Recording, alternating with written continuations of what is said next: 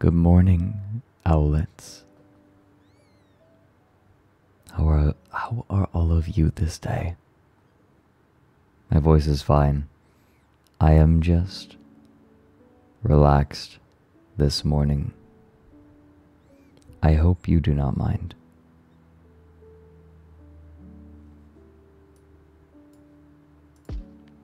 I had the most peculiar thing happen to me this morning.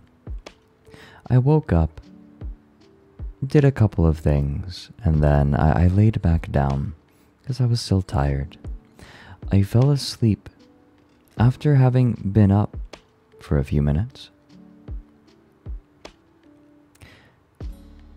And I suddenly, almost as soon as my head hit the pillow, started dreaming very vividly.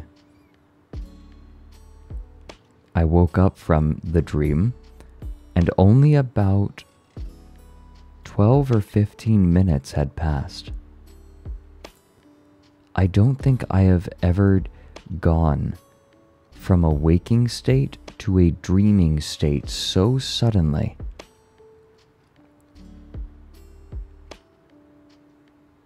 It wasn't a lucid dream, it was just peculiar. Also, whose audio setup am I rumbling? Am I a little bassy?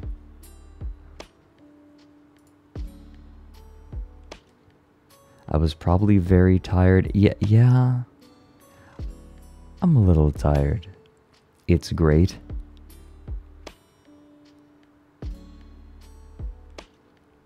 Obviously, I can't adjust things for everyone's stream. Like everyone's audio output. Is this okay though? Do I sound okay? Bed voice. Part of it. That is part of it. Morning voice. What if I was just quiet like this all day? This is kind of nice.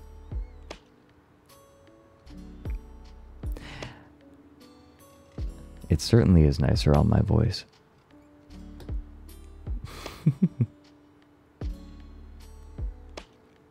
I also have tea. I did not move my tea setup from yesterday, so my tea was all right here as I was setting up. I'm not an ASMR streamer.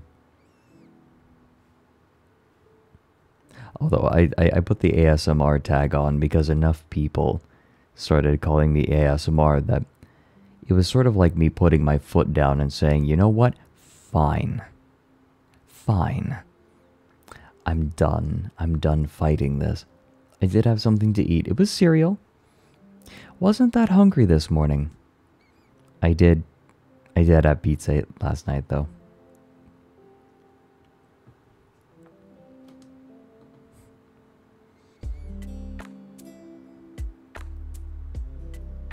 The Astralads all have brain-tingling voices.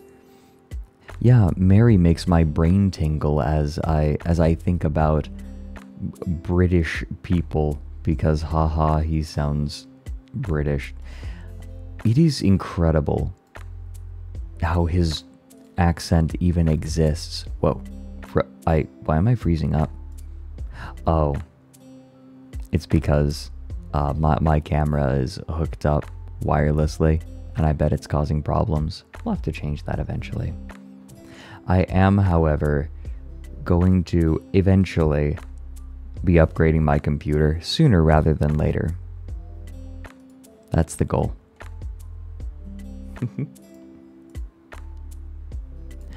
It has been too long. I didn't think anything of having a 1070, just people, like, the moment that I started thinking of upgrading my computer, every graphics card in existence was being bought up by crypto miners. And so the market was just impossible. But yes, it is time. So I stopped getting bullied. That too. It is very funny to me that a lot of the people who were, well, some of the only people making money on crypto reliably were people stealing electricity. There's a very funny video of a bunch of crypto mining rigs being run over by a steamroller.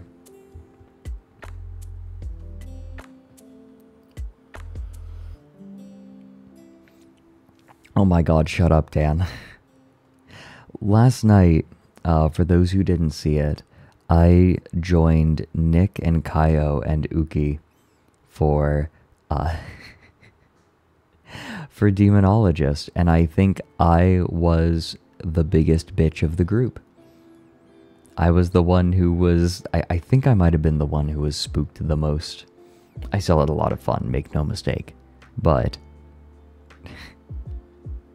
I got spooked. There was a moment when the spirit appeared, but only to me, to freak me out, and I just screamed like a child, and everyone else was like, what? Like, what? And I was just freaking out. I think I just caused confusion. They started apologizing profusely. You literally gave Nick a good luck smooch. Yes. Well, what I did was I started walking around him and I said, I'm orbiting you because you're my world.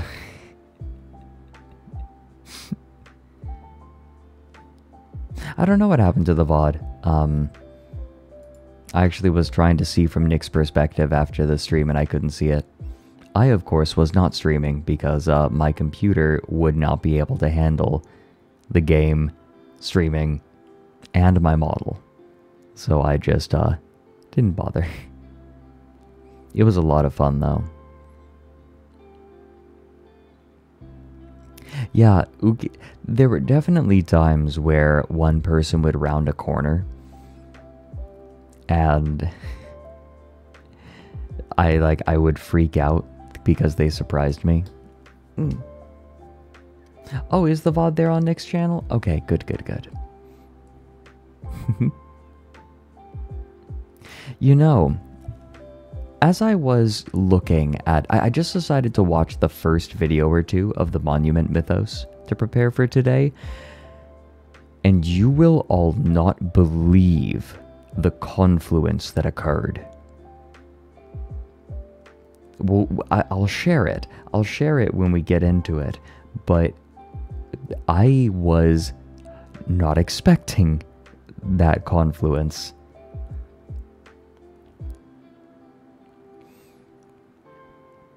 Our live 2D models, complicated models can be taxing. Mine is particularly taxing. I'm a heavy boy. Too many McDonald's burgers. Yes.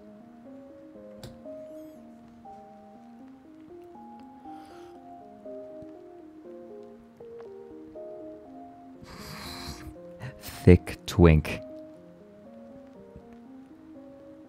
The Mythos is best described as shitpost horror. Good. But no, that's the big reason I need to upgrade my PC, and it has been so long, and I use my PC all the time. One of those things where I'm not really living by one of my fundamental principles, which is if you're going to use something every day, make it a good one. If you're going to do something every day, make it good. What GPU am I running? I have a 1070 right now. I remember when that was a big upgrade for me. I went from a 970 to a 1070.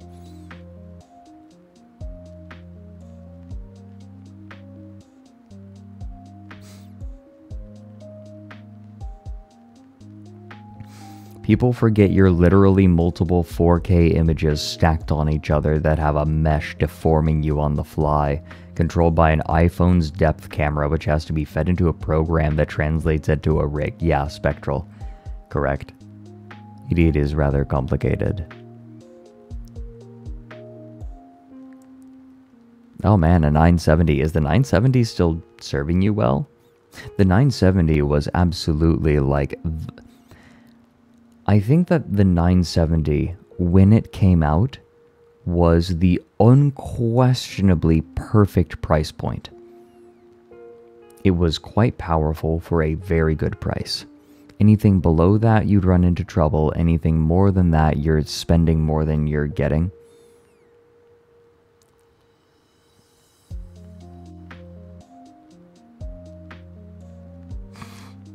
Clearly you need to get a 4090. There's a part of me that's playing around with the idea of a 4080. I don't think I would go to a 4090. I'm not quite that much of an enthusiast. That's like beyond any, like most people's needs or even desires. I'm considering, but oh my god, it's expensive. It would be an investment.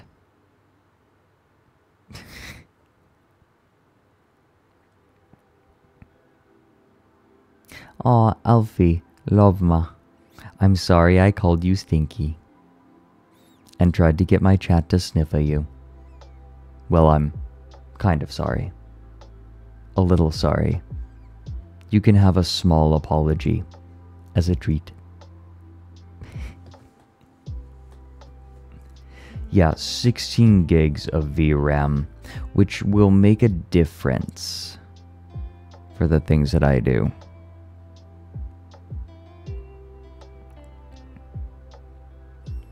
You have fresh woman musk. Do you need to call it musk? Like, is that necessary? Can we have a PC building stream? I mean, would people be interested in that? I mean, it's basically like putting together Legos. I've done it so many times. Well, I mean, not so many times, but I've done it enough times that it's just kind of a mundane thing. Yeah? Any chance they get to see your soft baby hands? Welcome in, Pyromaniac. I hadn't really thought that people would be interested in watching me build a new computer, but I mean, if you guys want to, I could make a little bonus stream. Look at your chat. We would love a Lego stream too.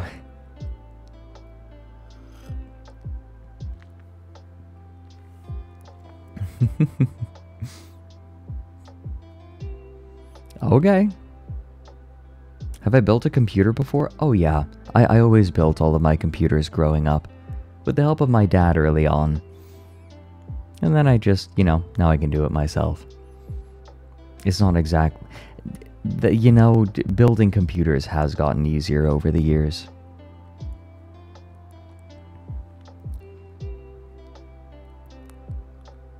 If we'll watch you pour tea, we'll watch you do just about anything. Maybe I'm biased toward making tea on streams because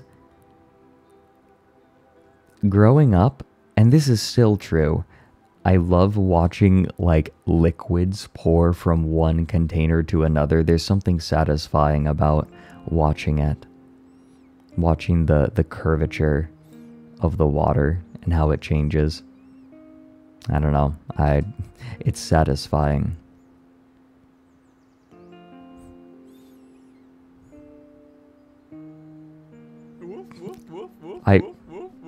What?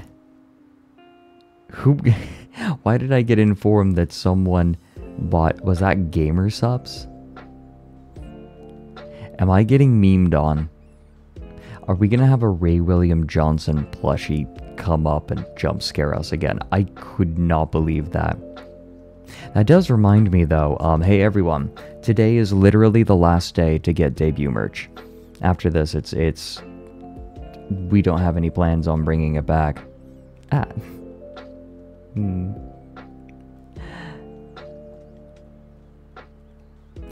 But if you want the debut merch, that is literally going away today. Literally.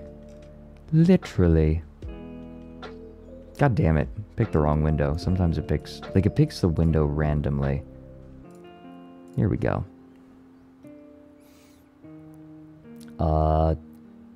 This stuff.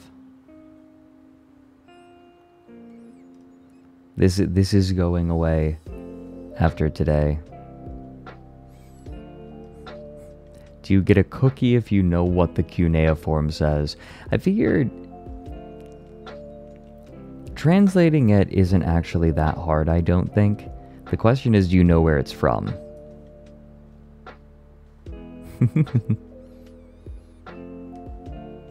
You do? Okay. Well, what's it from? I'm curious. I'll give you a cookie.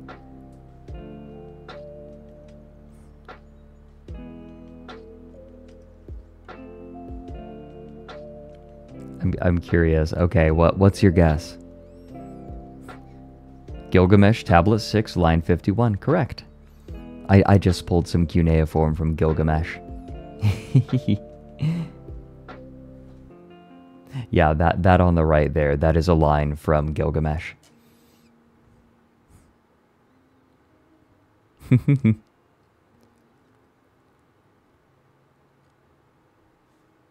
Oh, good job. But yes, all of this is going away. Should have your model's earring as merch? We're thinking about that. We're figuring out if we can do it. I would like it, if we do have the earring as merch, I would really like it to not be plastic. If I can help it at all. If that's what we need to do to make it a reality, okay, but I'd prefer not. Yeah, the JO crystal. Look at how it swings. I can't believe that. Yeah, glass would be nice. But yeah, all of this is the last day. All of this is going away after today. Which is kind of... I mean, I'm going to be getting some of all of it. Curse of bad copper. Mary loves that meme. Make sure your earring has a spirit embedded in it. Oh my god, do you think that we could meme on the store page with the earring when we start selling it? And be like, this has the spirit of an owl in it. Oh my god. And then maybe as like one of the images for it, we could get one of the artists of Merryweather Media to like make a disgusting looking AI image that looks like mushy and has like fucked up hands. Like the owl has hands and the hands are fucked up.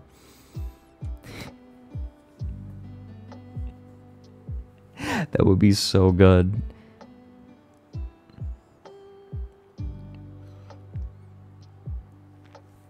Just a meme on it. The hands have 7 fingers and the fingers are like twisted and deformed and melting into one another.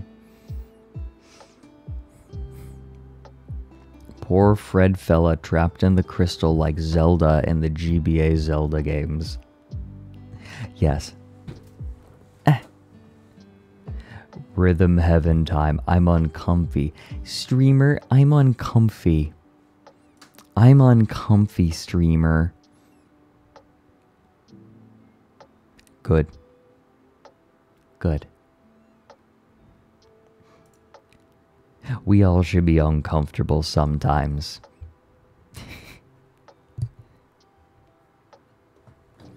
You forgot the sweat frogs. Oh my god, you're right. Mike would actually be like, sometimes to me, he'd be like fucking like the sweat frogs. Like something happens and people just fill the chat with sweat frogs. And he's like, what did I do? What happened? Like would panic him. Streamer, you must make me comfortable at all times. Okay. Welcome in, Orestes. You are welcome here. I feel like I need the audio. I need a soundboard with the audio of the grave mind saying, "This is not your grave, but you are welcome in it."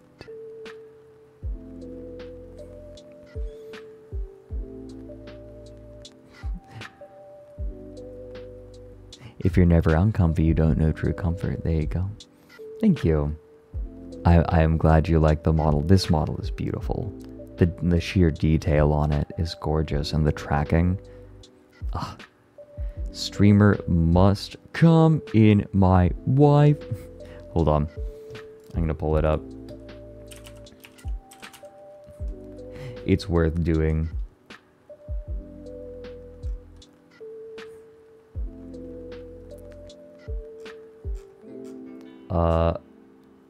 Oh, it's not pinned anymore. I really... Wait, okay, wait. He said, I think it was called Good Ending.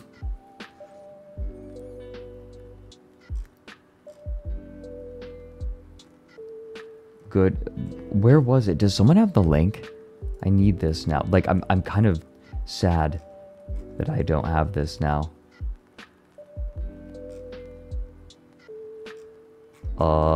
Hold on. Does anyone else remember what was on that? It's such a specific thing. I'm the only person who seems to have known this. Yeah, keep fucking my wife.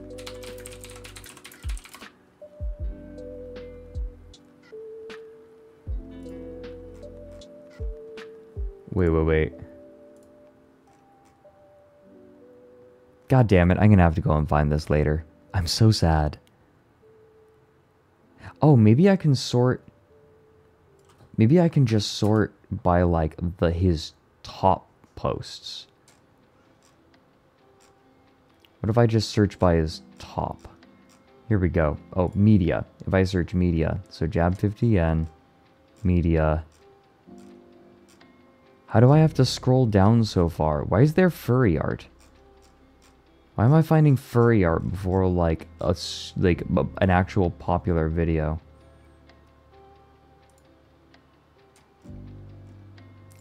Oh, it was called Alternate Universe. Okay, I've got it.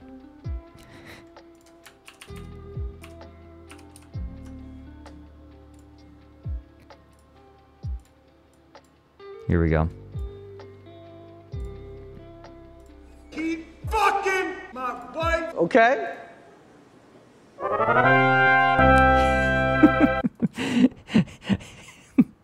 Keep fucking my wife. Okay. Okay.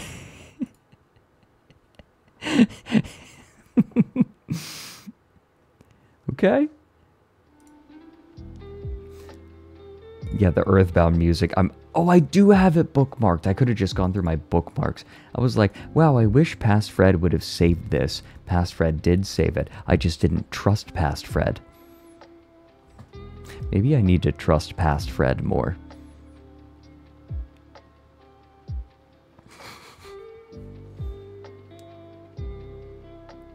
How'd you have the rotated furry detector? Oh my god, fuck off.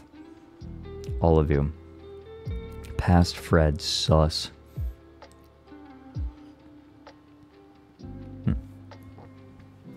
Oh my god. I like choked in my tea from that Trev. You can't trust me. I can't even trust myself. I'm a dog. I was chucking bars for Mansa Musa before you were a Type 1 civilization. Ika Pika, I swear to God, I don't understand how Mike did not see the gigantic wolf cock.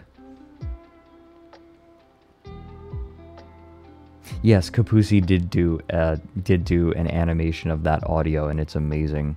I showed it on stream. When I stream Minecraft sometime after a while, would I want to stream modded? Well, I wanna stream Minecraft for... Well, I want to stream a little bit on the VFer server, because I'm friends with a bunch of people in VFer, with like Whiskey Dingo and Luaroy and Andre, and I'm acquainted with Yonkagor and of course like Jack, like literally all of them, right? Like I know all of them.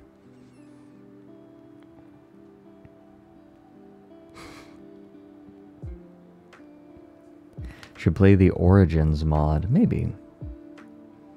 But yeah, I'll join Wiki Dingo. I still can't believe that, like, I misspoke once and now everyone calls him Wiki Dingo. Am I allowed to be proud of that? Literally mispronouncing someone's name and that becoming his nickname. To be fair, that happened to me. Wiki Kitty. That wasn't a misspeak, it was. I swear. Aw, Spectral. Can I join it and become a roaming entity? There's a part of me... Okay, hear me out. Something... Last time I joined a Minecraft server, the big thing that the big idea I had was I don't even build a base. I just become, like...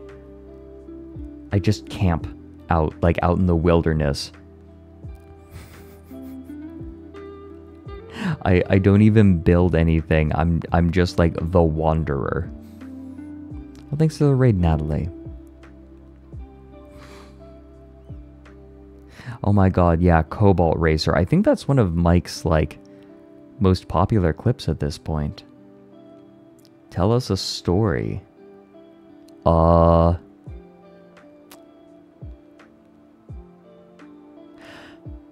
You want to know something that's weird?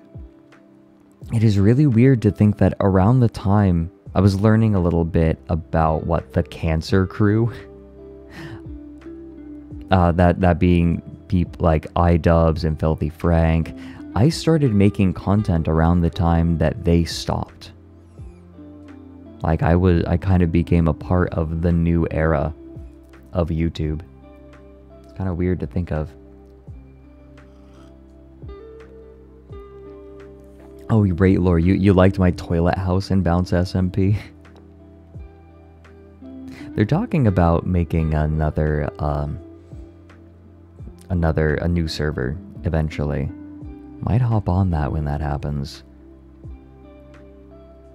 Fred does the parasite route of setting up in someone else's base secretly. Not quite.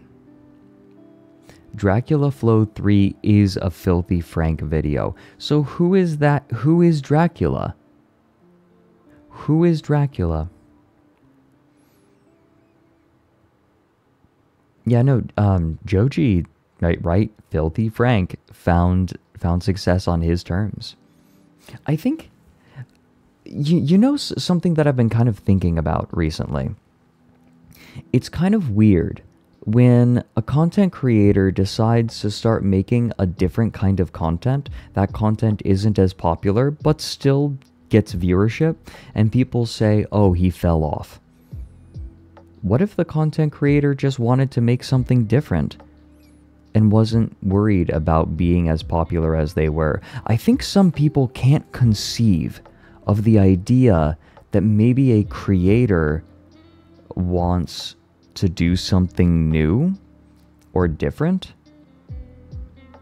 and isn't as worried about like getting views. I think some people just want views. They want attention so badly that when they see someone with the ability to get that attention not take it at every opportunity, they're mystified and they see it as failure.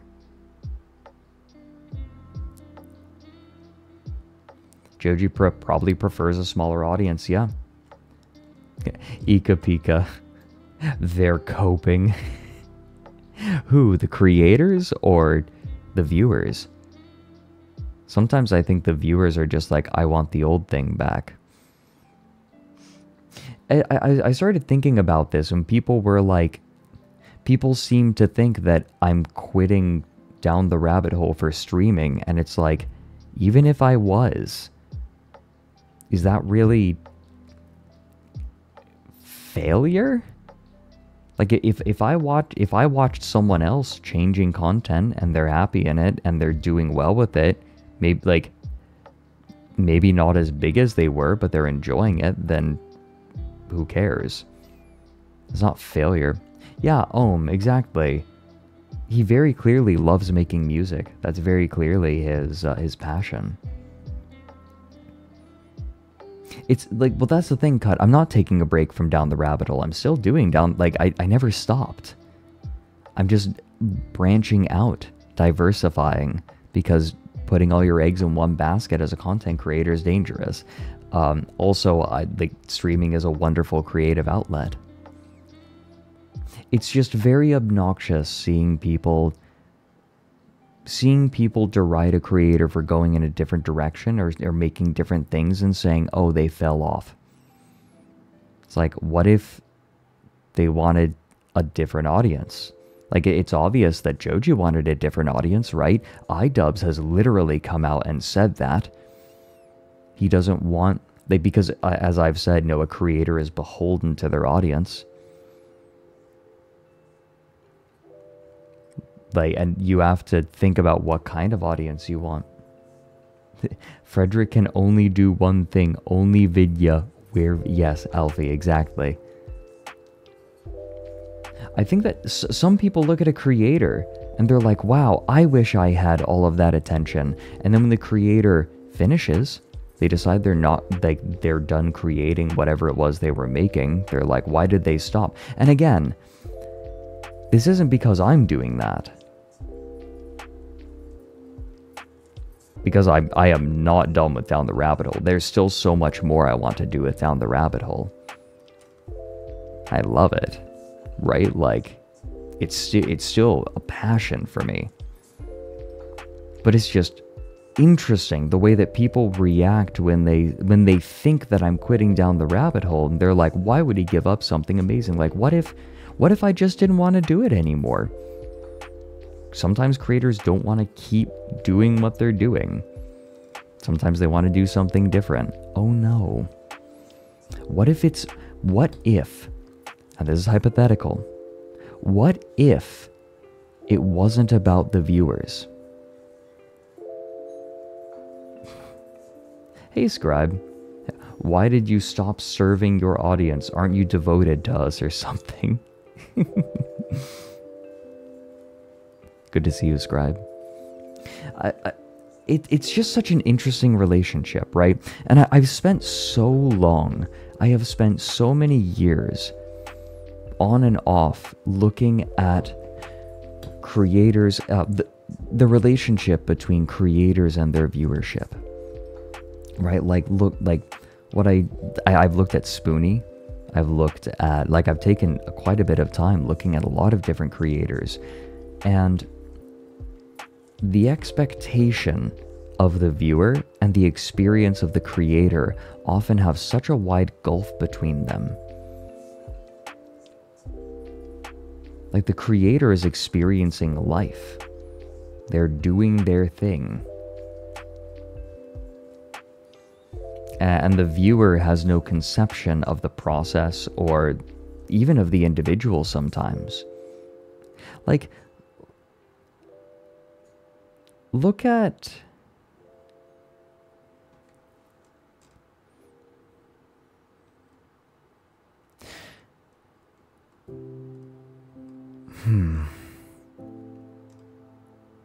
I guess look at shock content creators who were around for a while. I think that some people look at them like doing incredible, crazy things, and they're like, wow, they're getting such good viewership. Why don't they just keep doing it? It's like, what if it was stressful? Like, physically and mentally. That's something that Joji came out and said, right? Like, literally doing his videos was causing him pretty, like, brutal physical repercussions. And I think some people look at him and are like, why would you ever stop? You were getting such good viewership.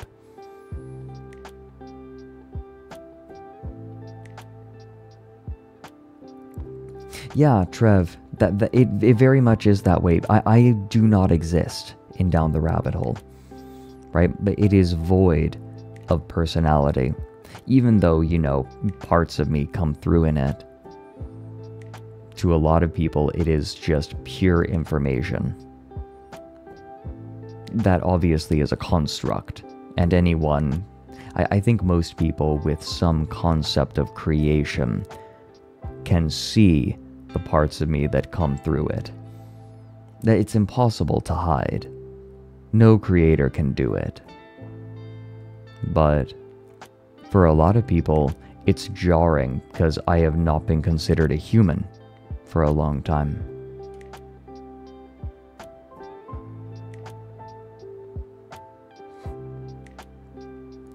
And again, like, this is more people putting an expectation on me and synthesizing that with what I've studied. What is creator and what is influencer in your mind? There's no difference. By definition, there's not much of a difference. You're not a human, you're a twink. Yeah?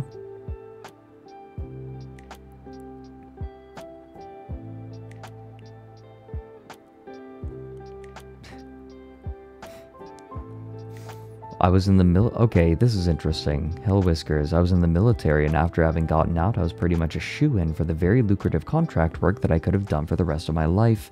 But it was terrible for me and made my mental health much worse. And here I am back in school. Yeah, people change tracks in education all the time. People have opportunities to do very lucrative things. But people don't tend to bat an eye when they change course. Why should that be different for creators? What if a creator just wants to make something different?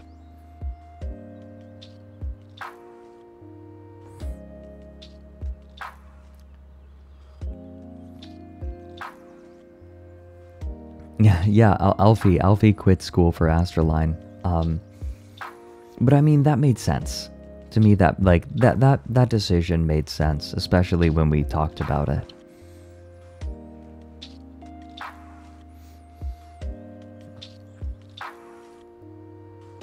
Rewatch the digital homicide video. A lot of my early videos had a little bit of humor in them. And it's kind of weird to look back on that.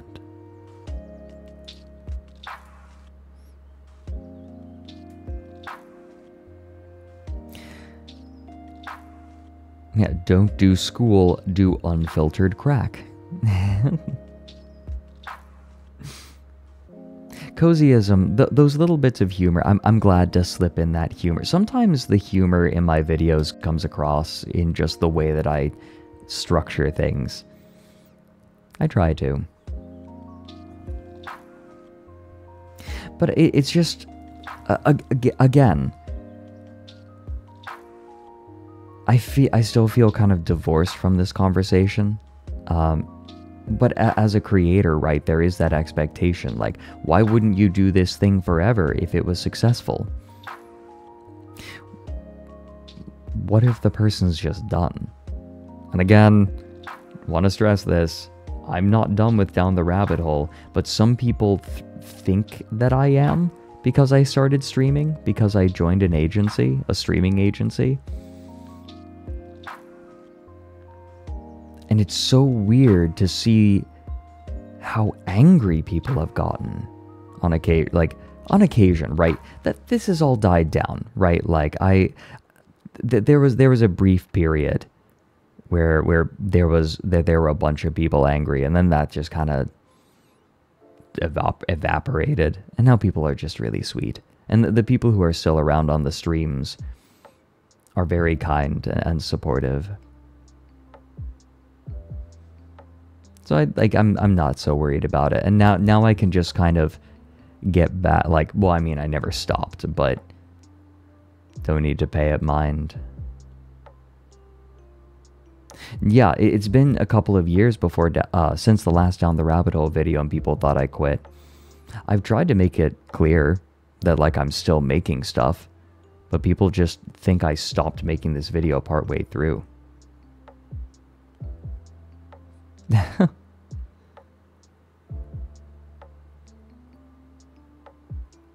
Community of people upset. Okay, whatever.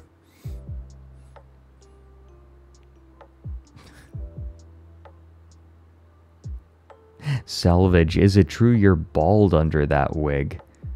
I'm not, but Lumi is. Have you seen her model? You can remove the hair from her model and she's like an eraser at the end of a pencil.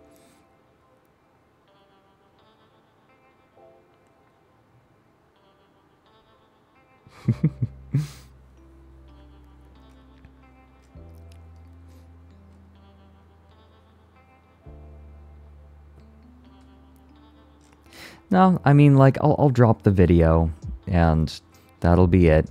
And I'll just keep going. And it really is just this little interim period. However, Arc should be done with the graphics week after next, so shrug. Shouldn't have, like, hopefully won't have to worry about this for terribly much longer.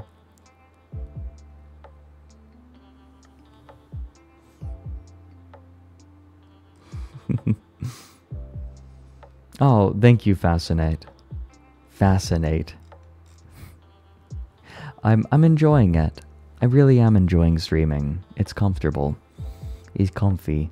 And I have a good community. Will the new video make you want to play Eve? There is a non-zero chance. There's a non-zero chance of it. It is a fascinating game with a fascinating history. Hey, I wanna watch the Monument Mythos. You all ready? The first video in the Monument Mythos kind of threw me for a loop. I have only watched the first video so far. It was only the first one.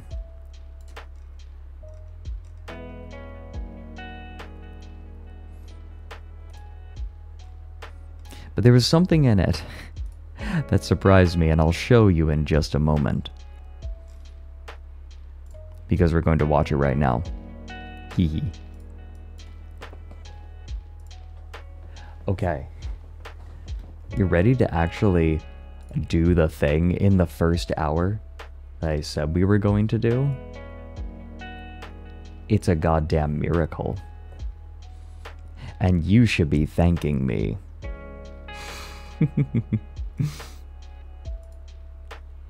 Shall we? Oh.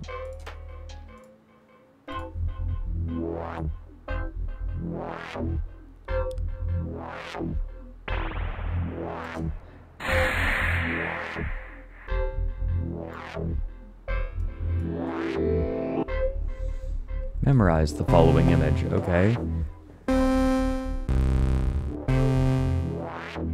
Okay.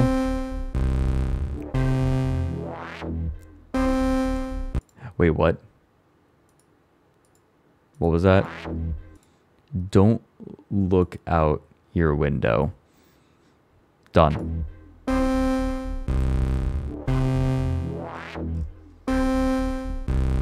Please identify any differences.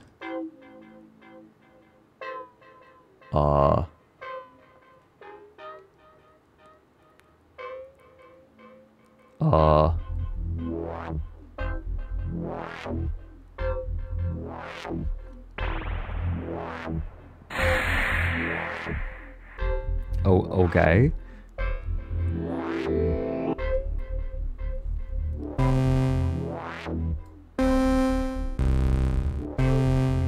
What is this inscription music?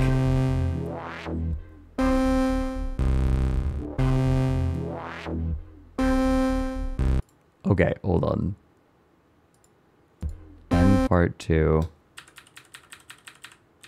Don't stand near the mirror. Okay. By the way, I will thank all of the subs later on.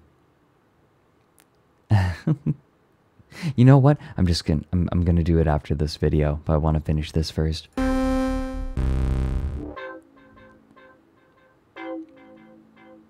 Am I going from the playlist? No.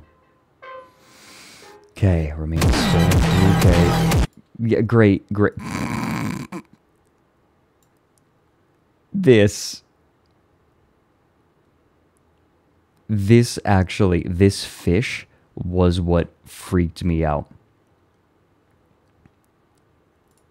Because I was looking up something that I was thinking of going into on stream again. Let me see, where is it? Where do I have it? Here it is. Okay. It was, I think I closed the specific window that I need. However, I can find it almost immediately. Hybrids, here we go.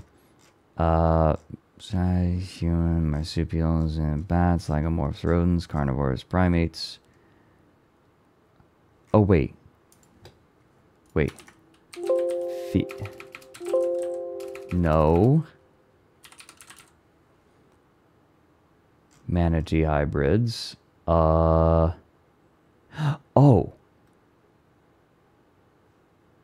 Okay. This dude's name is...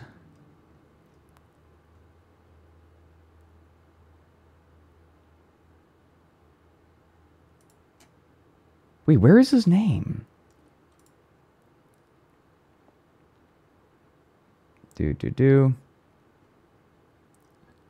Where? Eugene McCarthy.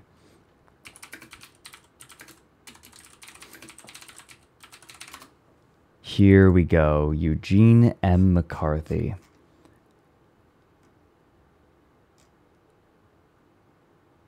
Here we go. Fish-human hybrids. Can't show that because that's tits. Well, it's art. It's artistic tits, so maybe it's fine. But there is a person who believes that evolution occurs primarily when two different species create hybrids. And that it's almost a sort of version of spontaneous evolution.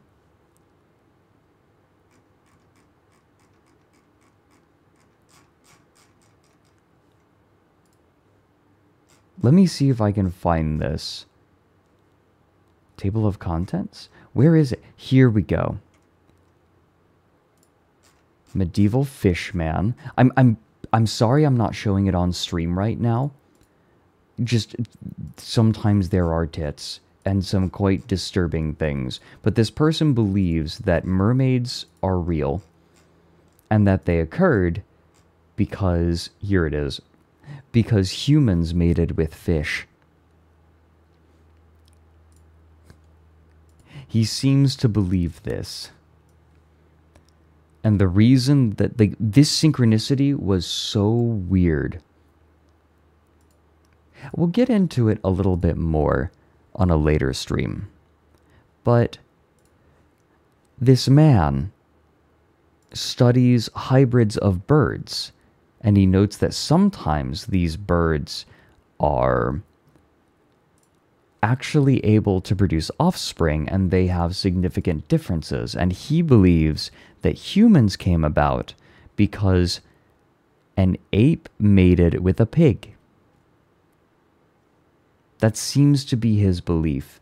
And some of his evidence of hybrids are almost entirely morphological, despite the fact that creatures evolved along different lines can have morphological similarities. They can look similar.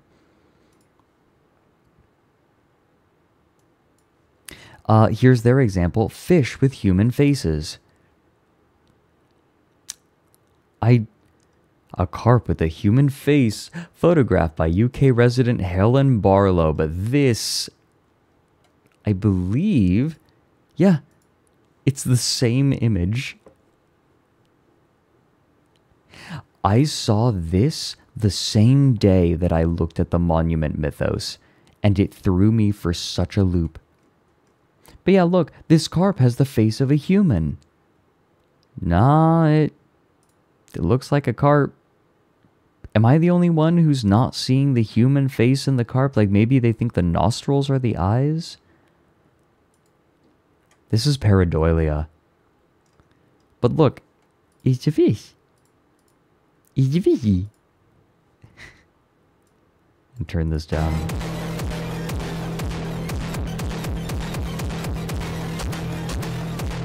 Was that?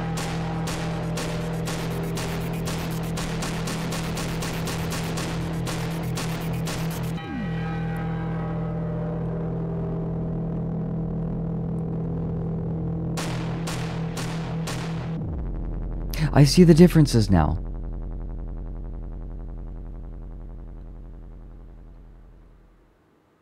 I'm yeeking out. Yo, I love 100 Gex. So there's a playlist, apparently. The Monument Mythos, Modern Day, Monument Mythos, Season 1. Shall we? Shall we do the playlist? Teaser. Okay, so apparently that one technically isn't part of the Monument Mythos. Also, these are uploaded in the wrong order, apparently. Oldest. Yeah, they're in a different order in this play. Oh, wait, are they? Maybe they're not. No, yeah, they're in a different order because Lincoln Looker comes later. You'll want Season 1. It makes the most sense. Okay. We'll see what sense there is. In 2011, Riley Tillen uploaded 3 videos describing an unseen presence in his home. A 4th video in 2013 raised concerns over his safety and prompted an official investigation. Okay. Many dimensions intersect with their own, several of which are 2D planes. Oh, I love Steins Gate. When 2 or more planes intersect, they form corners. Entities in the intersecting planes cannot perceive each other. They exist separately, in their own worlds. However, the corner folk can pass these boundaries and enter other planes. The corner folk are a trans-dimensional species. They are the only ones who can traverse the corners shaped by planes. Coincidentally, I believe that the corners of my own home align with several planes, for I've seen the corner folk in action, crossing the corners from one reality to another. Oh, this is just the dreams in the witch house. The H.P. Lovecraft story. Like, literally. This is just the dreams in the witch house. Right?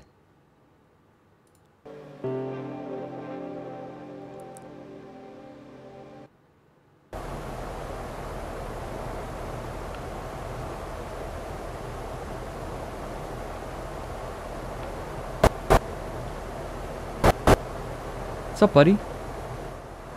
Hi. You're technically watching the sequel first. This is the fucking playlist. What do you want? This isn't part of the main series. It's on the playlist of his fucking...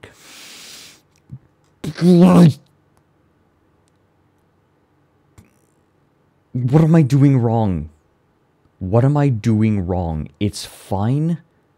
It's fine.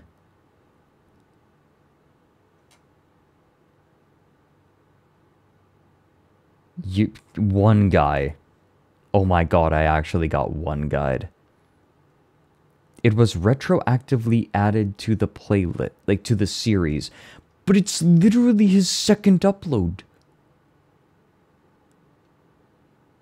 Oh my god.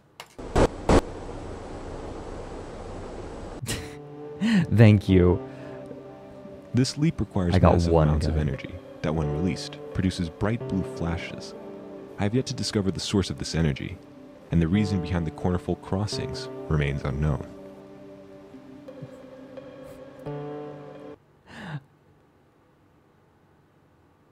Fred, the Monument Mythos isn't part of the Monument Mythos series. You shouldn't listen to the playlist. It's a prequel, and it's very important to Space King Richard Nixon's lore. I can't trust any of you right now. I am developing MAD. God damn it, all of you. While I was at work, my cameras captured up to 12 cornerfolk huddling in the doorway.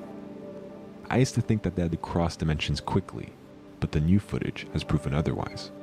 When I'm Hi there, I think your corner's neat. not around, they take a break from traveling and exhibit micro-movements similar to dreaming animals. They must feel safe in these corners, which suggests that the cornerfolk's own home is made of similar structures. I like the idea that I could have a home with corner folk that are like, I'm comfy. Hi, I like your house. I would feed them crackers and cheese. And bread. And jelly donuts. I imagine that their corner world is made of many plane intersections, allowing them to move freely without using up any energy.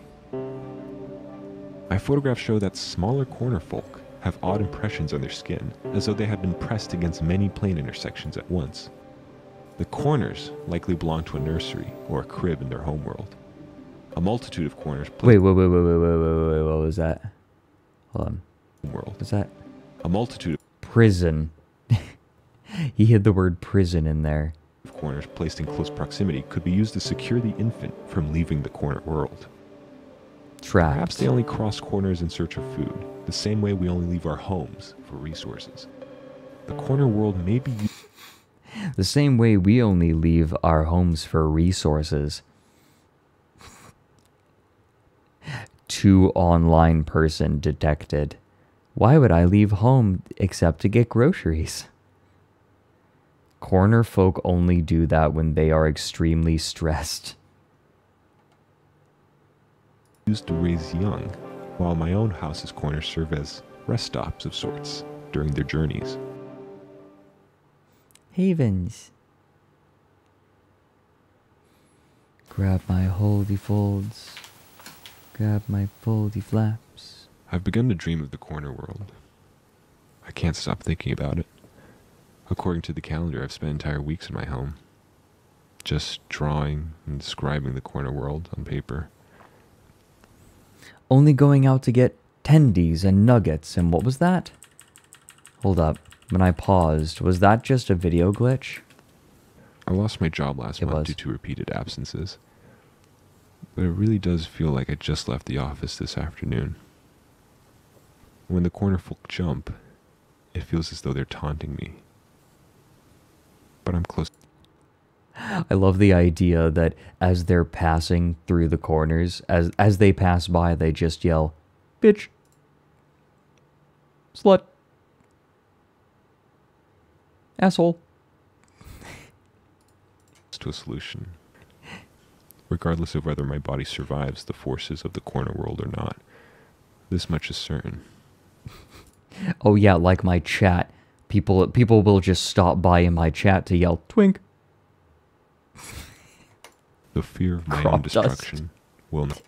They stop in his house just long enough to, like, dump trash. Like, flick a cigarette out the window. Not prevent my entry.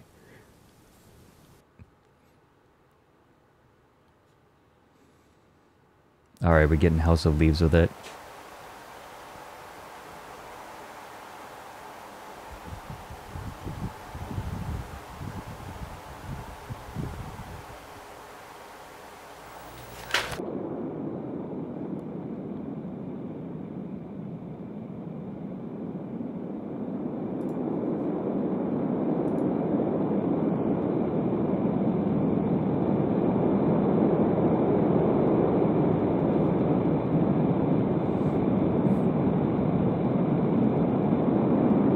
This dude is totally paranoid and is making up shit.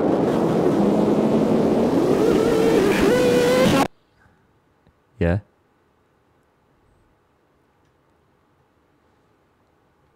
Asleep in one corner of his room. Yeah, he's making shit up. Folded along various axes. Oh my god. Yo, these people will, like, could I get a free vasectomy from these guys? Or, like, could someone go in and get their tubes tied?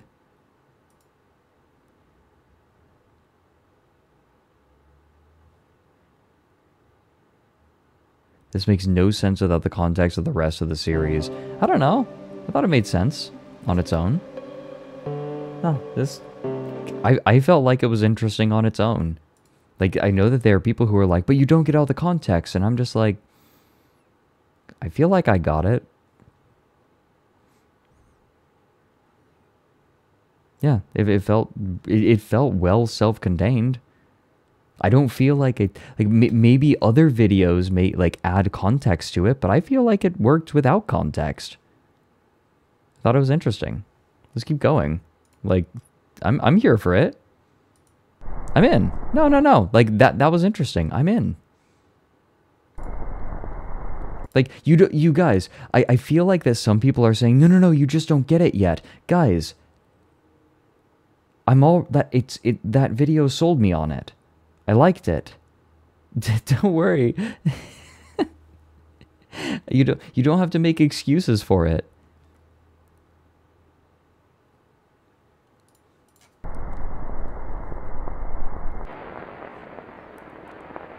It's fine.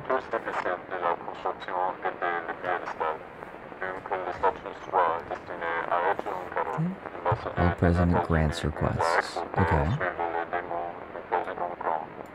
Wait, I just accidentally invoked the mic context meme from last night. Someone explain what happened. I wasn't there because I was playing.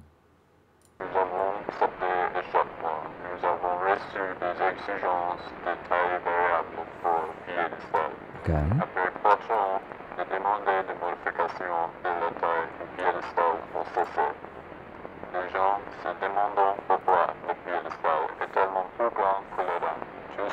Ask the Americans. What? Wait, the pedestal is much taller than the lady. What? Wait, the Statue of Liberty underwent renovations. Provide entrance for sustenance install. Wait. No, I want to read the rest of that. Sustenance install engine to assist with eventual departure. Wait a minute. Are are they going to launch the Statue of Liberty like a rocket? Is that the plan here? I would kind of love that. Here, man. Bigger.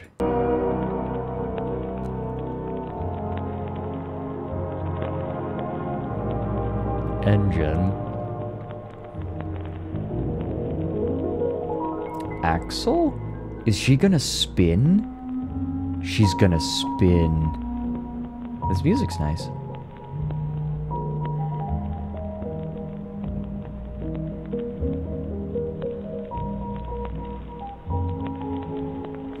Drain. Hold on. Okay, so here's what I'm getting. You have the stairs, so you go through the door, you go down the stairs, and then we have a Rouge the Bat installed that helps you to drain your piss down into the... I'm sorry, I'm sorry. If I'd have just waited a moment, I would have been completely justified.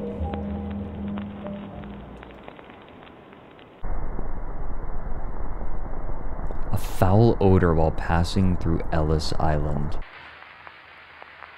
Ellis Island era orribile. L'intero posto puzzava di carne, come un mattatoio.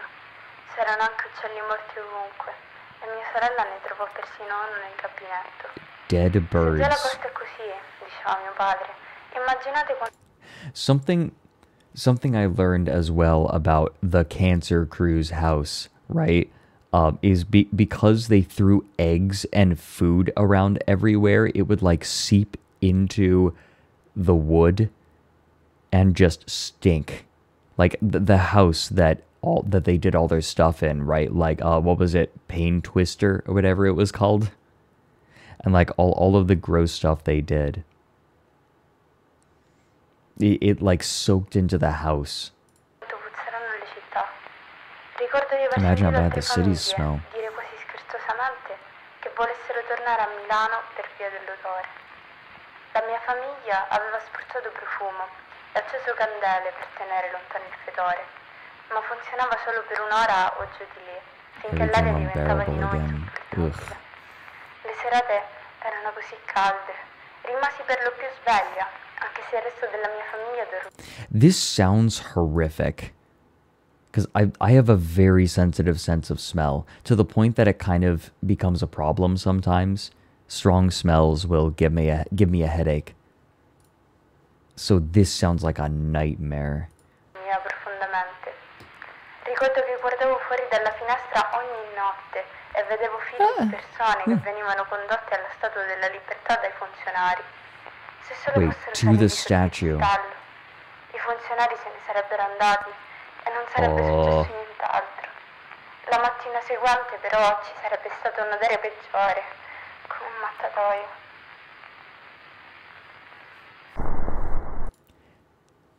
Is this a Mass Effect 2 thing, where they're grinding up people to make a living Statue of Liberty?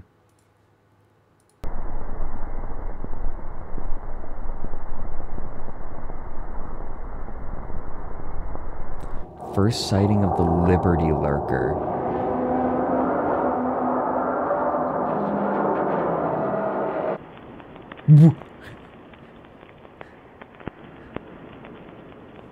Wait, what was that?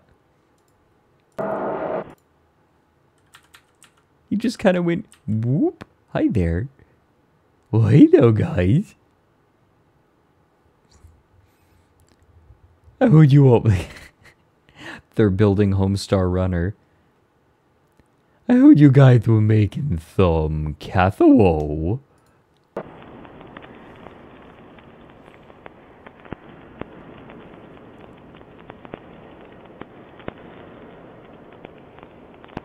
You may be entitled to compensation.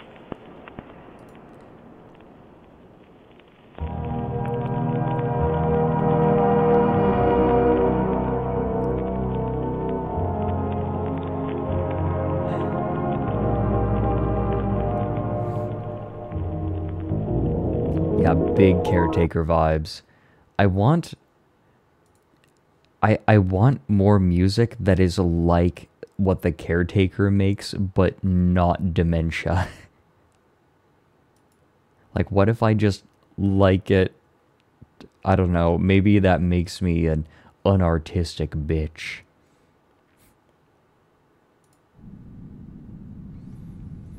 I can't believe it's just a burning memory. Okay, if the US government can fund mass murder if it is labeled a national monument. Oh, the US government. Yeah, it's not if.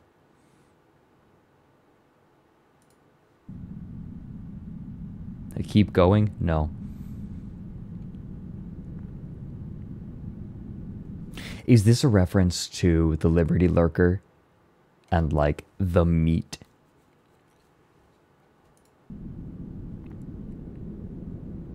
Oh, Samael, he sampled a bunch of people. Executions occur in 2,600 American landmarks.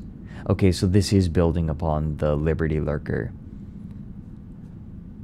The idea that national monuments are being used for the wholesale slaughter of immigrants. The souls of Lincoln will be freed. Maybe it's not just immigrants.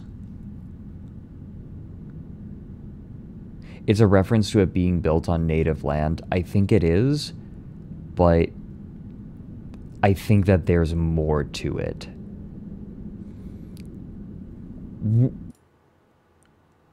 What? This is very specific. Watch the symptoms. Scorn.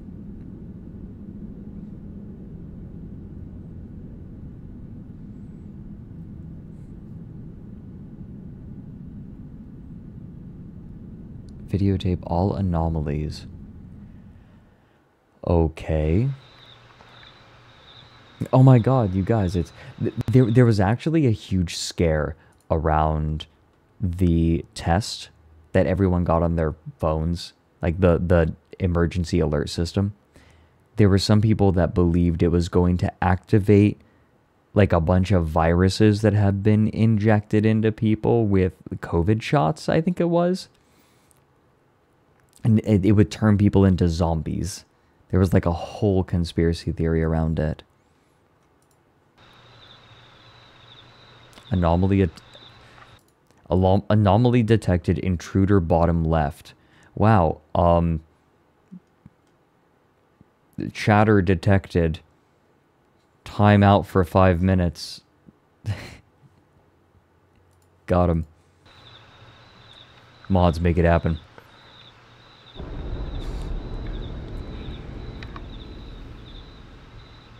Hi, I'm Contagion. They told me to be here around 10:12 or 10:13. How you doing? It's literally the plot of Cell by Stephen King. Yes, I heard that as well. Like, they literally stole... Ooh. Oh my god, they're contacting Dr. Yui. I'm sorry. There's my Dune reference quota for the stream.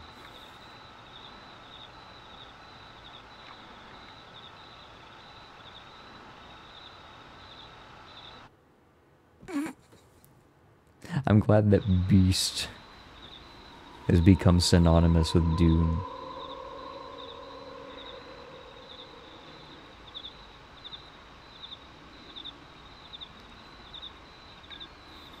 Nightbot isn't lying, by the way.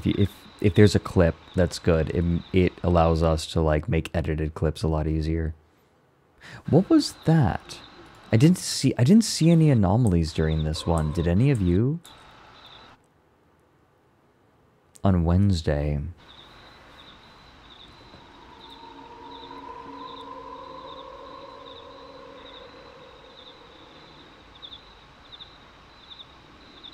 Oh, that's just the sound. Okay. I just figured, oh, that could be an animal. Hey there, Jackson.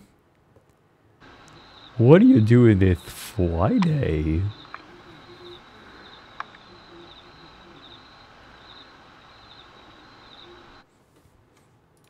Hey, look, they managed to find Chat's boner. That little thing. If you squint, you can see it. Got him.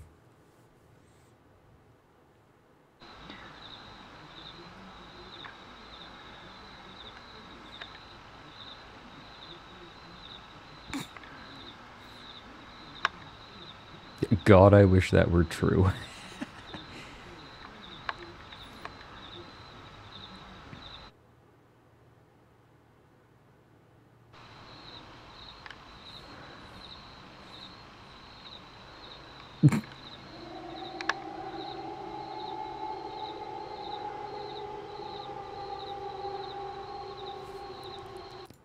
Grandpa level 3.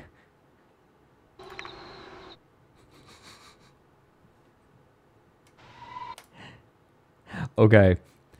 How many of you have seen the Texas Chainsaw Massacre game? That game is completely ridiculous. One of the main mechanics of the game is you collect human blood and then feed it to Grandpa. And then Grandpa goes and reveals all of the survivors. It's let me see if I can find the audio on its own. Maybe someone uploaded it to YouTube.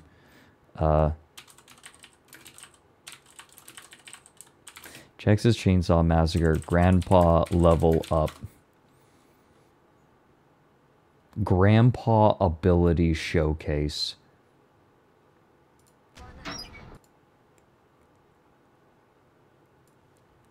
Sure.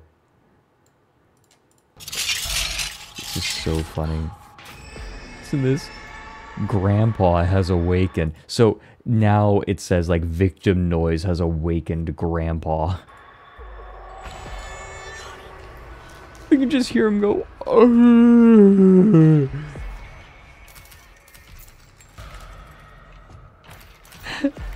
It's so fucking funny. Oh wow, that used to be way faster.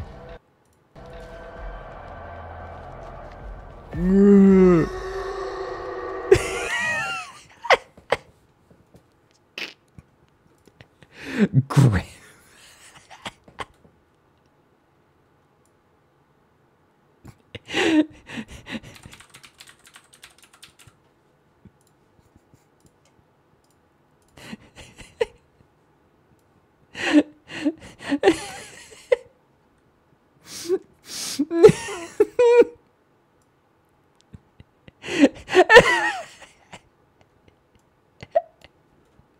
What is this? So funny. Grandpa at maximum, there is nowhere to hide. Grandpa is in maximum overdrive. I'm leaving that.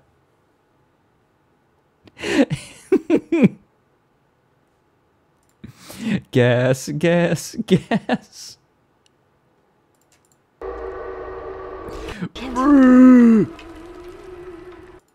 God, I love it so much.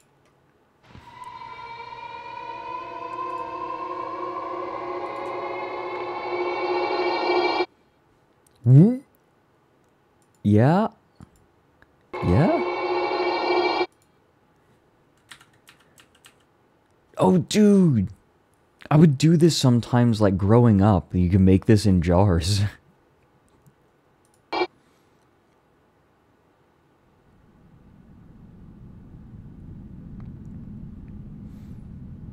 You do it all the time. They go from Washington to Lincoln every night, powdering it like a baby.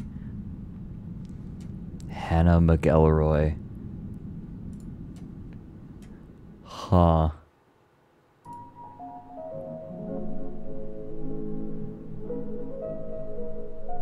Vinny pressed manual blast on them. I'm on that monument powder. Shut up. Alcatraz attack, okay. Here. While this plays, I'm gonna make a cup of tea.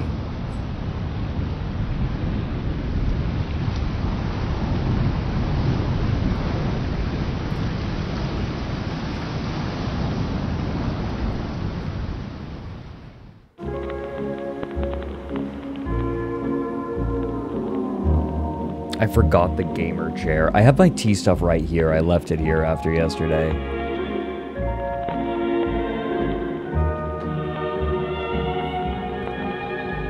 Tunnel.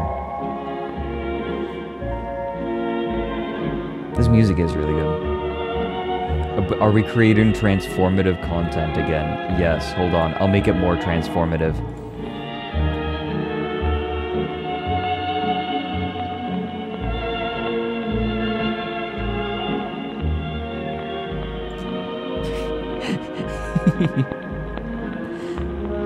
Wow, chat. Wow.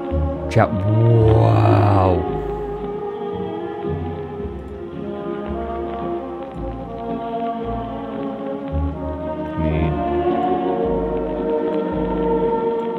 Whoops. Wait. Wait. There. Oh yeah, I want to watch that again. Hold on. Okay, hold on. I missed a lot doing dumb shit.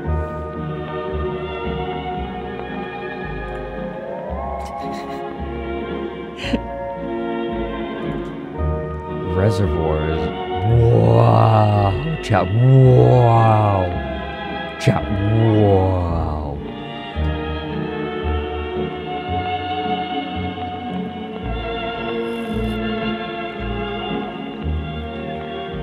Chat, I don't get it. Chat, I don't get it.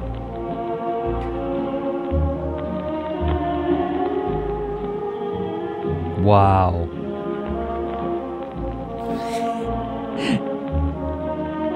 Wow, those are ruined. Alright, hold on. So we've done the XQC meta. Do you think that we can, like, do the Sniper Wolf meta next? Hold on, there's... Wow, yeah, they have tennis courts to play tennis. That's nice for the prisoners.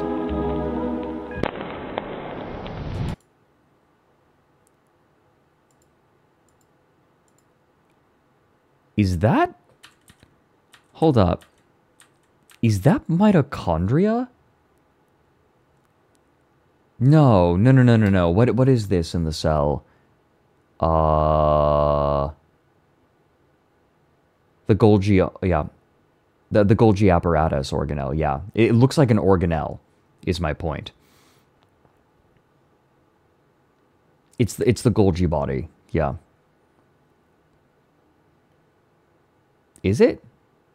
The endoplasmic reticulum, is it? It looks like an organelle, is the point I'm making.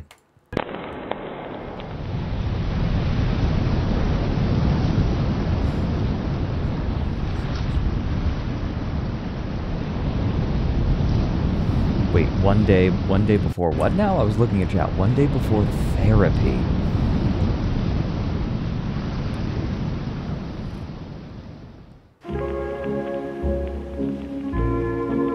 Alcatrazosis? What? What? You mean like mitosis? Or meiosis?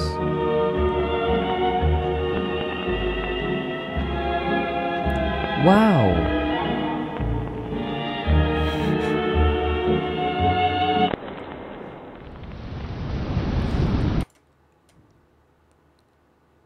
Heartburn? Fuck off. I think they're right. It's a prison cell. I'm so mad. Terrible pun. Take your +2 and leave. Get out.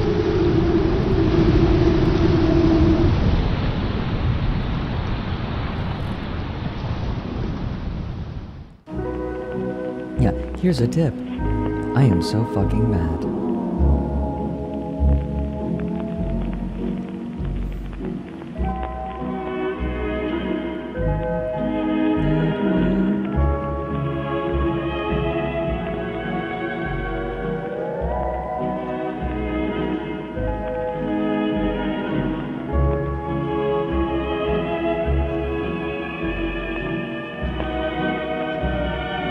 Yay!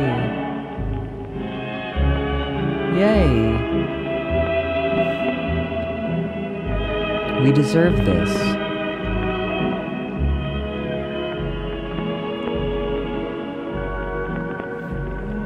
Is this supposed to be a metaphor for the prison system? The way that it comes to consume cities and society?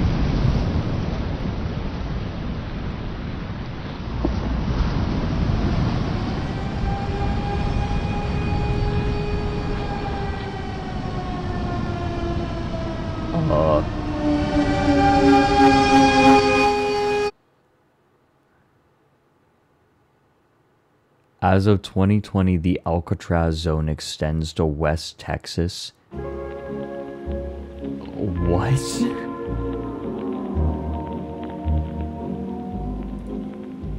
Yeah?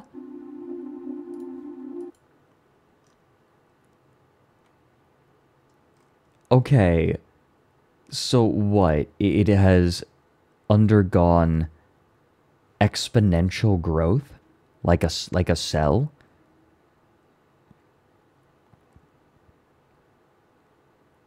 There's definitely an American critical element, but I don't think it's super explicit. I don't know.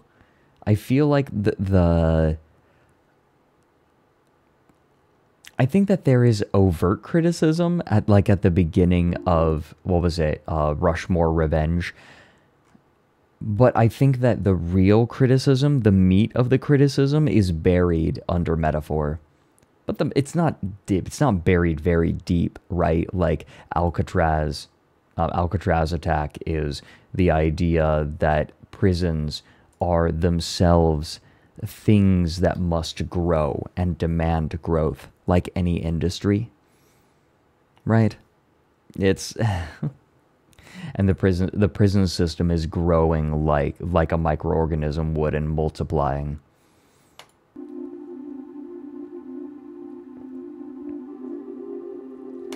Muda, the meat is buried was not meant to be a pun. I guess I'm just feeling a certain way after streaming with Kaios and Uki and Nick last night. Uwu. During a program of ABC Evening News, Thank Anchor you. Peter Jennings told viewers to look forward to next week for a special broadcast Thank you, of Sonata national Guy. significance. Jennings would continue to remind viewers of the special broadcast over the next 7 nights, even referring to it at one point as the most unprecedented announcement in recent history.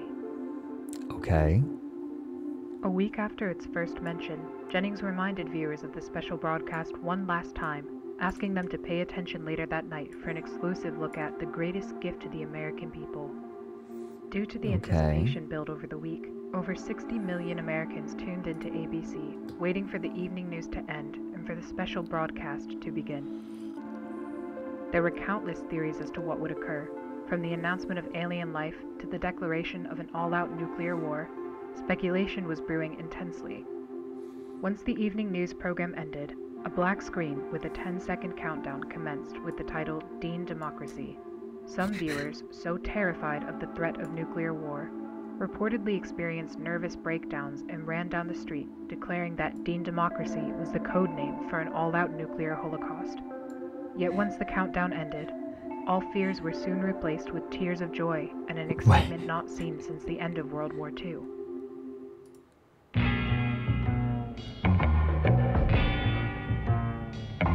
Okay. What are we waiting for? Let's bring them back home. In the seconds following James Dean's presidential announcement, hundreds of thousands of neighborhoods erupted into celebration. Although other candidates had promised to end the Vietnam War, none had so accurately expressed the same anger that they had felt, which Dean had perfectly conveyed in a 15-second broadcast. Perfection. It's fucking perfection. James Dean, you told it all so clean. Due to popular demand, the ABC Evening News was cancelled the next night, replaced by a 30-minute loop of James Dean's presidential announcement. The Excuse broadcast was me? watched again by over 38 million Americans, and the parties continued for the rest of the week. Yeah. Due to repeated assassination attempts on Robert Kennedy, the Democratic Party presidential debates were cancelled for the 1968 election season. However, this proved to be no issue for Dean, as polls indicated that he was in the lead for the entirety of 1967 and 1968, despite having had fewer public appearances and rallies than any other candidate. The strength of his campaign relied on the powerful advertisements he directed that would air every Friday evening on ABC. Okay. The series of programs would be considered by many as another weekly TV series, and went on to become the highest-rated TV show on television after the conclusion of Star Trek in 1967. Okay. Although a presidential debate was eventually scheduled 2 weeks before the election, James Dean instead invited opponent Richard Nixon to a track to race cars on the same night. Although reluctant at first, Nixon eventually agreed and went to spend the entire day with Dean, reportedly even telling the actor, "To hell with it, I'm voting for you. You're already a better president than I'll ever be." This statement, although only a rumor, would spread like wildfire in tabloids and permanently curbed Nixon's chance for victory. What the shit? On the morning of November 1st, 1960... Yeah, no, the criticism of America in this is biting. Is very biting. But is so tongue-in-cheek that it's inoffensive. 1968, 4 days before Election Day, anti-Dean groups hijacked radio channels and told civilians they were fed up with James Dean and that television was ruining American youth. After the broadcast, the groups went on to cut hundreds of power lines in the southeast, effectively preventing any of Dean's presidential ads from reaching any household below Tennessee. Too Dean late. quickly heard of the incident, and despite the risk of an assassination, flew down to the south and quickly went to work with local electricians to repair the broken power lines. James Dean would be met with a supportive crowd, primarily younger voters who were eager to see a younger face back in the White House. Elderly white conservatives, often the parents of the younger supporters, remained in their houses and occasionally peered through their window blinds to catch a glimpse of the handsome candidate. Although it wasn't known to Dean at the time, hate groups in the South had perpetuated the idea that he was Satan in disguise, and cited his good looks and his love for jazz as being clear signs of the devil. I want my president ugly. I hate how realistic that is.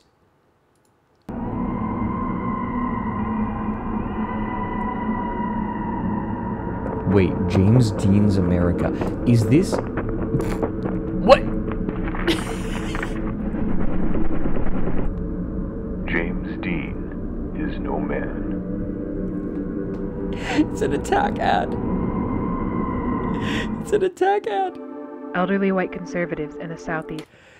You know, as funny as this is, hold on. What was that attack ad? I'm trying to remember. There's an attack ad that reminds me a lot of this. Political attack ad. Who was it where they did that kind of animation?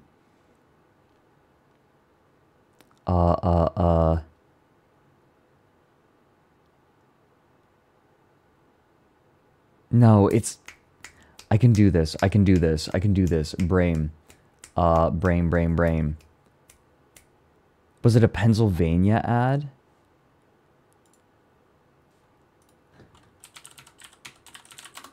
Let me see if I can find it. Here it is! You're right! John Fetterman.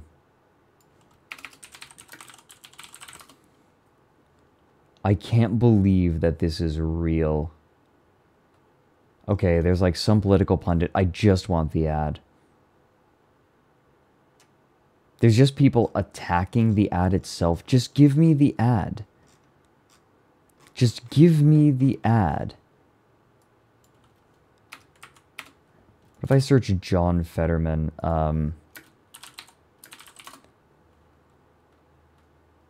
Maybe one of these pundits will have the entire clip. Now that John... Okay, here we go. Fine. We'll do it on this pundit's channel. Now that John Fetterman claims to be recovering, let's pull back his hoodie and examine what's in his head. Looks like he has some screws loose. What's this? Fetterman wants to release 1/3 of all prisoners. That's crazy! Spend more tax dollars, everything will cost more. That's nuts. Slow energy production, gas prices will skyrocket. That's ridiculous. Socialized medicine? Where do you get these crazy ideas? Now it makes sense. Better close it up. John Fetterman is crazier than you think. That was made completely unironically. Right? Like, he wants to release 1/3. Like, I think that ad was made for a very specific kind of person, right? Like, he wants to release 1/3 of all prisoners. And when like, a middle-class person hears, like, the word prisoner, they start wringing their hands and they're like, oh my god, prisoners, oh no, he wants to release murderers. He wants to just, like, take random prisoners and release them. No, he probably wants to release people who were arrested for smoking weed. And, like, are in prison because they smoked weed before it was legal. But that, like, you notice they don't specify what kind of prisoners he wants to release. Like, probably non-violent offenders, I would imagine, who are taxing the prison system a lot. And you could save a lot of money by not imprisoning people who don't pose a threat to society. I don't know, that sounds fine to me. So, like, and they're saying, oh, he wants to increase tax spending. It's like, yeah, he probably, like, just, I don't know very much about John Fetterman. I'm going entirely based on everything I got from that ad. He probably wants to take the savings from releasing the prisoners and put them into other things. They're not taxing it, they're slave labor. That's a good point. I don't know, but the plan overall seems pretty solid. Like, it's working. But you see, that kind of attack ad is not as ridiculous as you think. Would be the only demographic unfazed by his campaign. Free healthcare, that's crazy. That's the funny thing, is it's not free.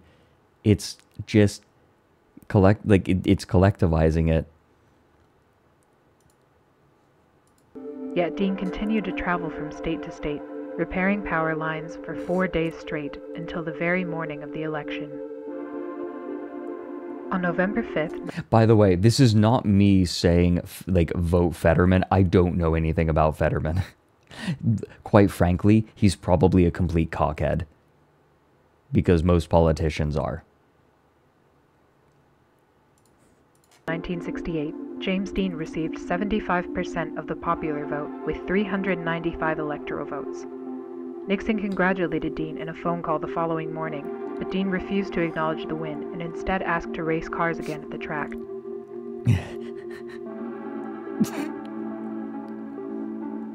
On January 20th, 1969, James Dean held his... Oh, Fetterman's cool. Okay. I have no actual opinion on Fetterman. Inaugural address at the official Capitol Raceway. Although presidents in the past had speeches that were typically around 20 minutes... You just... Wait a minute. Wait, what did Elfhilda say to get timed out? Trev? Did you just... Trev, did you just time out Elfhilda again?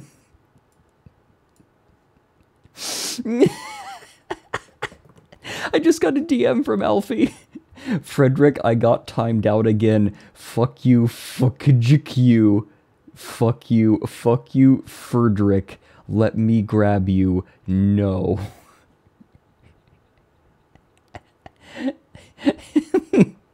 Sluta. Got her. No, she's saying, release me, bitch. This is kind of amazing. The misogynist stream continues. I'm entering my misogyny saga.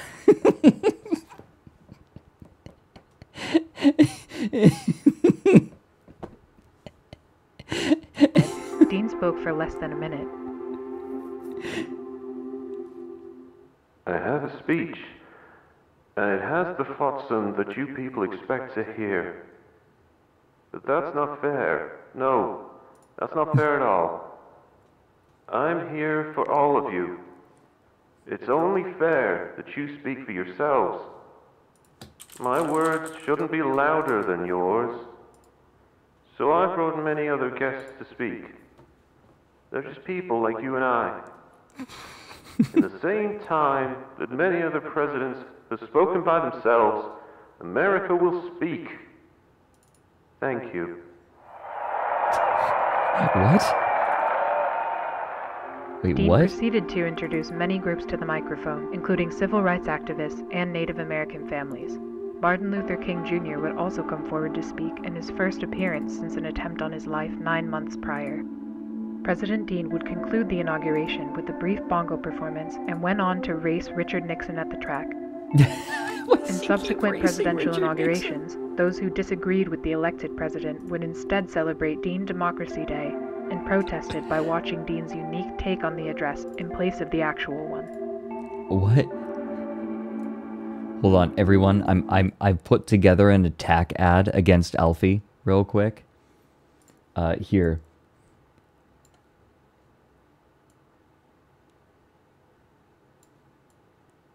Oh, look at me, I'm Alfilda. I'm gross and weird.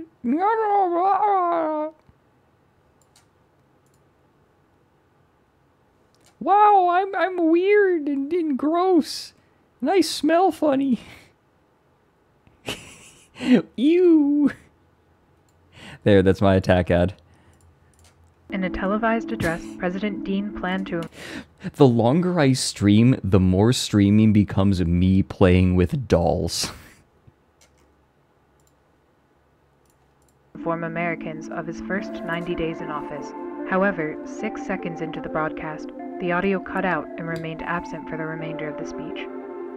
Although anti-Dean groups claimed responsibility and took pride in the sabotage, many civilians claimed that it benefited the president. The silent broadcast highlighted President Dean's sincere facial expressions and lively disposition, as opposed to the stern and stiff personalities of prior administration. Alfie is currently yelling at me in DMs. Help me, I will Twitter cancel you. Suck my ass. Stop violating my body. You disgust me. Sexism. I wanna call and scream at you. Viewers were proud to see a man in his prime at the most important position in the country. Ironically, President Dean's popularity grew after the technical difficulty, and film director Stanley Kubrick went on to call the broadcast the greatest silent film ever made.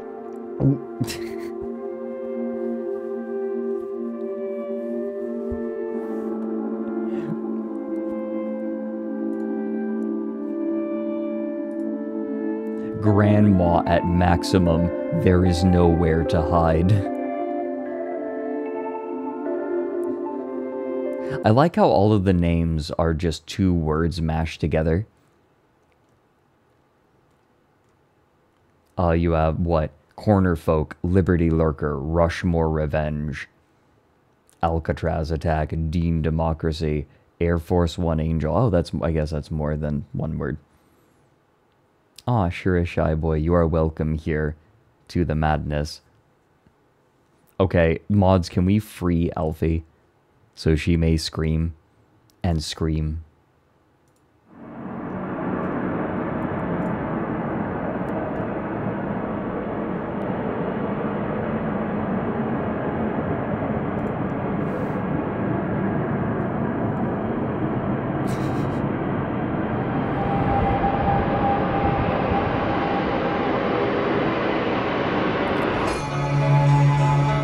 Hold on. Hold on a second. August 17th, 2003. When Liberty Lurker happened like a long time ago, when did Rushmore Revenge happen? I'm trying to like put together a timeline. August 7th, 2003.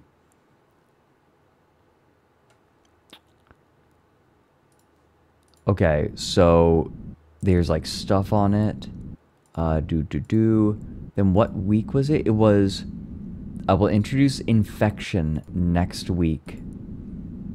Monday through Sunday. So like, okay, so it's August 18th.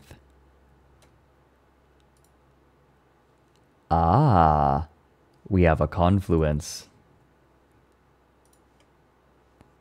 Your sexism arc. Okay, hold on. Alfie sent me an audio file. What is this? Fredrik Knudsen. It is only a matter of time. You, me, my house, I will crush you with my bare fists. You are twink-sized and easily crushed. It is only a matter of time before your impending doom. Fuck you, Fredrik. Fuck off. I am downloading that and putting that onto my sound alerts. Once that is there, like once I have it all set up again.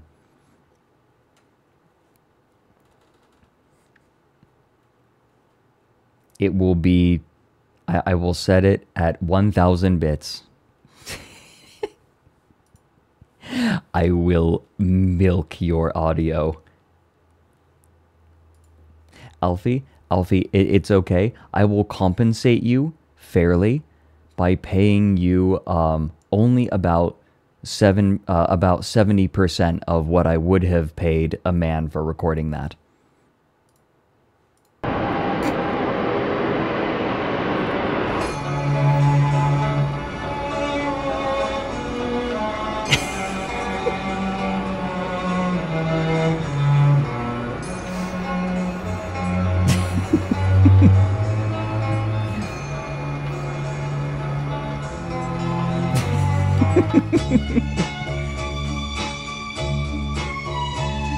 Aha, it is Mount Rushmore. Hee-hoo. He can't keep...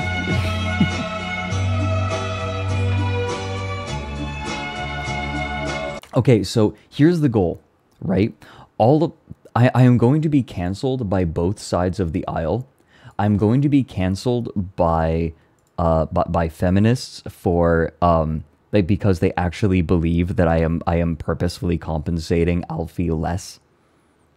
And I am going to be I'm going to be canceled by the anti-feminists because I am invoking the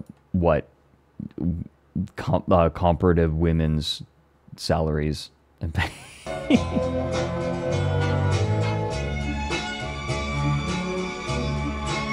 Wage gap, there it is.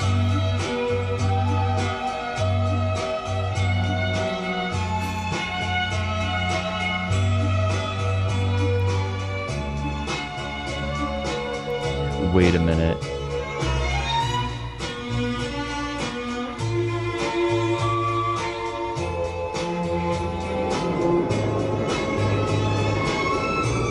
What?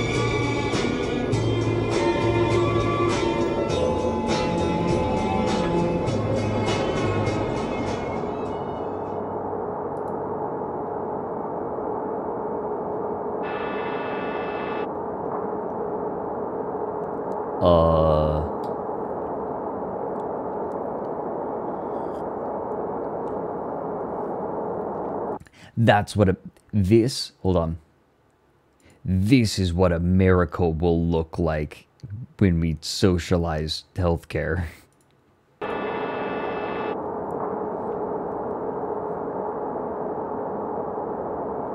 Oh, peek. Who is peeking? Oh.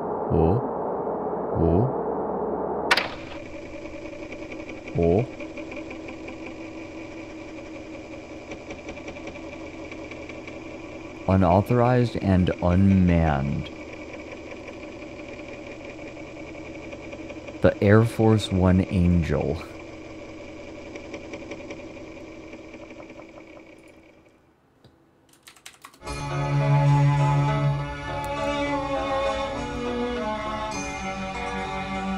Okay.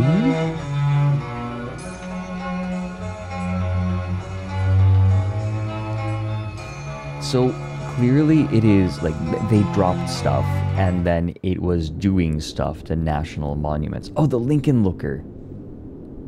The Looker. I was a Lincoln Looker for 2 weeks. Okay, hold on. Can I need to go to BTTV. Because we have the Looker. We need to add... Wait, emotes. I need to search this. Keeper? Here we go.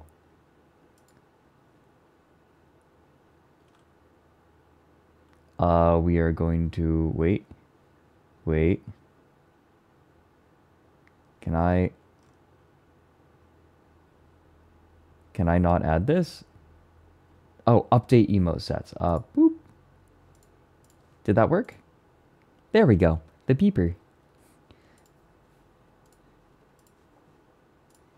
Important. We're Lincoln looking. It was terrifying. One moment you're at home answering the door, and the next you're stuck in some kind of suit. The smell was awful in there, and the metal seat was so cold. The only thing you can do is look through 2 little holes. It was some kind of mask, and whenever the sun shined near, I could see the inside of it. It was a familiar face. Every few nights, straws would be put through the holes, and someone would feed me some weird soup. After 2 weeks, they... Oh, this is like how ASTRALINE works, by the way. In case you're wondering. Found out that they had misidentified me, and I wasn't the correct Lincoln Looker. Reagan apologized to me personally, and I was released with some monetary compensation. They don't care if I talk about it. Oh, Lev here, voice of James Dean Rockefeller and a bunch of others in the series. Oh, assuming that this is true, that you are truly the voice actor. Thank you for making this. I'm going in completely blind, but so far I am loving it. Do you like my gamer chair? The gamer chair means that this is transformative. But no, this is really cool. I am loving it. I am really loving it so far. No one would take me seriously. Lincoln looking is just too absurd.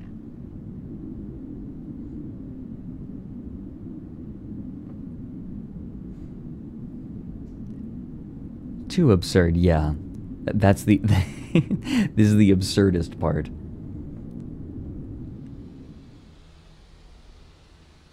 There's always that someone that we dislike more than everyone else.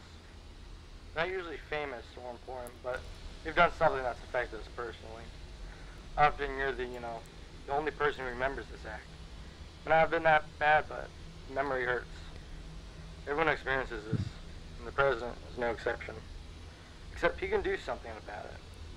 Every president can choose one person to be a Lincoln Looker. After the alibi is fabricated, the person is abducted from their home, and they stay a Lincoln Looker for as long as the president sits in office. I wanna go over what he said a moment ago, because that was really interesting. There's always that someone that we dislike more than everyone else. Not usually famous or important, but they've done something that's affected us personally. This has really big opening of a short story energy. Right? Like, good short stories will often call to a universal experience that is not often acknowledged. I really like this line. There's always that someone that we dislike more than everyone else. They're not usually famous or important, but they've done something that's affected us personally. This is really good writing. I promise I'm Lev. I choose to believe you. How about that? But no, this kind of writing actually tells me that this person either is an avid reader or is a writer, right? Like has experience or is experienced in one way or another, right? Could be education. Really famous or important, but you've done something that's affected us personally. And then oftentimes you take this universal experience and then you twist it somehow into a short story. Often you're the only person who remembers this act. And I've been that bad, but memory hurts. Everyone experiences this, and the president is no exception. Okay, so again, this is really good writing. You take this small universal experience, and then you relate it to the individual reading, and then you spin it out into something larger. This is a very classic structure, and this is very clearly written by someone who understands these structures. Alex digests a lot of media and pulls influences from everywhere. He's exceptionally well read. Yeah, that doesn't surprise me. It shows. Except he can do something about it. Except he can do something about it. This is classic. Every president can choose one person to be a Lincoln looker. After their alibi is fabricated, the person is abducted from their home, and they stay a Lincoln looker for as long as the president sits in office. Nobody can question his decision, and there's no trial. You might be surprised, but it's nothing new. It's been a tradition. Lincoln lookers have been around for a very long time. So they are sitting inside. I'm guessing that they are sitting inside of the Washington, or not the Washington Monument, the statue of Lincoln in the Capitol.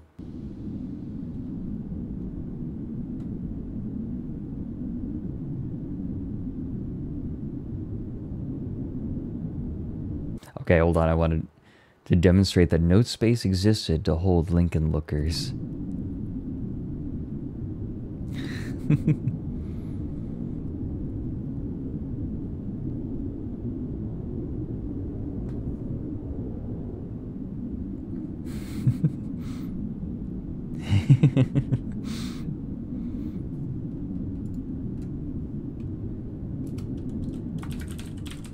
Hello, we are not available now. Please leave your name and phone number after the beep. We will return your call. Hey, Eunice. It's Howard. I don't know what I just saw. I was at the top of the steps, reading the inscriptions and talking to visitors, when I started to hear a faint scratching sound. I didn't think much of it at first, but when I got close to the chair, I realized that the scratching was coming from inside the marble. So I went to a guard and asked whether she could do anything about animals that could be trapped in there. She told me not to worry about it, and that they'd take care of it once there were fewer visitors. Oh dear. A few minutes passed, and the scratching became much louder.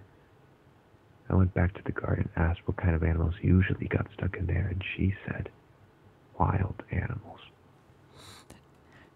Animals that ask too many questions. The sound started to make visitors anxious. I remember one boy pulling so hard at his mother's hand, begging to leave. A blind girl with one of those canes went up to the chair and pressed her head against it to listen. Then she started crying. Her parents tried to pull her away, but she just began to hit the chair with her cane. That's when the guards asked everyone to go back down the steps. I don't know why, and it's going to sound crazy, but I felt compelled to help. So I went to the blind girl and joined her in hitting the marble. The guards tried to pin us down, but the scratching became too loud for even them. Thanks for popping in. Why all the anger? No, thank you very much. I am thoroughly enjoying it, and I'm always nervous. Like I hope the creators are okay with me doing this. Like as someone who creates a series on YouTube, I'm never bothered by people watching my stuff on their stream, but I always want to add something, right? Something that is worthwhile, not just a replacement for watching the series. Do not follow the music. I'm a little, I'm going in blind, so I'm like, okay. Sounded like someone was shaving down a chalkboard. Eventually, the marble began to crack, and a few more hits caused the crevice to expand all the way to the top of the chair. There was a sudden burst of air from the damage, and the head suddenly turned toward us. I was afraid it would fall, so I picked the girl up and went down a few steps. The head slowly rotated back into place, and when it started to be pushed upwards, I took out my camera. It was no wild animal.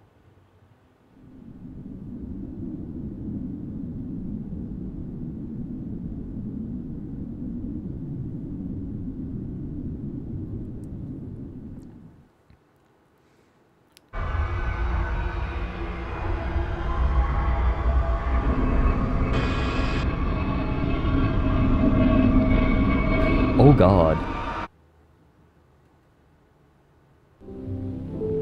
Okay, so obviously this was meant to invoke what happened with the Liberty Lurker. Even the name is similar enough to probably try to draw a comparison. Remember, here. Right, it moves off to the side. And then there, it's a similar idea. A Lincoln Looker is someone who is... Oh, excuse me. A Lincoln Looker is someone who is captured and is apparently put inside the Lincoln Memorial. But the process... Okay. We have a few ideas that are being introduced here. Did I get paid? Did I get paid? Who the fuck? Wait, okay. How dare you? So the idea being introduced is people are put into it as a punishment, but clearly what happens, something happens to them while they are inside the Lincoln Memorial, and they are transformed somehow. Something similar is done on a much larger scale with the Statue of Liberty. Except, what it sounds like is happening to me, if I had to hazard a guess, is that people are like, their flesh is somehow warped into something new, into something different.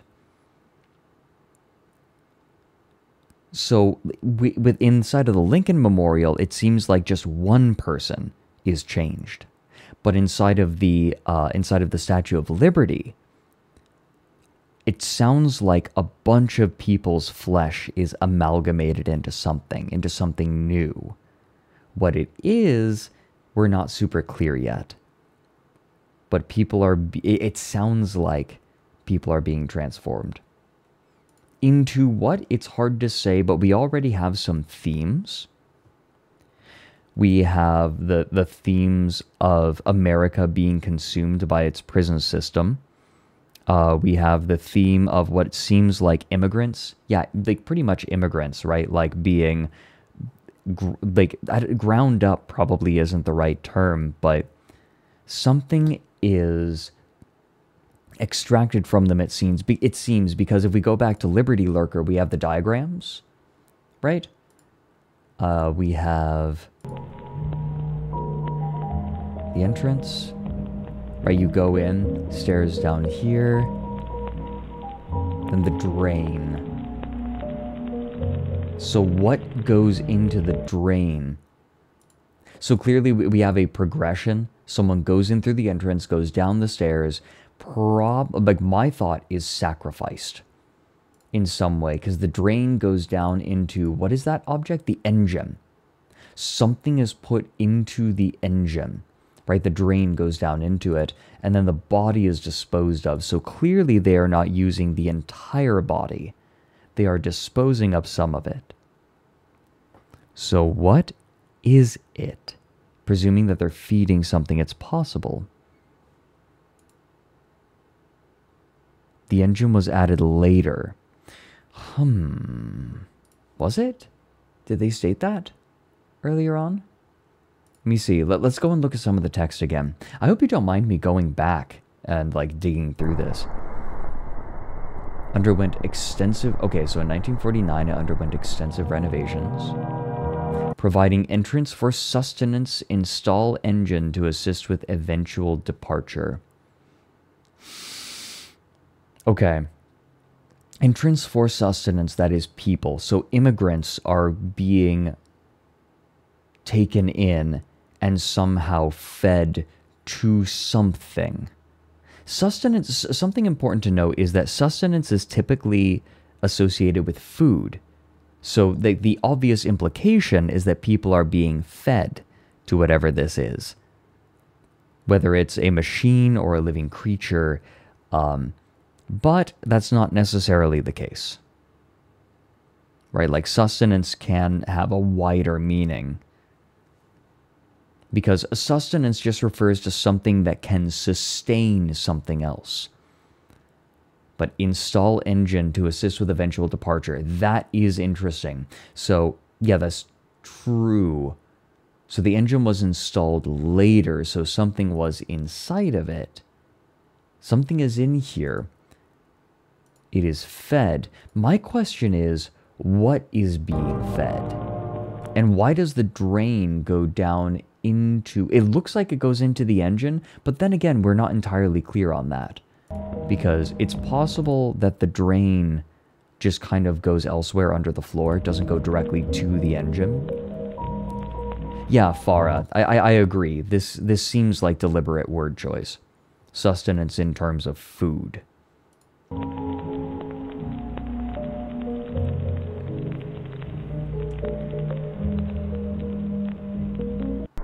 And then...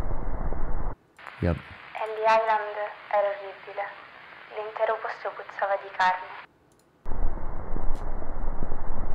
Okay, here we go. Yeah, the Ellis Island Immigration Station closed the following November, which meant that they probably had achieved what they were aiming to achieve.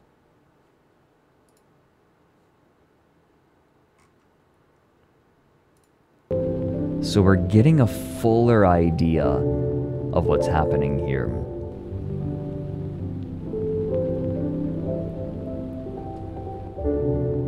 A slightly fuller idea. I think you not knowing what is being fed is itself commentary on the US.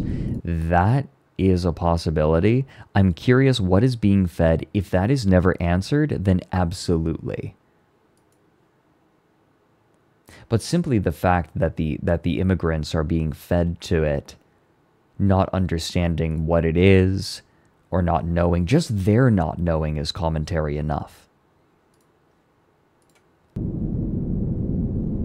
The forest fell swiftly as the lumberjack swung, except for the special tree, which could not be stung. She missed her friends and the hymns they sung, so she started a tune that broke the man's lung.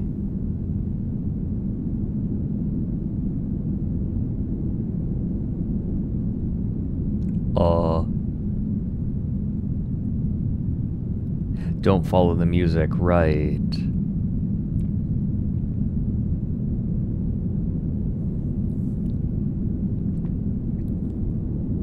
Okay, so the special tree is literal. Bars? A rhyme to rival Dracula flow? Oh my god. They turn it into a monument. Here's the question. Why, when they find these things, are they turned into monuments? I understand it's called the Monument Mythos. I'm talking about practically within the universe. Shut up. Why would something need to be turned into a monument? To get people to it? Is the knowledge of its existence important?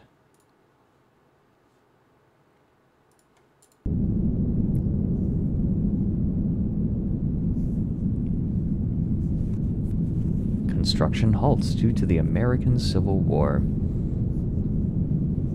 Prisoners of war are seen being led into the unfinished tower.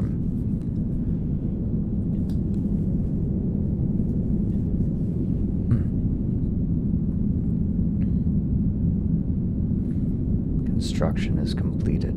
Construction complete.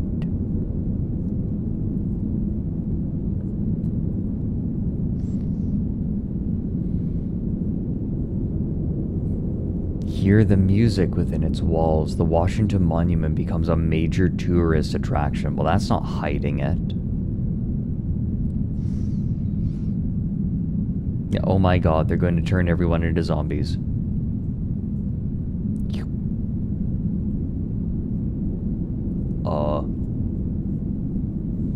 20 individuals disappear while visiting the Washington Monument. I mean, okay. Washington absentees. Okay.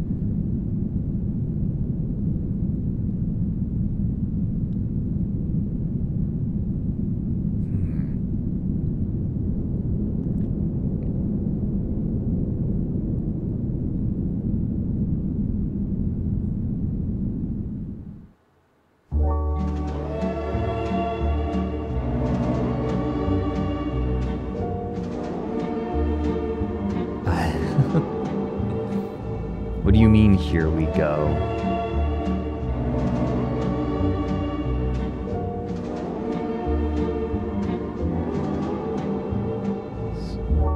Oh, I thought they were being squeezed.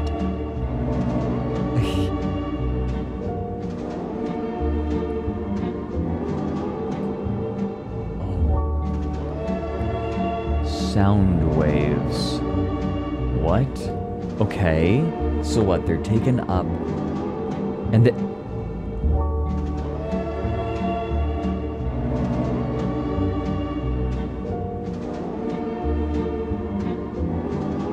Yeah, where's the tree? I was thinking the same thing. What? Okay, now I'm getting lost.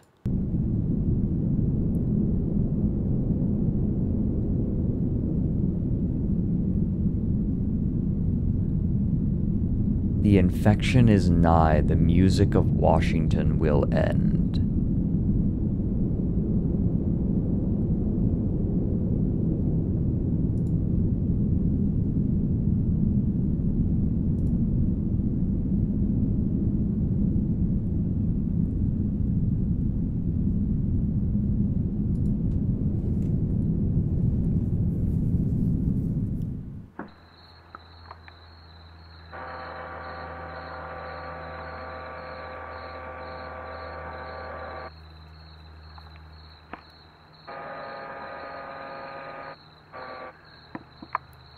A shoe? No, it's bigger. Oh!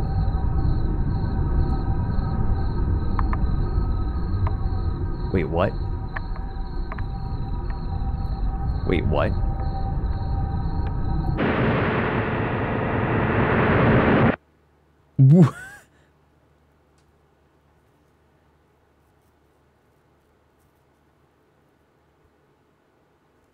Wait, stop. There were 20.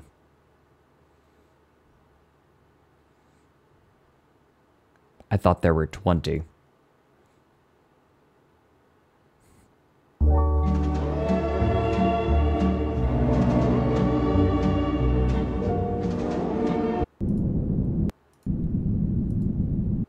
Did I miss something? Yeah, 20 individuals, all 19.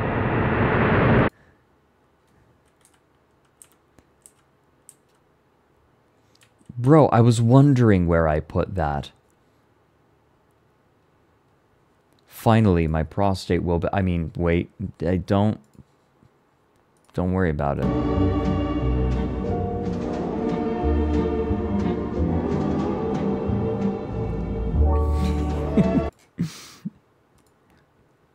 By the way, we're a little bit late for it, but I wanted to thank everyone who's been supporting.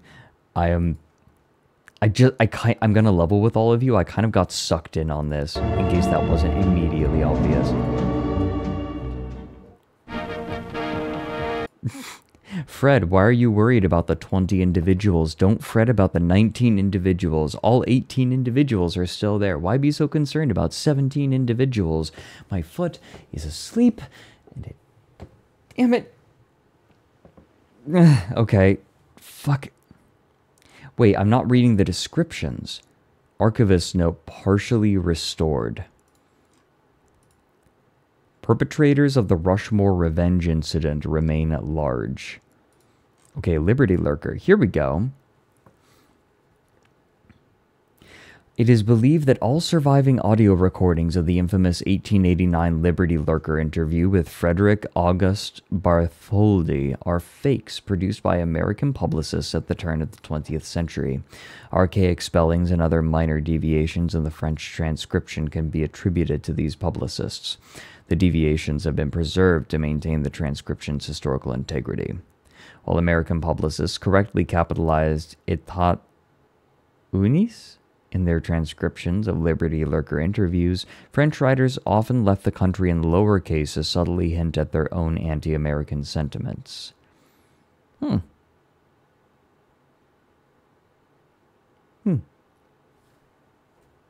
It's a fake. Is it?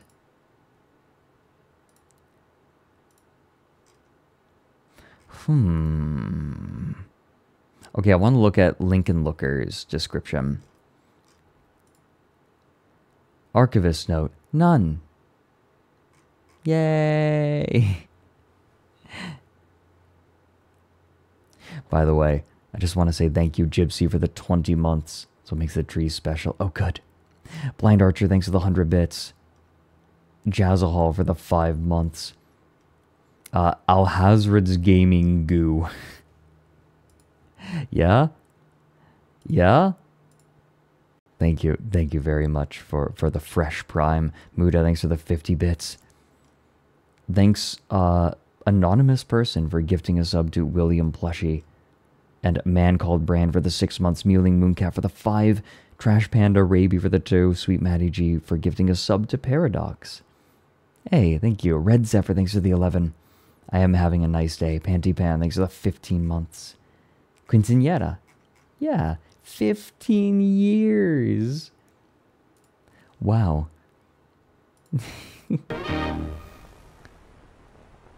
Fred, it's only 9 people. Oh, thank goodness. Made by 2 fishermen and sent shockwaves across the nation. Ow. Around 4 p.m. on Christmas Eve, Ralph Grassman and Michael Tillman were reeling in their last batch of catfish when something on the ice caught their eye. It looked like a bicorn, one of those hats from way back when, said Grassman, the other of the two who also organized the trip. Grassman walked down the ice to retrieve the hat. When he pulled back the hat from the ice, he tumbled back in shock at the sight of a human scalp, partially exposed in the ice. You have made the classic dredger's mistake of not factoring in water damage. Tillman walked over and after a Fred, don't worry about the -1 people. Damn it. Brief discussion with Grassman, agreed to remove the rest of the body from the ice. The effort took several hours, but by 10 p.m. the fishermen were able to pull the entire body from the ice with no further damage. Although both men had presumed that the individual was already dead for some time, Tim exclaimed in shock when he reportedly saw the individual's eyelid twitch. Grassman suggested to immediately take the body home in an attempt to revive the frozen man. They proceeded to carry it back to Grassman. Okay, hold on. I started looking for something, and I missed stuff. There's something I wanted to do first. Here we go. They looked and they found this.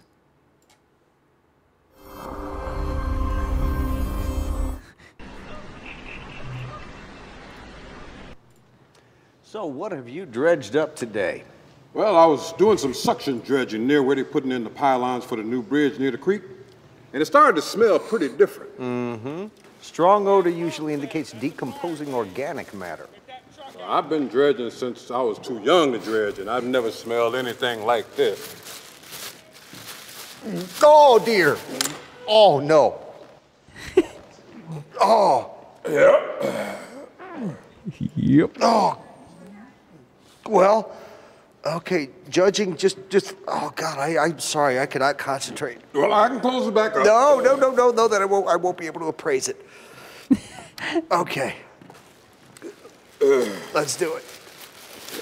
Get it all out there. Okay. Okay. All right. All right. Oh, God, it's just like the worst sulfur. Okay. Oh. Where is the object? What object? You want me to appraise this putrid silt? It just started smelling so much, Well,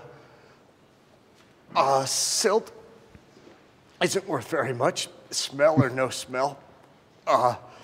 If you were able to, excuse me, if you were able to dredge considerably more, you could probably sell it as fill, but I doubt that it would be worth your effort. Oh, that is like, If you don't like what I'm it actually sounds like they're about to vomit, and it's upsetting. telling you, there are plenty of unscrupulous appraisers out there who will tell you exactly what you want to hear. Oh, come on, Kel. I've been nothing by it. I appreciate your honesty. Value marginal. Does it? God, I loved watching this with Hina.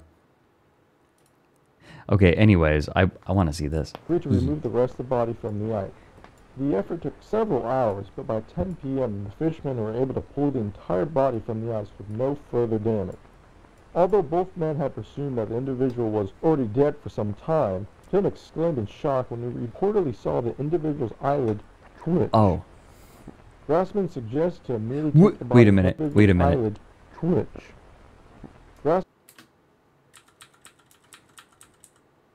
Yeah? Yeah, slipping that in. Really? Grassman suggests to immediately take the body. I kind of like it. It's sort of invoking the feeling that these people probably felt. Like, wait a minute, did I see what I thought I saw? Home in an attempt to revive the frozen man. They proceeded to carry it back to Grassman's apartment. They laid the body in a full bathtub, gradually raising the water's temperature throughout the night to prevent shock. Grassman claims to have learned this technique from a pulp magazine he had read as a child. At 2 a.m. the following morning, Tillman claimed that an individual briefly regained consciousness and shouted, "Victory or death," while Grassman arrested him in the living room.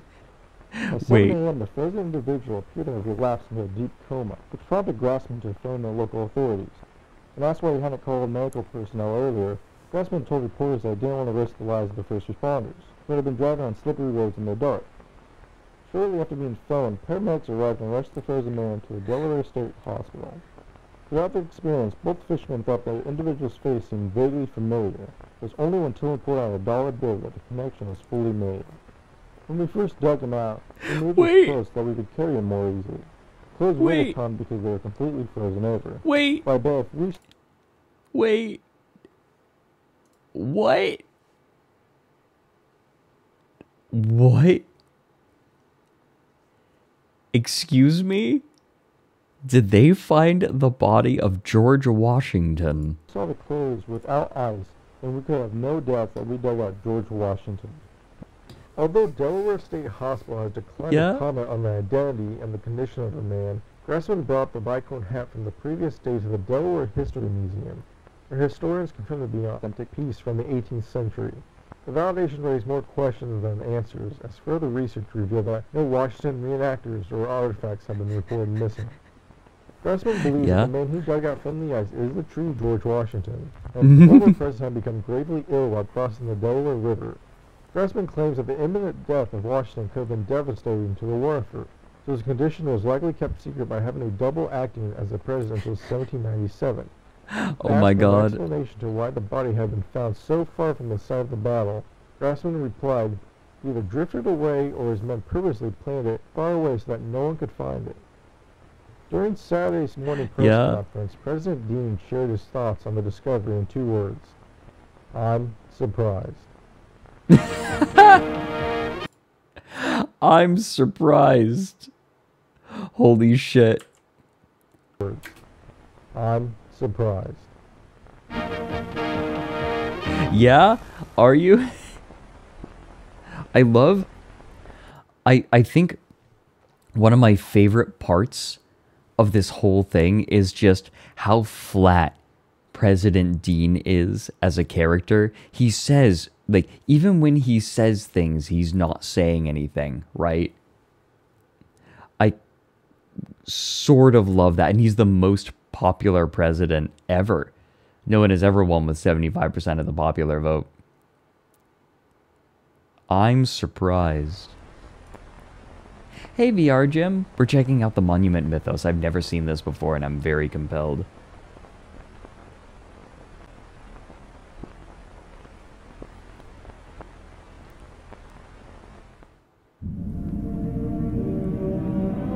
So, here's the thing.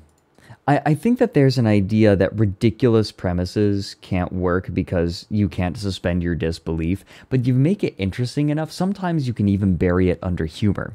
Burying it under humor works as well, but you can introduce ridiculous premises and make them compelling. This is fucking amazing. A Recollection of the Tragedy by John D. Rockefeller, 1937.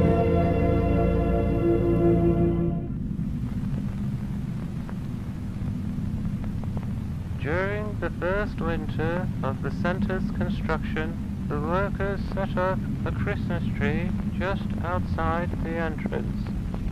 This reading is so perfect. To see a green fir stand in the middle of what appeared to be a no man's land. But this tree, humbly ordained with strings of cranberries. So, what I'm wondering is that a typo? It was an uncanny sight. I think it was a typo. But it is they could also be referring to the site where they decided to put it up. But this tree, humbly ordained with strings of cranberries, buttons, and tin cans, greatly affected me. It demonstrated that even in the darkest of times, the American people will light the beacons of hope. I thought it could be the start of a great and inspiring tradition. You'll find out. So I traveled north to Babylon in search of a Christmas tree for the following year.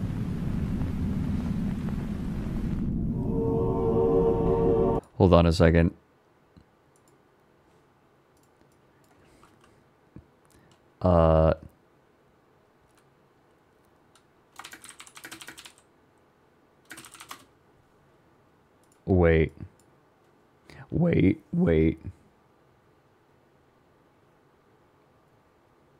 Wait, brain working.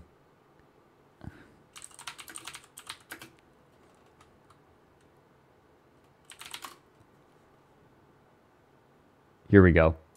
Will light the beacons of hope. I thought it could be the start of a great and inspiring tradition, so I traveled north to Babylon in search of a Christmas tree for the following year. Mother invited herself in, and I said, hey, don't invite yourself in my house, Ma. You may have given birth to me, but that don't give you right to let yourself in, you fuck ass. She says, don't you call me a fuck ass, you little shit. I said, I'm bigger than you. She said, I used to be bigger than you. The trash can's full, Ma. Why don't you go empty it? I ain't got no abilities. Oh, so I gotta empty the trash now, cause you ain't got no abilities. Why don't you go out there and get yourself some fucking abilities? She says, I already been out there and I ain't find shit. Well, I gave her credit for trying. She had been out there and the word's certainly no shit out there. I said, where's the shit? Excuse me, sir. Sir, I am really importantly busy. Wow, the Monument Mythos is different than I remembered. Hey GG, welcome in, and welcome in everyone coming from their stream. And thank you for the 25 months. Congratulations for 25 months and 25 months of rabbiting. Welcome in. Thought it could be the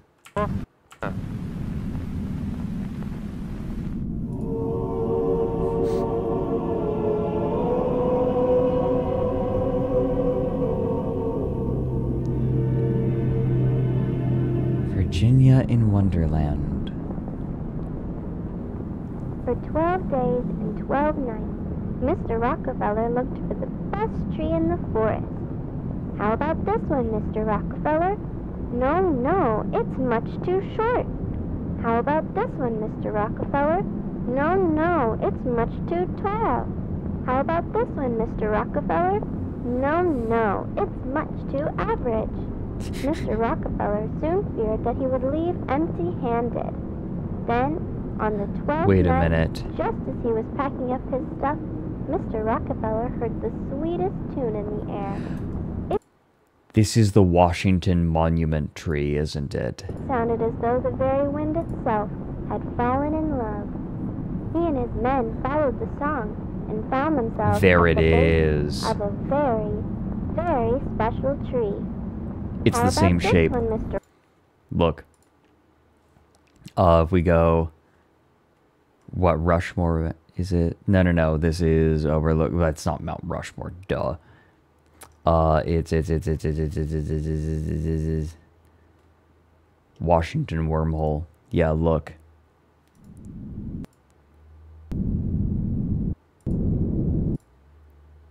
Look. Tree.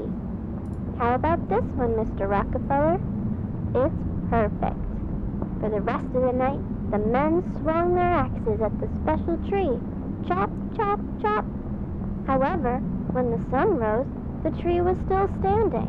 Their axes had left no marks at all. Remember the poem.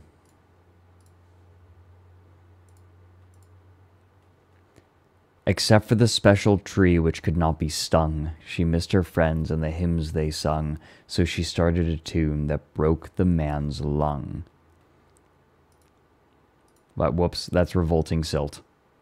Mr. Rockefeller was surprised. The next day, Mr. Rockefeller and his men laid 100 sticks of dynamite around the tree. What? 3, 2, 1, boom! Yet, the special tree continued to stand. Mr. Rockefeller was surprised.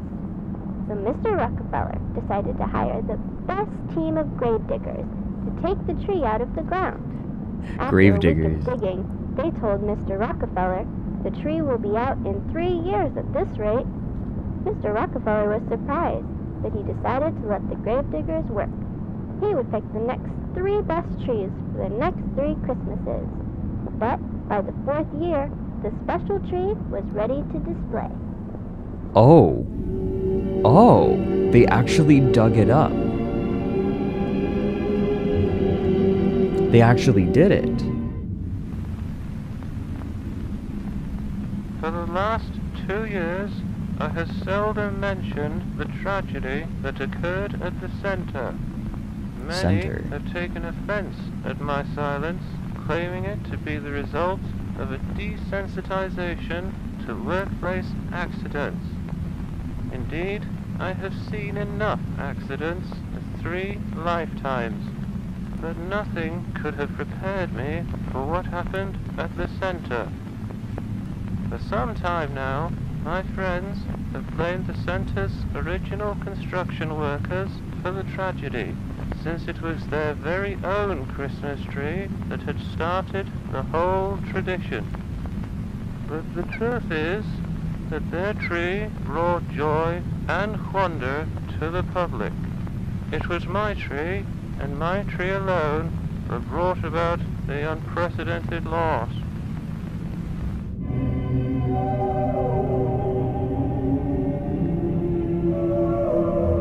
I like this juxtaposition. This is really effective, by the way, going back and forth between these two vastly different documents. In Midtown Manhattan, Rockefeller's men slowly raised the special tree. Heave ho! Heave ho!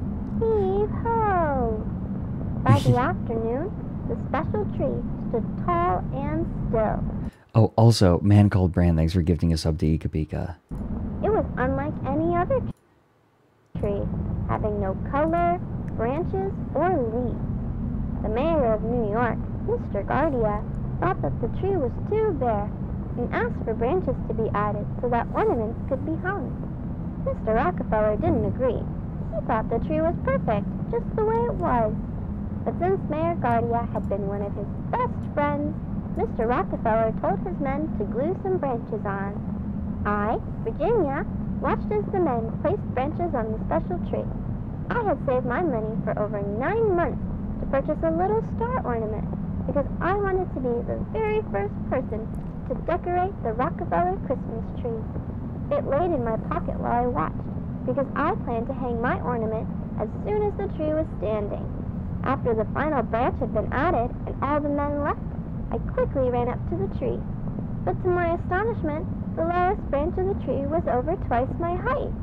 I jumped as high as I could, but still, the lowest branch was out of my reach. I was very disappointed. I wanted to be the very first person to decorate the tree. I want to double check Now something. I had twice my height. Out of my reach. Branch. Is there anything at the apex? Height, but still, the No, lowest nothing. It branch doesn't look was like. Alice at once. I'm right. But now I had no chance. Unless I called my friends. At once, I began counting my friends on my fingers. There were Helen, Charles, Elizabeth, The Alice, children died trying to climb Joseph, up the tree. Elsie, Orville, Edith, Olive, and Philip. 10 friends that I could ask for help. Then I realized that Except Philip. Philip's an unreliable bitch. 10 friends standing on each other's shoulders could put me at the very top of the Christmas tree. Wait a minute. Do the children get absorbed? Okay, so prediction. Children get absorbed into the tree. They build the Washington Monument around it and begin feeding people to it. My star could be the first and the tallest. Without a second to spare, I ran from door to door asking for help. Yeah. Knock, knock, knock. Yeah. Helen, are you there? Knock, knock, knock. Charles, are you there? Knock, knock, knock. Elizabeth, are you there? Eventually, I gathered all 10 of my friends at the bottom of the Rockefeller Christmas tree. I told them my plan, to have them all stand on each other and form a ladder for me to climb to the top. My friends understood my excitement, and they quickly started to climb onto each other's shoulders. The one on the... hey, Charles, you're going to be at the bottom because you're a little bitch. You're a strong little bitch, though. Ow! Helen had stepped on Charles' fingers. Ow! Charles had stepped on Elizabeth's fingers. Ow! Elizabeth had stepped on Alice's fingers. After many groans and tumbles, my friends formed a sturdy ladder, and I began to climb. My joy grew with every passing face, and before I knew it, I was at the very top, looking down at the tree. This is already creating a thematic idea. Not just climbing over your friends, but right, like the joy grew as I passed my friends climbing, right? The theme of amalgamation, of everyone coming together to create one thing that is used for a greater purpose. My ladder of friends swayed back and forth, and occasionally felt like it was about to collapse. But I tuned out the movement and focused on the tree. Closer, friends, closer. Then I secured the metal star at the top of the tree. It was perfect. Hooray! Victory! I'm the first! Just then, there was a strange sound. The tree began to shake. Its glued branches fell off all at once, and the entire tree slowly bent backwards. Soon, the very top of it touched the ground, forming a perfect arc. It was like a very strange rainbow. My heart sank as I saw my star gently slide to the ground from the tree's top. Bolts of lightning then shot out from inside the arc of the tree, producing thunderous booms. Remember, we also saw this.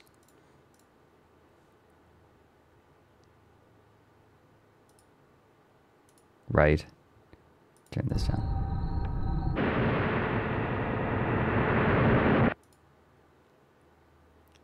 Oh my gosh. Okay. Here's my thought. Her putting the star at the top of the tree is analogous to building the Washington Monument around the tree. Right? The lightning scared my friends and me. We all tumbled to the ground. So the idea being they build the Washington Monument around the tree, and like it's an adornment, and the tree like reacts to this adornment. And ran in all directions. Stop doing TL froggies. The lightning caught up to us. I was blinded by a great white light.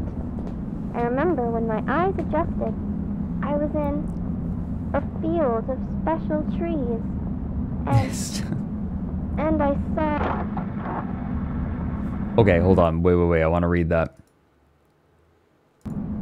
And I saw so many people. One man ran up to me and whispered, "The trees are not trees." Okay. I returned to the street where my friends and I had been struck by the lightning. We were all on the ground, being attended to by other people. I had scratched Their my legs penises. badly, and I could see that my friends were also hurt. One of my friends was Rick from the acclaimed show Rick and Morty. He told me, "We need to get out of here. The tree's a penis. I looked up Who's been growing dicks?" the Rockefeller buildings, and I thought that they looked a little different.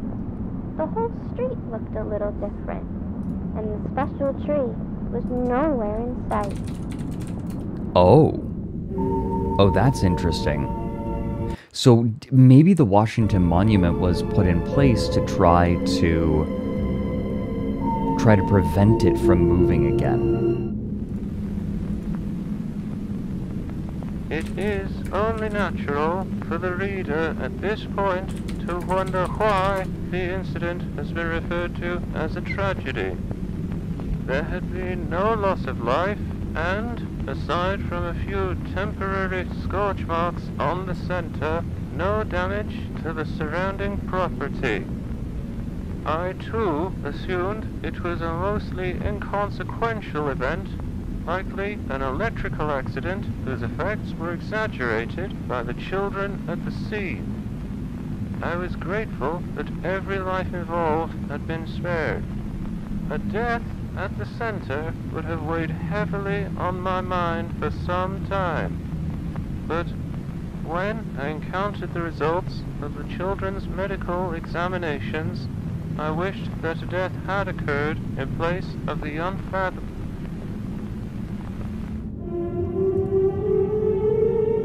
What?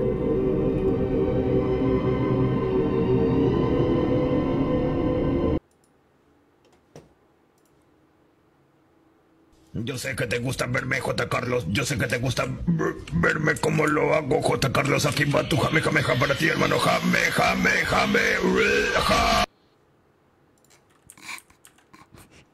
That's the real audio. Visited me at the hospital, but they looked completely different. Ma looked worried.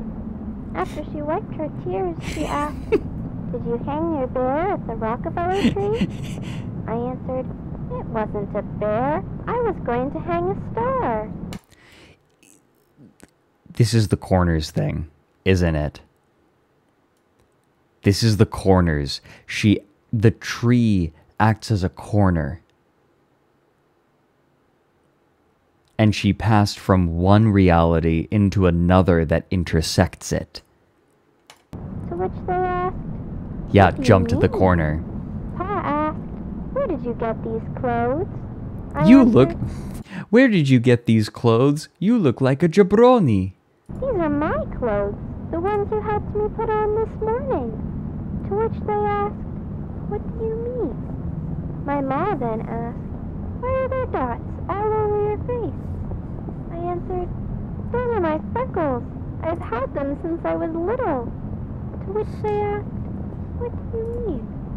My parents quietly left me. People with freckles are gross, Elfie.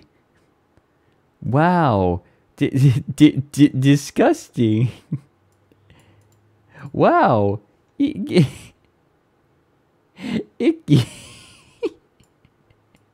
gross. My bed and talked to my I love you, Alfie, if you're here.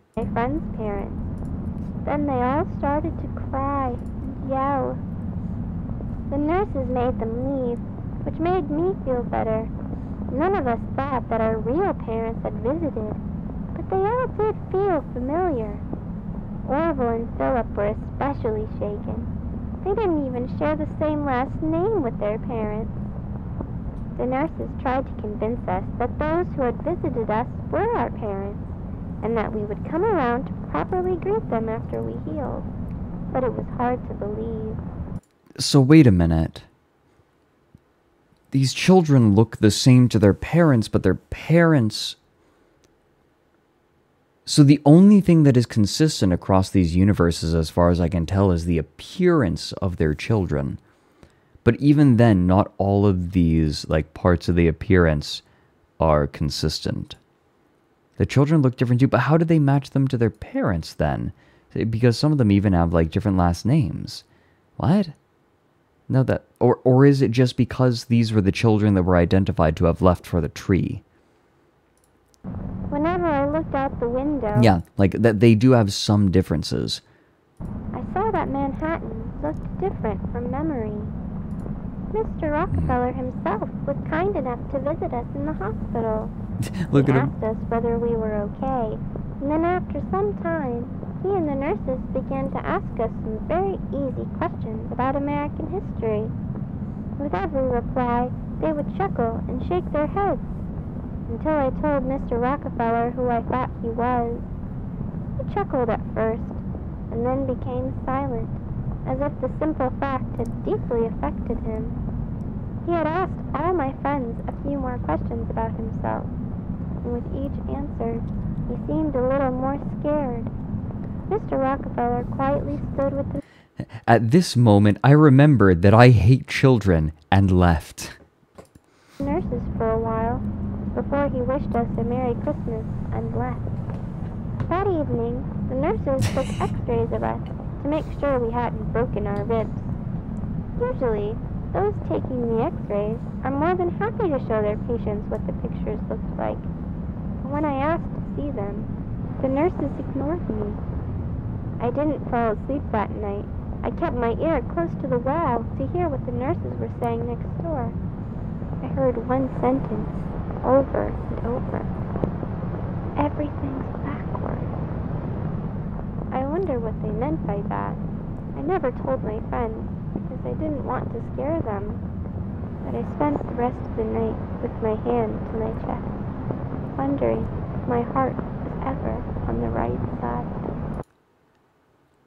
This reminds me a lot of the way that, you know the legends of fairies, how fairies would introduce doppelgangers into, like in folklore, fairies will introduce doppelgangers and like replace children. Changelings? Changelings, right? Like they replace children and are like it's meant to explain why children just suddenly go like, why children suddenly get, like, awful. No, that's not a myth, Grizzly Boar. There are some people with mirrored organs.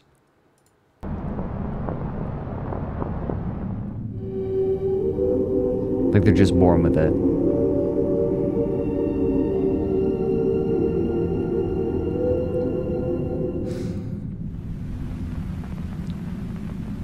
For several weeks, the children were kept under observation at the Columbia Presbyterian Hospital. I visited them as soon as I had the chance to. I want to hear, I'm really, okay, so far, I kind of like this narrative style. We hear about the disaster, and then, I don't know about you guys, but for my part, I've been really excited to hear the child side of the story, right? Because the child always speaks much more frankly about what happens.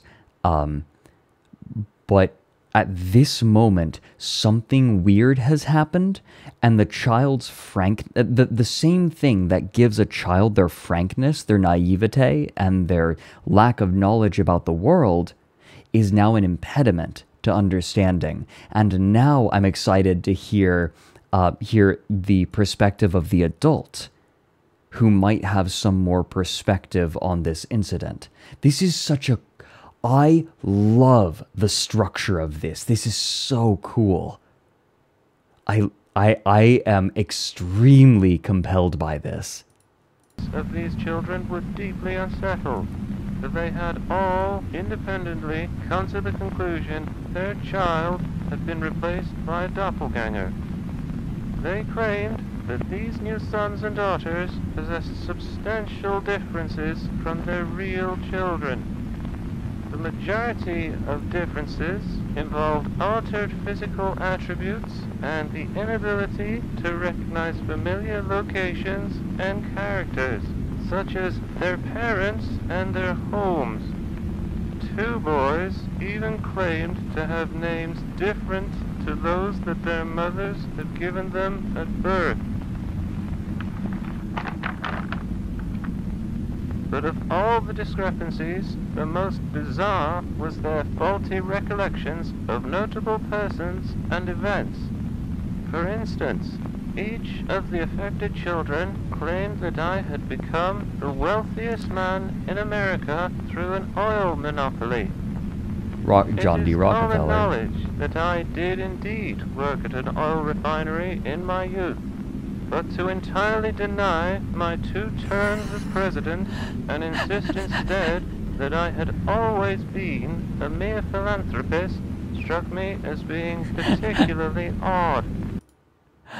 Okay. That was a fantastic bait and switch. Holy shit. John D. Rockefeller became president. The families were agonized by the children's behavior. Some continue to search for their real children. I support their endeavors, for I do not believe that the children's afflictions were the result of hysteria. Yeah, for 2 terms. What, you guys, I cannot praise the writing more. There are so many amazing moments in the writing, and the structure of this one especially is on point. God damn, this kid. Like, what? Like, when did he start writing this? When he was like 19, someone said? This kid has serious writing chops. Like, this kid is great. Fucking fantastic. Speaking as someone who has studied a lot of literature, this is great. The pacing and the timing, this is just great. I am so impressed. Every day, I find myself recollecting the day that I had selected the tree. I have since realized the difficulties involved in the removal of it should have repeatedly discouraged me. And had I been discouraged, the families of those children would not be experiencing the anguish that they currently have. Perhaps I never had the opportunity to select another tree. Perhaps I was meant to select that tree regardless of my persistent character. Perhaps we are all trolleys, forced to follow the path of the track to each of our destinations. I take solace in that thought. You know, something interesting? My understanding is that this is quite accurate to the way that presidents, former American presidents, tend to talk about their time, right? Presidents always seem to start waxing philosophical and poetic whenever they think about their time as president and like the massive weight on their shoulders. And this is in line with that. Or perhaps the tree chose me.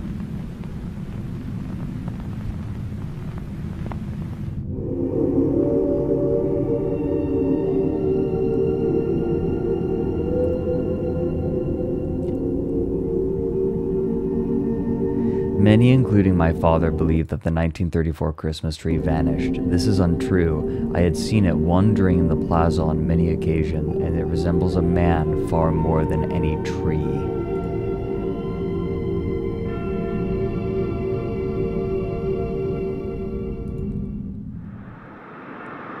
John D. Rockefeller Jr.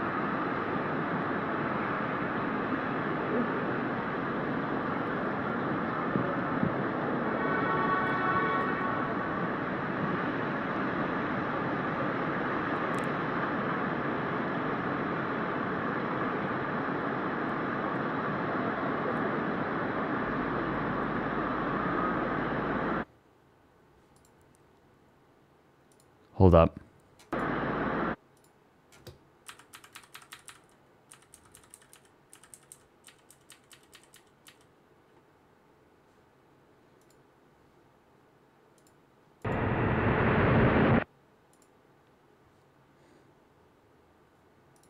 Yeah. Something came through again.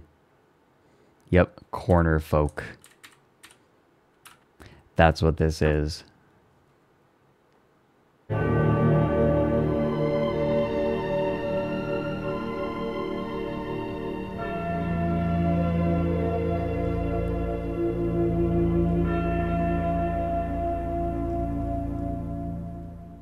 Okay.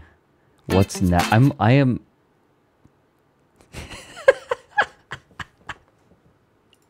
Yeah, yeah.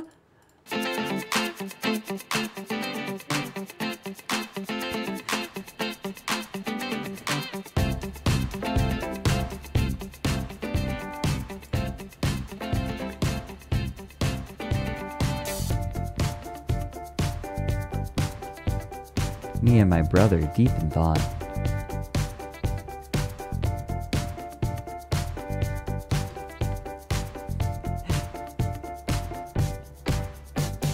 He's gonna fly after I heel kick him.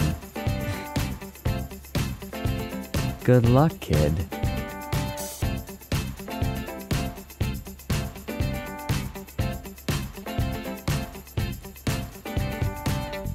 Okay.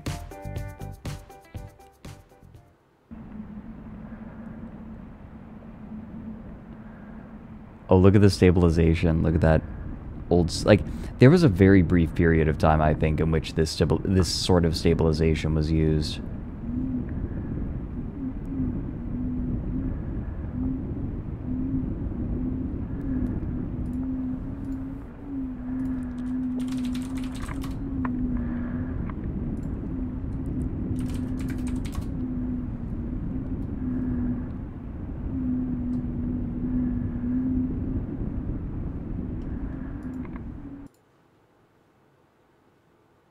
Uncover the horror and experience the film in a brand new way.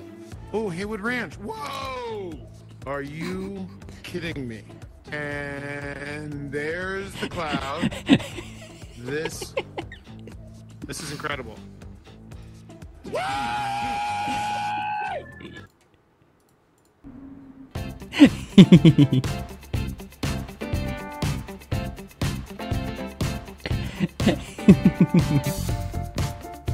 Rock on. Everything smelled like vinegar. I like it when things smell like vinegar. Apparently this is a common thing. Does any, like, my parents never did this, but apparently it's really common for parents to feed their kids apple cider vinegar when they're sick, and it's disgusting and doesn't help at all. Did anyone, I have had multiple friends mention this. It's an old folk cure. Yeah. Sounds like a Silent Gen thing, yeah. I'm getting, what the fuck, never heard of it, nope. And then a few, yes. My mom did that. Parents still try to do that with me. Yep. It's amazing. The people, like, the kids who are forced to do it, right? Like, the people whose parents forced them to do it when they were kids are like, God, yeah, I remember that was disgusting and it never helped. And then the people who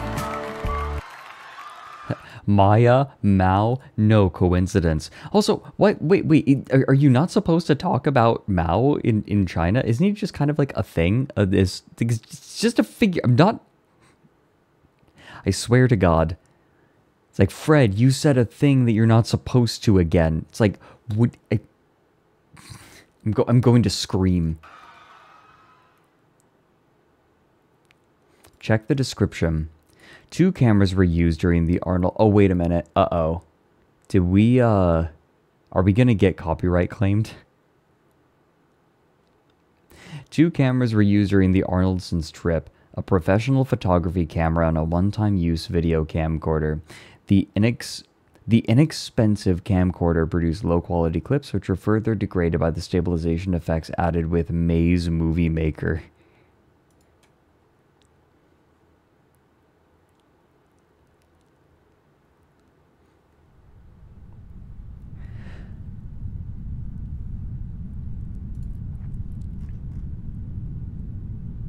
Maya has been mentioned in a video we already watched.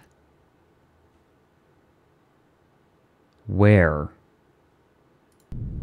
Maze Movie Maker.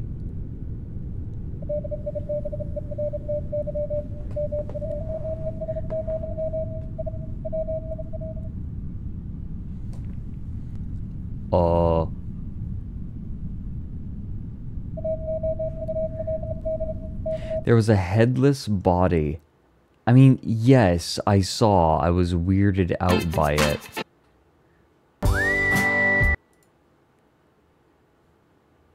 There were multiple headless bodies, right? That one might not be. This one is weird. To provide us a design for the statue. Okay, so this is them making...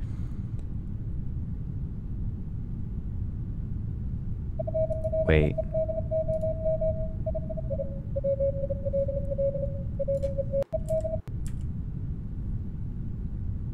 Huh.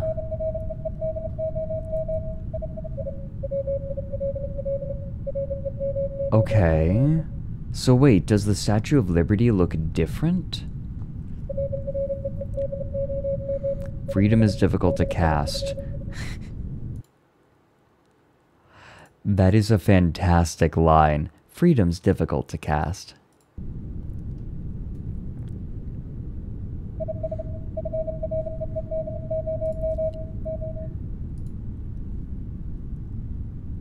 It's the Statue of Freedom atop the Capitol building. There you go. Okay, right. Duh. Expect arrival in a month. Wait a minute. Wait a minute. Why is the name Zaffino familiar? Maybe it's just another person named Zaffino that I've thought of. What if I just search Zaffino? Whatever. Read by an Italian student in Gibraltar. Oh, we're going to Gibraltar, Mike, so we can get some Italian translation. Hey, Mike, could you say this in Italian for us?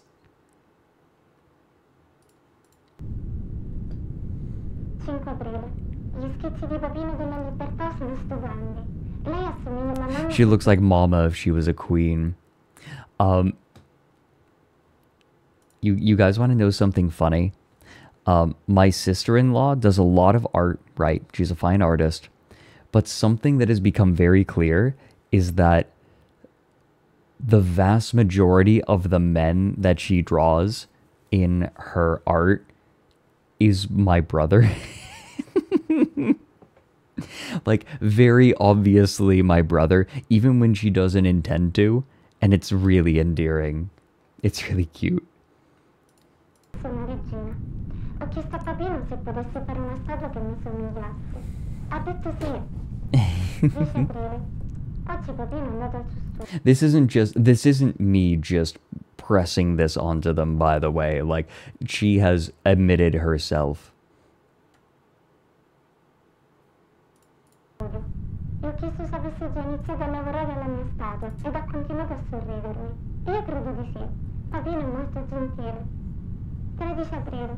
Non abbiamo avuto notizie di papà per un po' di giorni. Mama was very worried today. Dato che è seguito lavorare al suo studio per tanto tempo. Ma la mamma oggi era molto preoccupata. È andata nel suo studio dopo avermi messo a letto. 15 aprile. Mamma è tornata a casa stanotte. È andata dritta verso la sua stanza.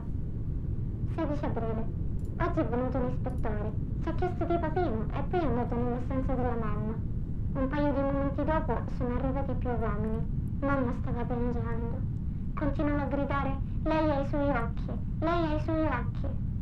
Ero spaventata. Sono scappata via dalla casa. What? 17 aprile. Ricordo papino dire alla mamma come la statua sarebbe stata messa in una nave chiamata Monarca. Sono andata al porto e l'ho trovata accorata là vicino. Accanto alla nave c'erano alcune scatole. Parti della libertà erano in ciascuna di esse. Mi sono intrufolata in una scatola che era vuota. Spero che venga mandata dove sta papino. Ok. Sento il suo spirito vicino alla libertà. 21 aprile. Sono molto affamata. Le scatole sono legate con una corda, quindi non posso uscire da sola. C'è un forte rumore nella stanza, come dell'argilla trascinata per il pavimento. Posso sentire le corde che vengono tagliate e qualcosa di grosso uscire da una scatola. È papino? Ci sono molti altri suoni, come legno che si rompe. Dato che le corde sono rotte, sono uscita in fretta dalla scatola ed ho trovato del pane e della frutta nella stanza accanto. Mi sono sbagliata. Non è papino, ma ha i suoi occhi. What? 24 aprile. Ho paura a rientrare di nuovo nella scatola. Ieri ha fatto suoni più rumorosi. Mentre cercavo per del cibo, credo che mamma mi abbia vista. La scatola è l'unico posto per nascondersi. Le corde continuano ad essere rotte da quella cosa con gli occhi di papino. Or the Ho paura che map. quella What is... cosa o quell'uomo. Okay. We already have some press. I know I'm pausing in the middle of it, but I want to do these analyses as I am going. This is one of the reasons I like reading, by the way. I can just stop reading and think for a bit. This reminds me of the Lincoln Lookers. Right? Like we already have, we have the Lincoln Lookers who are like you have the statue of Lincoln and then a person is inside of it looking out through the eye holes. And here we have a sort of Pygmalion almost sort of situation where it is not him, but it has his eyes. Again, we have the holes looking out of the eyes. There is some sort of similarity, some sort of resonance between the two, and I'm trying to figure out, like, I want to know what it is. Keep an eye on that. See if we can figure, like, find any comparisons between the two. Possono aprire la mia scatola. Whether it's a thematic similarity or just a similarity in general, like, or whether it's a thematic similarity or a literal similarity, we are going to have to wait and see. But I have a thought. Something that is perplexing to me is that you would think putting someone inside of these statues would, like, something would happen to the person and then the statue would become their new skin, effectively. That is not true with the Statue of Liberty, and it's not true with the Lincoln Lookers, because both of those come out of the way, right? Like the statue is pulled out of the way in order to allow whatever is being gestated inside of it to be set free. But this is different. Here we have a person making the statue, and then the statue, we can only assume that it grows over them and it still has their eyes looking out. Alternatively, whatever this statue is stole his eyes. However, I don't find the latter terribly likely, especially given the way that this is put together. Still a possibility to consider, but I'm not super convinced of it. Non scriverò più molto, perché ho paura di fare rumore. Scriverò nuovamente quando arriverò sulla terraferma. 29 aprile. La cosa con gli occhi di papà oggi mi ha presa. Mi ha tenuta mentre correva attraverso la giungla. Dream. La sua spada ha tagliato centinaia di alberi. Non ho potuto vedere molto nel buio, ma ho potuto vedere gli occhi di papà fissarmi da dream, I quelle parti guess? blu metalliche.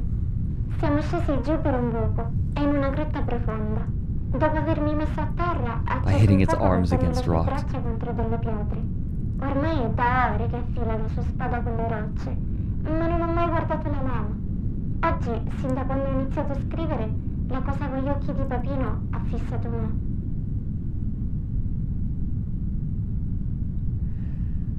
So the last part was a dream? No, wait. I want to look at. Oh, what if the ship ran aground? Oh yeah, the little woof woof. That reminds me. Today is the last day that you can get ASTRALINE merch. Like the debut merch. All the debut merch is going away after today. Thought I'd bring that up again before I forgot. But yeah, the all of this stuff is going away after today. Today is the last day you can nab these. All the pins and the keychains and the standees. Just FYI. Yeah, why more gamer subs? I do really want a tea sponsorship. I'm working with Aoife on it, in case you're curious. We are talking about it. I want to look at the dates on these again. My thought is that the ship ran aground, and then the statue, her father, is helping. So the 29th of April. Before that was the 24th. I will write again when I'm on land. So she's on land, but the ship ran aground.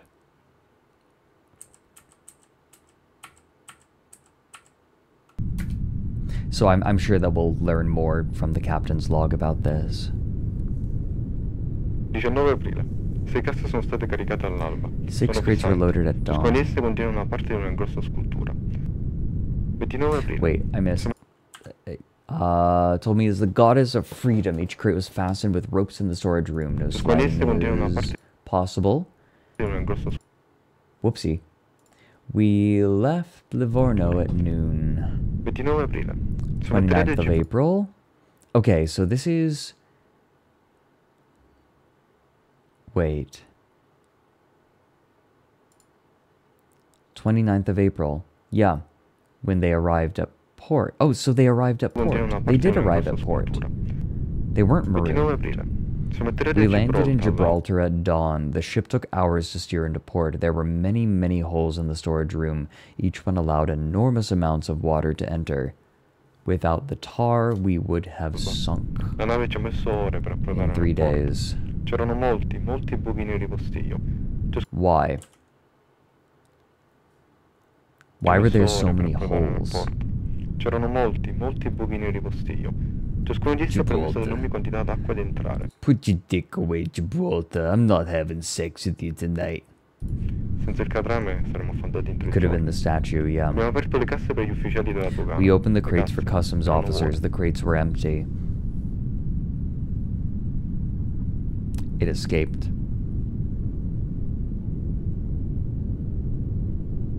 Yeah, tar is used for waterproofing, correct. So what, it stole her? We received numerous reports regarding a tremendous force that rushed up the rock, which tore down hundreds of trees and created several landslides throughout the previous night. One civilian likened the phenomena to the work of a gigantic crazed fella. Due to the sheer number of reports and the high level of concern in the surrounding community, I deployed myself along with 13 officers to the rock in search of an explanation. We discovered that there was indeed a newly forged trail through the dense foliage stretching almost the entire height of the rock. The trail was astonishingly linear, with no bends in the path. The cuts to the trees themselves were precise. The downed trees continued to be warm to the touch, presumably due to the extreme speed of this force. A few fires present along the trail were extinguished by fellow officers as we traversed the rock. Hey Tox, thanks for the 10 months. Spooky sub. Yeah, a spooky month. The path ended at a large crevice in the ground, which looked to be an entrance to a large underground cavern. Here we go. After requesting additional men and equipment, Officer Hadley descended into the crevice. It was not long until Hadley the chair is covering. and urged us all to enter. Within the following hour, the majority of us were in the cabin, which appeared to be an undiscovered offshoot of St. Michael's Cave. In the middle of the location stood a plaster model of a tall Greco-Roman statue of a woman. Surrounding this sculpture were the splayed remains of an individual, flattened like a set of clothes.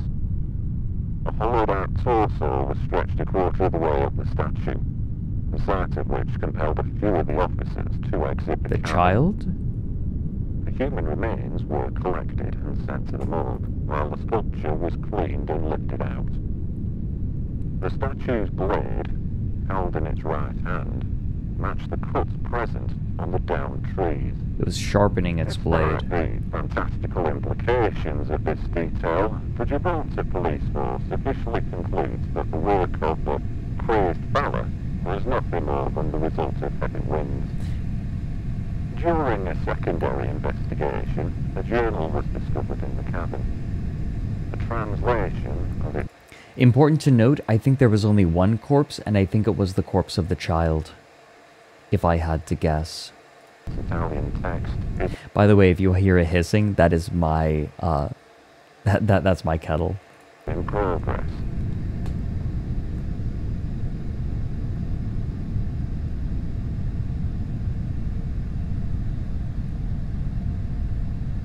I assume so anyway. There was no one else, right? The tight-knit wooden ship. The plaster body is absent.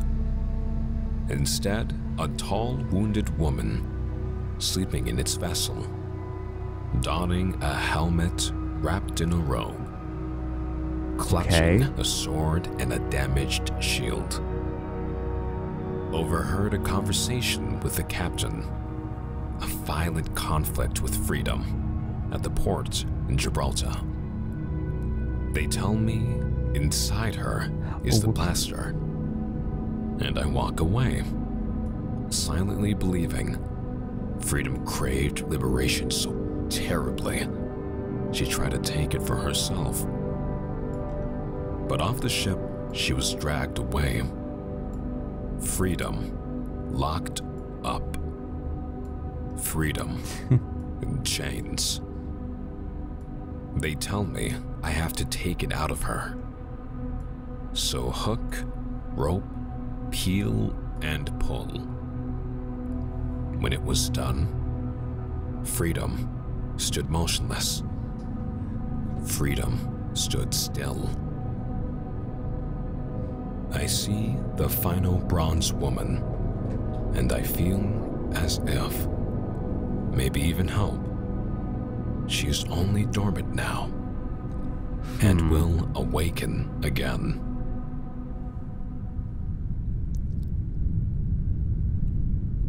Okay.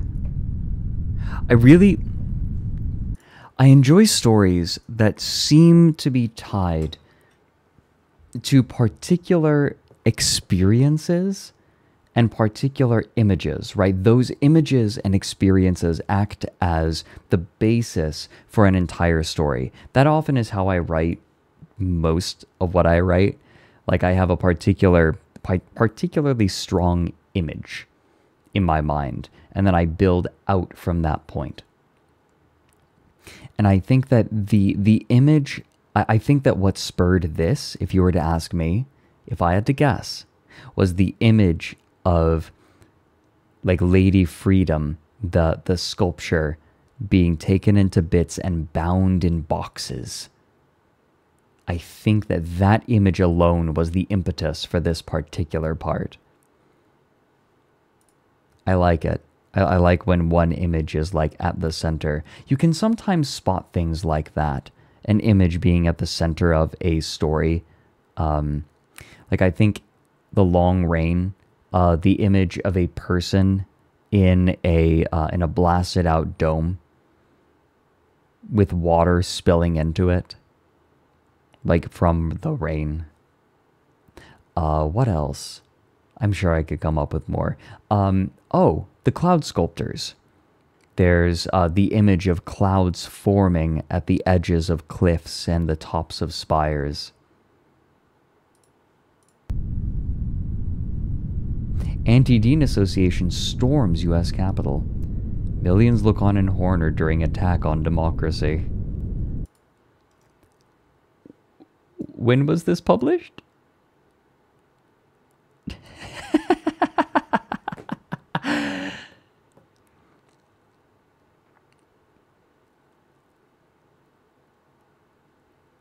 Yep.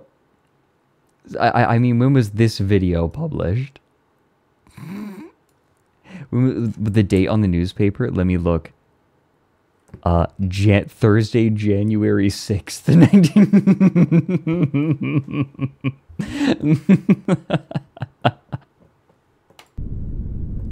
Oh, yeah. So the Statue of Freedom is shot down.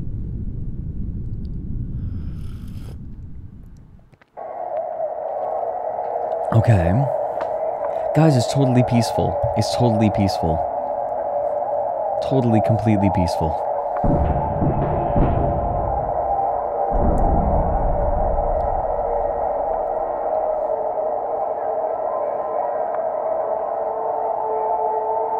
We just brought in guns and hand ties, you know, for fun.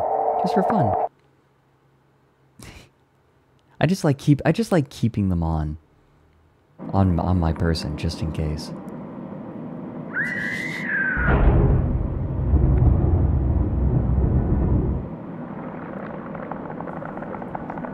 I want a better look at that shape.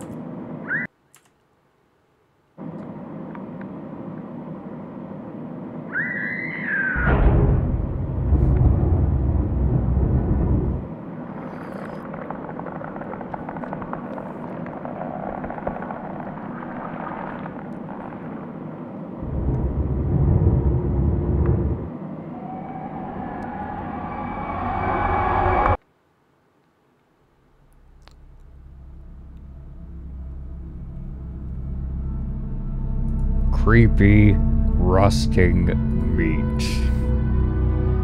Drown it in the trudge bank. The death bed.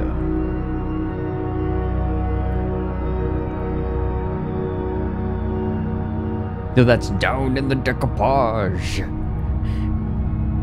Down in the decoupage. That's it. That is the entirety of Season 1. So what? It's shot, and then whatever is inside of it is released?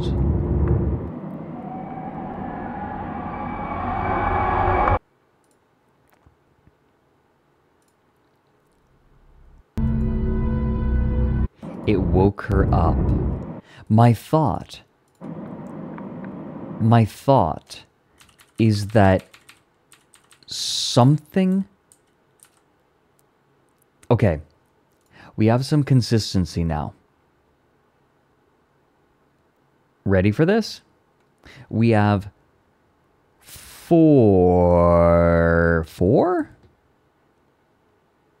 three clear examples of this and a fourth unclear example.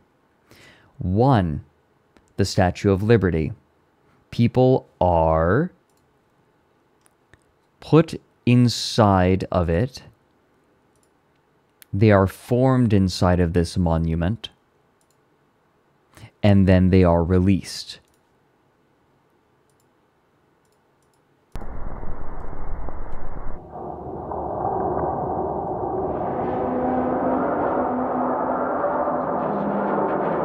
Four big monuments. So then it is opened up and released. The second one. The Lincoln Looker. Let's go back over to that. Liberty Lurker and Lincoln Looker. Here we go. The crack and a few more hits caused. Whoever is put into the inside of the Lincoln Looker is transformed, but is trapped inside of it until a purposeful aperture is made for it to exit. Do you know what is in front of the Lincoln Memorial? Yeah. The Washington Monument, which is apparently encasing the tree. And clearly exposure to it. It seems like exposure to this tree in one way or another is affecting it.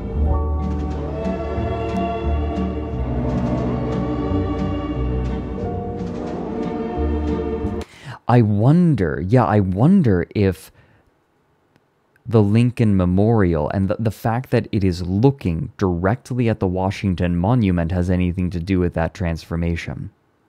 What universe are we in? We're in a parallel one. One that, actually, let's go ahead and go back to it. It's explained in Corner Folk briefly. Here. Let's go back and look at this again. Many dimensions intersect with their own, several of which are 2D planes. When two or more planes intersect, they form corners. Entities in the intersecting planes cannot perceive each other. They exist separately, in their own worlds. However, the corner folk can pass these boundaries and enter other planes. The corner folk are a trans-dimensional species. They are the only ones who can traverse the corners shaped by planes.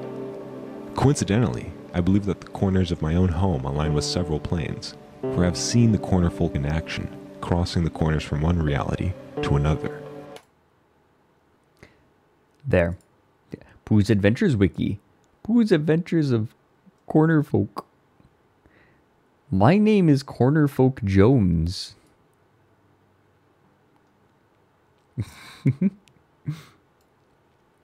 Hounds of Tindalos. Also, yes, Hounds of Tindalos. Also, yeah, there's a similarity there. It's also very... This is a very, I think, clear reference to The Dreams in the Witch House by H.P. Lovecraft. I think it's, like, pretty obvious influence. Influence at the very least.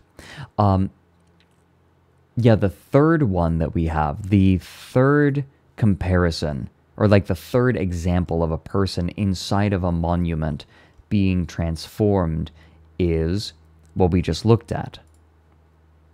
Freedom Faller. This. And I think that blasting open that statue released who I think is the creator of the statue.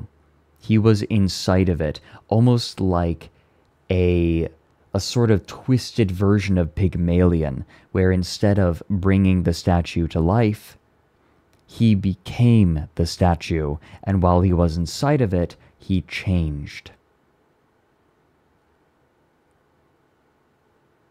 Inside of it or fused with it, changed. I don't think he fused with the statue because it is clear that there are purposeful methods. The monuments, the statues, are like cocoons. They act like cocoons. And while the person or the people is and are inside of it, they undergo changes, and then the cocoon must be opened. The problem is that whatever is inside of the cocoon cannot open the cocoon itself.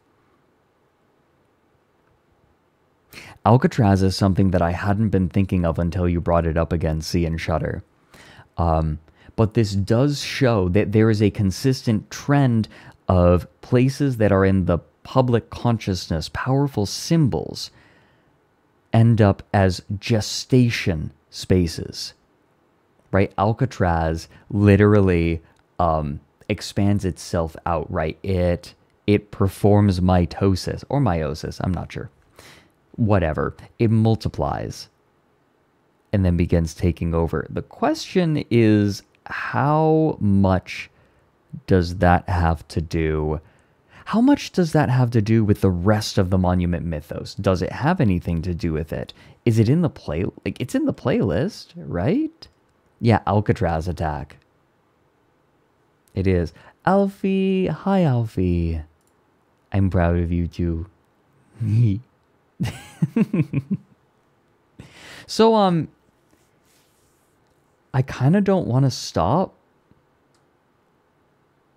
You guys up for a long stream today? I kind of just want to keep watching. How do you all feel? You want to watch season 2 together? Because I kind of don't want to stop.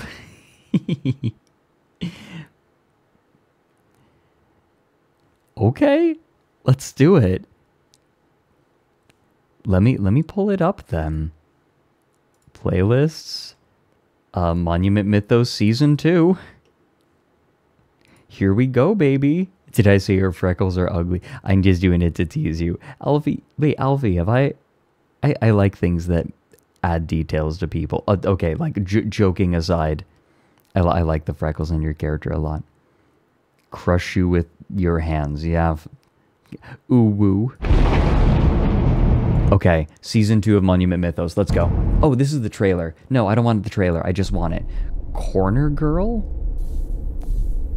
Now let's learn about the sides and corners of different shapes. A side or an edge is a line segment that joins two adjacent corners of a shape.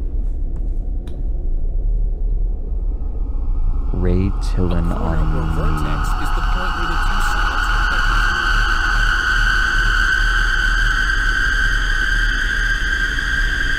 Let's look at this triangle. This supports my theory a lot. You are luggage too. Luggage is so easy to lose. 1, 2,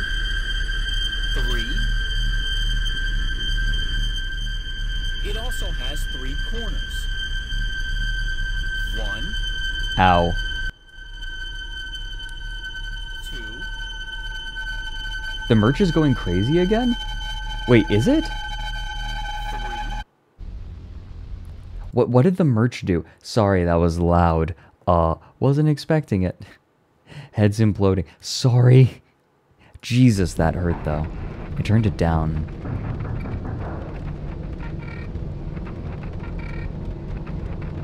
Before you can finish brushing your teeth, before you can finish showering, before you can finish getting dressed, before you can finish breakfast, before you can finish your morning wank, before you can finish the morning paper, popcorn will be ready. So, hold on a second. These have all been credited to Alex Casanas. But if we go back with that impression, I'm going to mute this because, ouchie. I just moved luggage. So bodies, you Alex based Riley Tillin on me.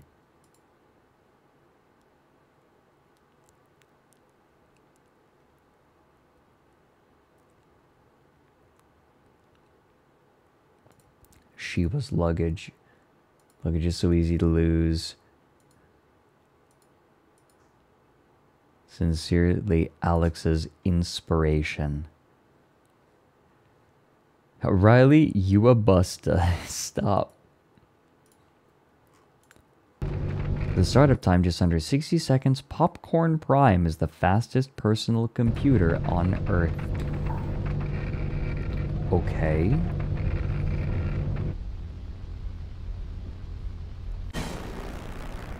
Maze manufacturing plants. Ah, okay, so this is the computer system that... Wait...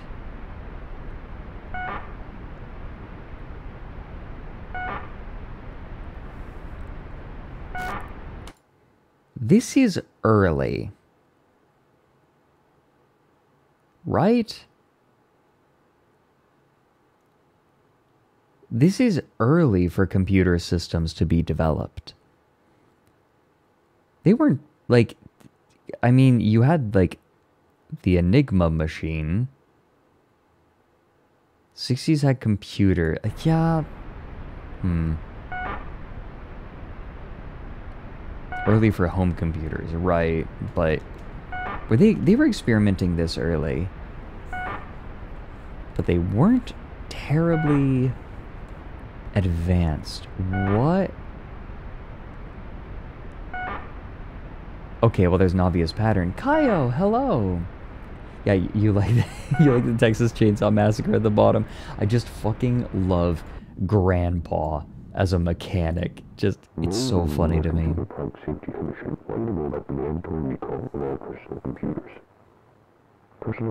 Okay, so these are personal computers being released extremely early. Alpha, you drank too much Pepsi? Pepsi? Kaio? By the way, everyone give a hug to Alfie, but also give a hug to Kaio.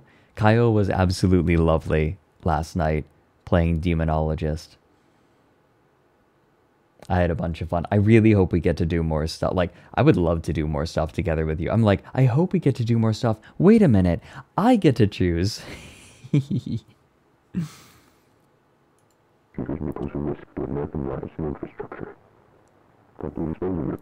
a minute. So, outbreaks reported.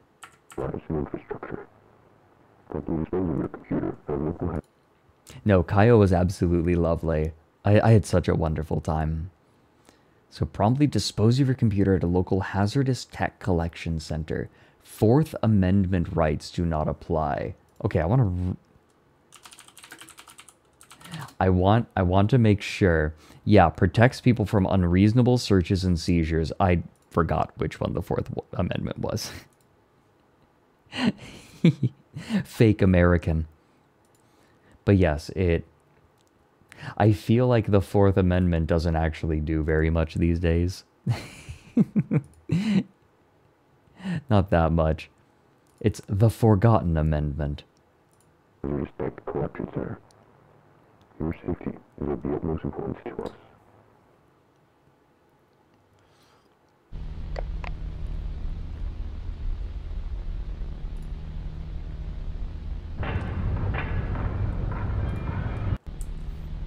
Okay, so in 1960, Maze Machines is founded by Rob Careers and Rob Watroba.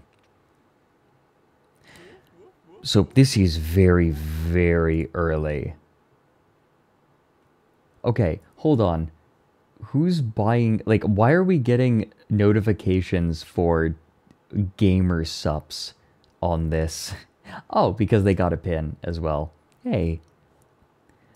The merch is going crazy. They're just nabbing a bunch of gamer subs along with it. I've never tried gamer subs. Maybe I should give it, like, taste it. I guess caffeine does a lot. Is there caffeine? Is there caffeine-free gamer subs? I just drink so much tea.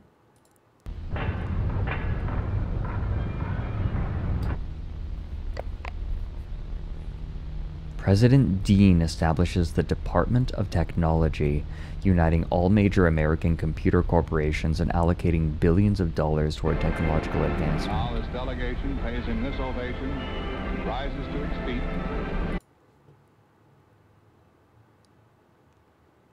What the fuck is this graph? You guys, the gains are so big that the graph got a boner.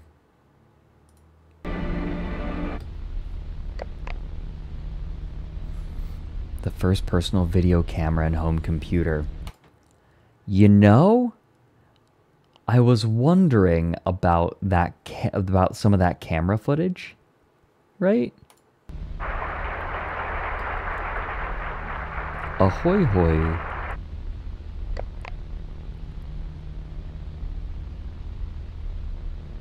The Department of Defense. I mean, to initiate the first system to control the true forces of mass destruction.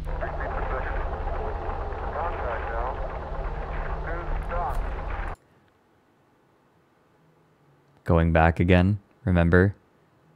You can kind of, like, back here. Look familiar. Here's the thing that interests me. So this project was instituted what year? 1972. Maze collaborates with the Department of Defense. But clearly, this had been in the works for over a decade by the time this was announced. Yeah, this is this isn't an alternate history, it's a parallel universe. So things in our universe could potentially end up here.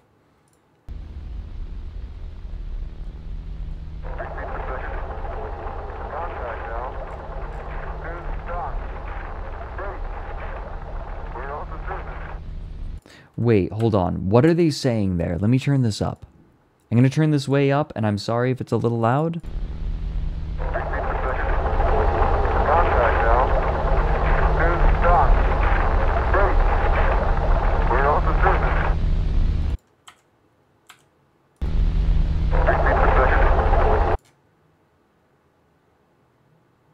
Heard contact now. Yeah, me too. Contact now. Something stuck? Is that what he's saying? Something stuck? Prepare to dock, another possibility. Tell it to stop.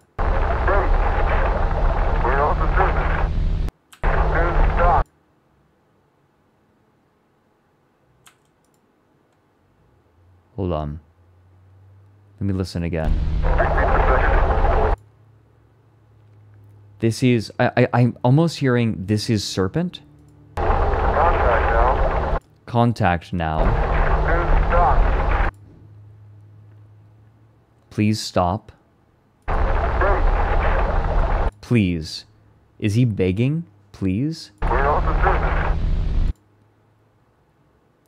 We don't want to do this? Is that what he said? We don't want to do this?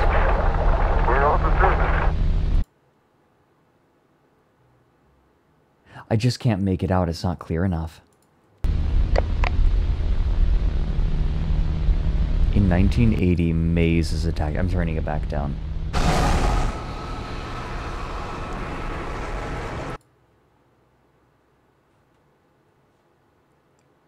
Blue lightning? Anyone?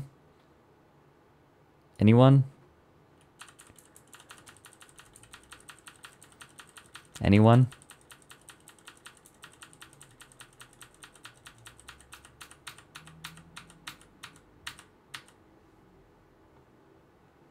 And then, what was it? That's the Lincoln Looker. That's the corners. Canyon, no. Actually, is it the same one? Up on the building? No, not this one. Hee-hoo. It is not this one. Where's the story? Where's the story? Canyon Crown, Freedom Faller, Delaware Double, Rockefeller Tree Tragedy. There we go. Right at the end here.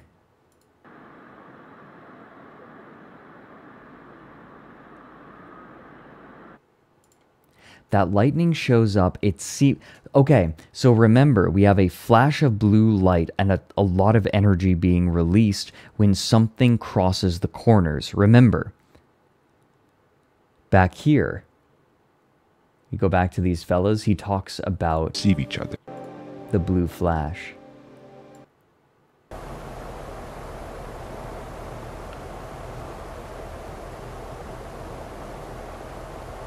Fred is one incident away from exposing government inside jobs. There, see, we have the blue flashes again. So anytime that we see a blue flash or this lightning, I think we can reasonably assume that something is crossing a corner or cutting a corner.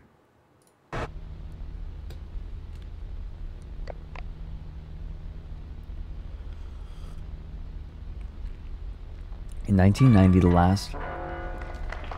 Toodaloo. So wait, what happened? We had a sort of Butlerian jihad, apparently. Oh, someone got a Lumi poster. It's a really cute one.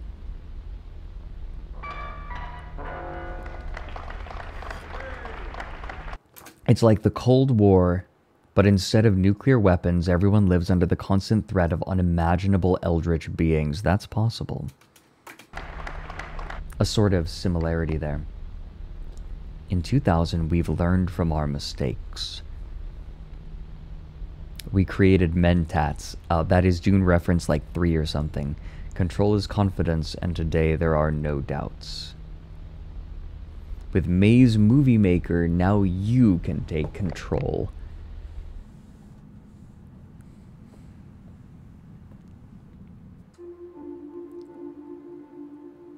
Okay.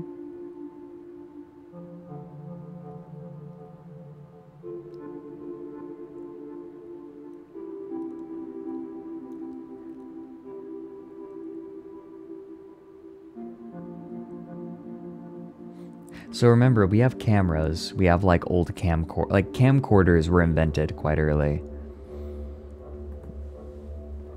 Portable ones, obviously. But first, we spread the word. Okay. The military-industrial complex grows. So this is Maze themselves. Oh wait, no.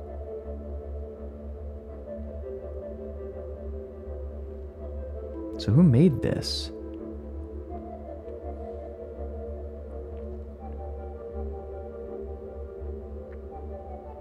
Oh hey, fossil. Was it Maze that made this? Are Maze trying to resist what the US government is doing? Buntime, hey there, we're checking out the monument mythos. No animals, not even bugs. Well, welcome in. We're having an extra long stream today because I am very compelled. We decided to start season 2 of the Monument Mythos because I kind of don't want to stop.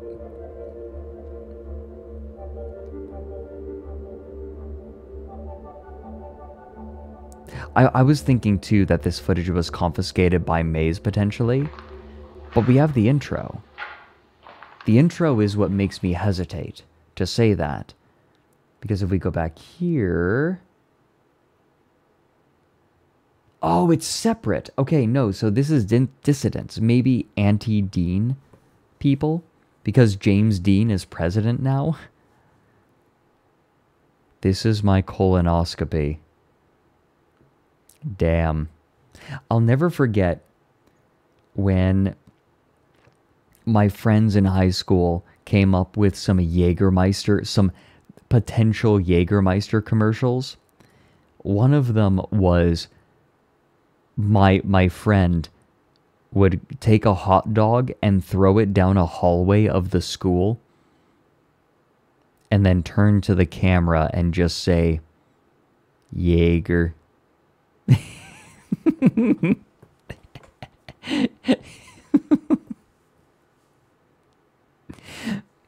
He came up with a couple more.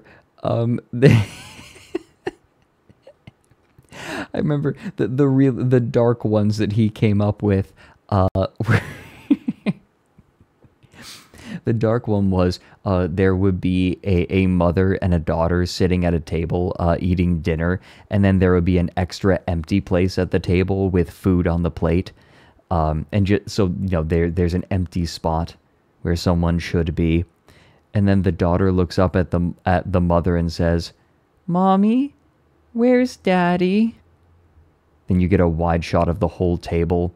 You go into soft focus, and then the Jägermeister logo comes up, and a voice says, Jaeger. It's so dark.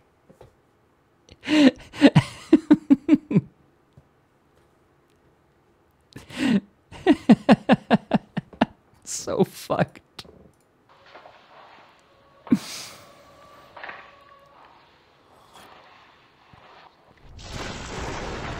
Ooh, Zappy. Wait a minute, hold on, I want to look closer. Zappy. Zappy.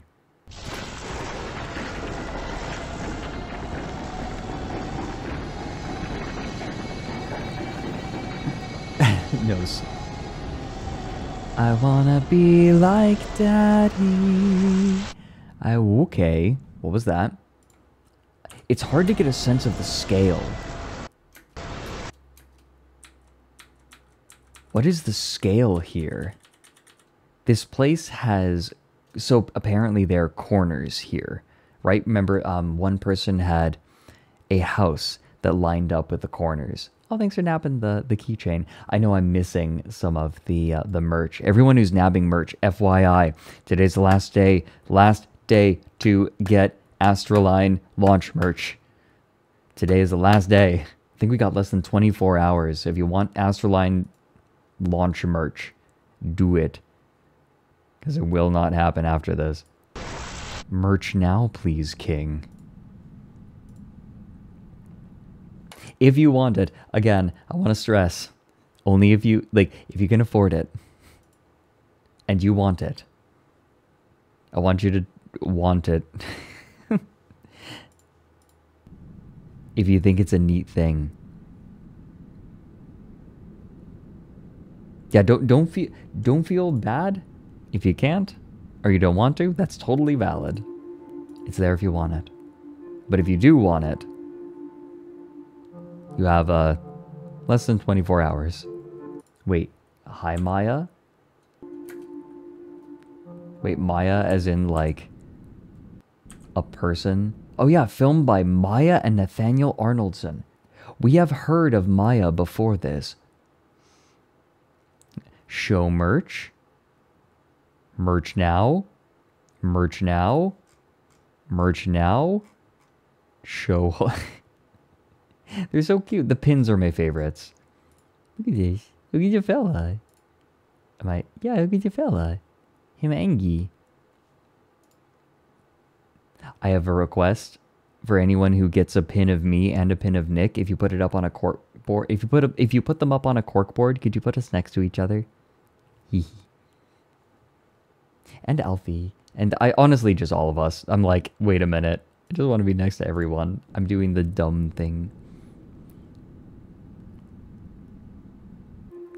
You can mash the standees of me and Nick together. Get turned into merch. Plap, plap, plap, plap.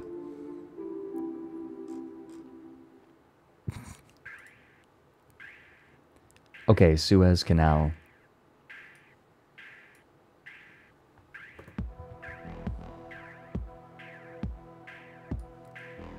Oh no. Wait a minute. What? What?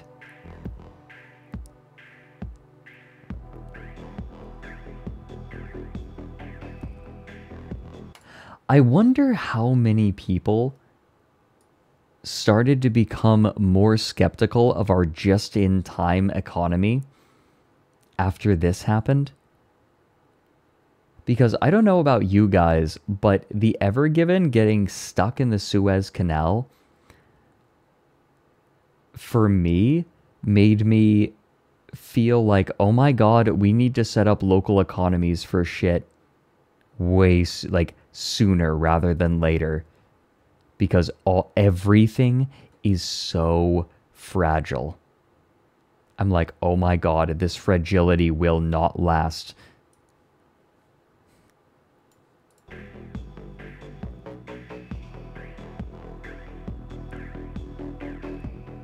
It was hilarious, but... Wait, what? President Clinton announces nuclear solution. For the last 2 weeks, the container ship Ever Given has obstructed the Suez Canal. With every passing hour, it is costing the global economy over $400 million. At the request of the Egyptian president, the United States will end the crisis with nuclear force.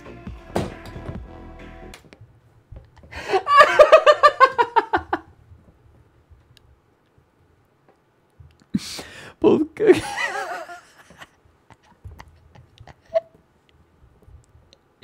Nuke the Ever Given. I'm sorry if I blew anyone's ears out.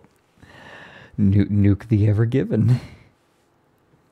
Both Congress and the United Nations Security Council have approved the use of a small thermonuclear weapon on the Suez Canal, several miles from the Ever Given's location. The blast itself will not reach the ship. However, the waves generated are expected to dislodge the Ever Given from its present position.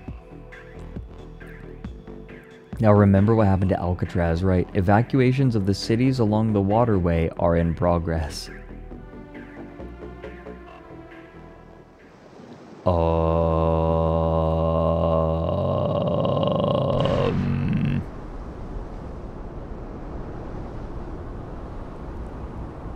Nuke it, dot it. Help the web groups. Did it work?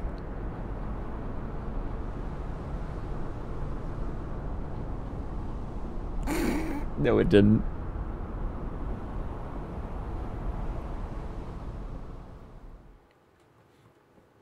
Twitter machine. Where did the Ever Given go? The ship disappeared, according to officials. It got up and left. Why is everyone confused? Remember the ship that was stuck in the Suez Canal? It just disappeared. I love...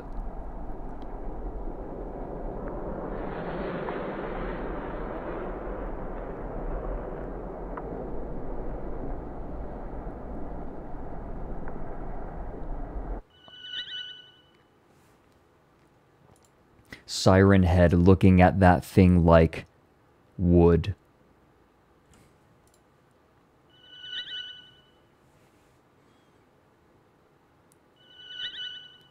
The Americans destroyed the Suez Canal and released a demon. Great. Okay. So I'm willing to bet what happened is very similar to what has been happening with the monuments. Okay, I have a theory. I have a theory about the monument mythos. My theory is that when something is given enough national or international attention, if enough people are thinking about it and focusing on it, then it can create a sort, like, or if something is given cultural importance, it can take on properties, living properties. And then it turns it into a cocoon. Because the one thing that is consistent about all of these is that they are subjects, if not of national or international attention. Because remember, there's one important part about this. You have freedom, the statue, that wasn't on top of the building yet. It wasn't a national symbol yet when it was made, and yet the creator of the statue still was like inside of it, it seems. There's an actual word / definition of what you're talking about. What, an egregore? Something similar?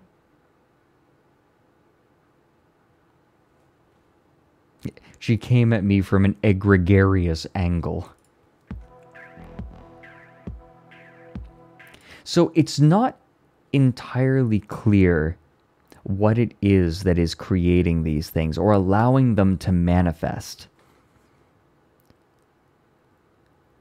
But something is, and they become cocoons. So something else important to note is that maybe the person inside of Freedom, right, the Lady Freedom, the statue, he animated it, but then something animated him. But then the statue was put on top, and then it became a cocoon for something greater. But something else for a short time animated it. It killed the girl, and then... Wait... No. Because remember, okay, no, I'm dumb. Because remember, part of the report, there's one important thing that I am not considering here. Remember the description. Until Hap was within the cabin, which appeared to be an undiscovered offshoot of St. Michael's Cave. Something broke out of its chest. Stood a plaster model of a tall Greco-Roman statue of a woman. Right. Surrounding this sculpture were the splayed remains of an individual, flattened like a set of clothes. A hollowed-out torso was stretched a quarter of the way up the statue. A hollowed-out torso was stretched a quarter of the way up the statue. The sight of which compelled a few of the officers. A hollowed-out torso. This answers what they were harvesting from the immigrants back in...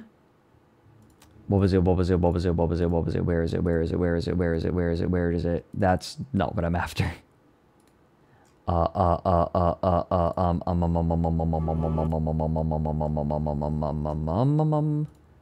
Looking for it. Liberty Lurker. In Liberty Lurker, remember, they were harvesting something from people, right? They were bringing the immigrants in. They were harvesting something from them, and then there was a waste storage where they chuck the bodies. What they were doing to the bodies was hollowing out the torsos and taking the organs and throwing the rest of the body away.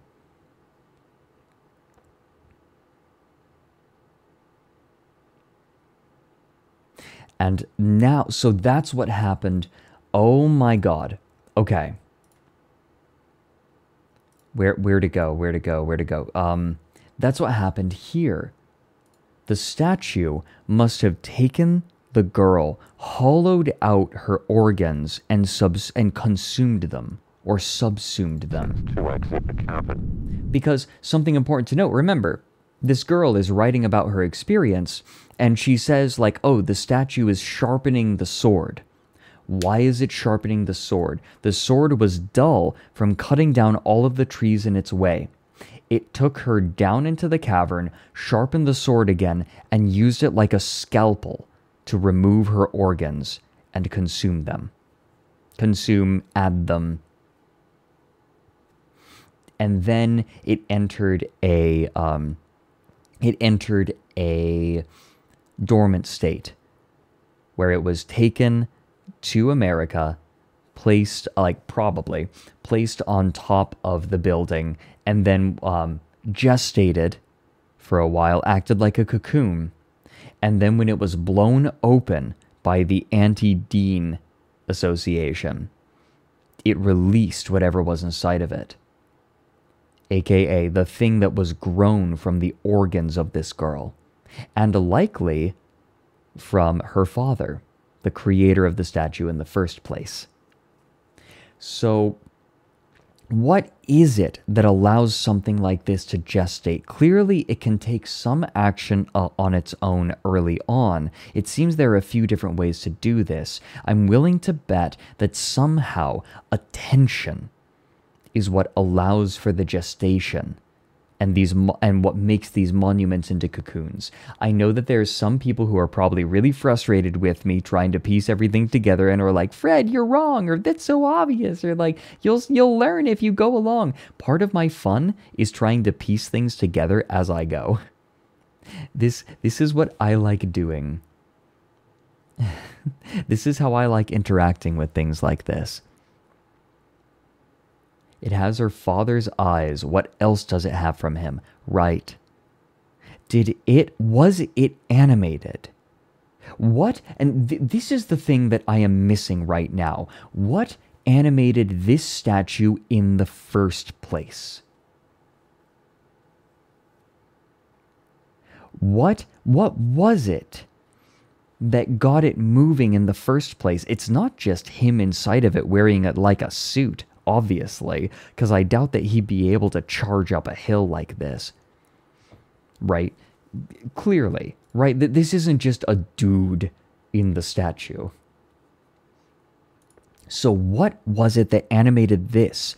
Like, my theory falls short in one way, in that it does not explain this. This is the one thing that it doesn't quite fit. Suez Canal crab will not be destroyed, says UN Security Council. Really?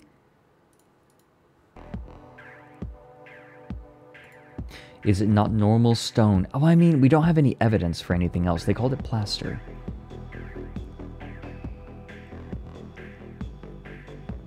For a loss of cargo of such magnitude. What? Shit gets lost on container ships all the time. Container ships go down. That just happens. This is an excuse. This is an excuse.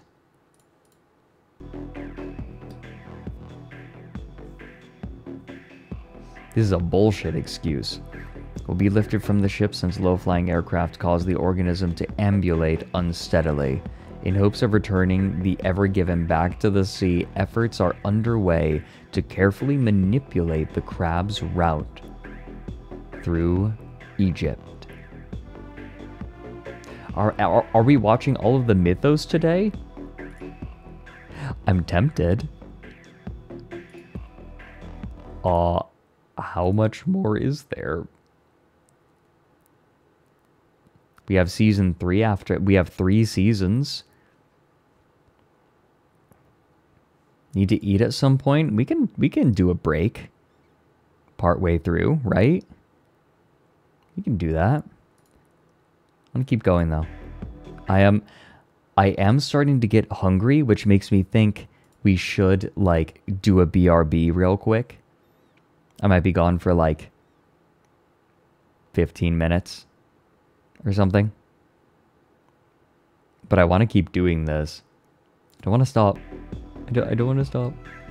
Barricade 1, barricade 2.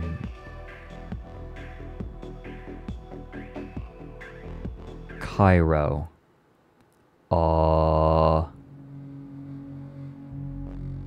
Doctor Disturbing. Is this a YouTube video about the event? The tower? Really good tower. It was very interesting to go up it. It gave you a really good sense of how busy Cairo is, so I really enjoyed it. That was terrific. It was really great to get kind of a sense of the scale of the city. It's kind of difficult to do that when you're walking around down on the street. It's a breathtaking view, and it really gives you a terrific perspective of the whole city. And I loved it up there. I spent a couple of hours up on the top.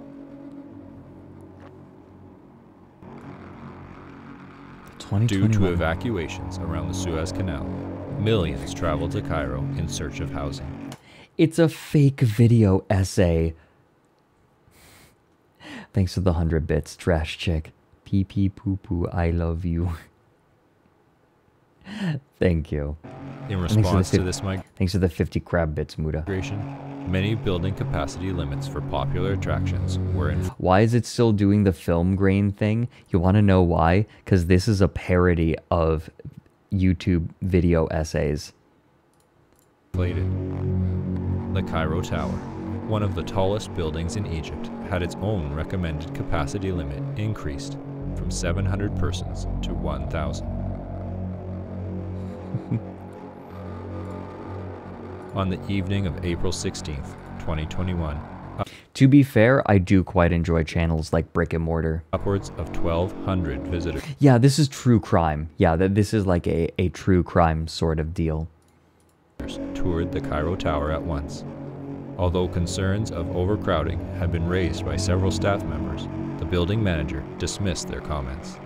Since the Suez Canal crowd would be passing by later in the evening, he also encouraged visitors to enter the upper levels of the tower, as that would provide a better vantage point. At 8 p.m., the Suez Canal crab was observed to have turned toward the Cairo Tower and proceeded to approach.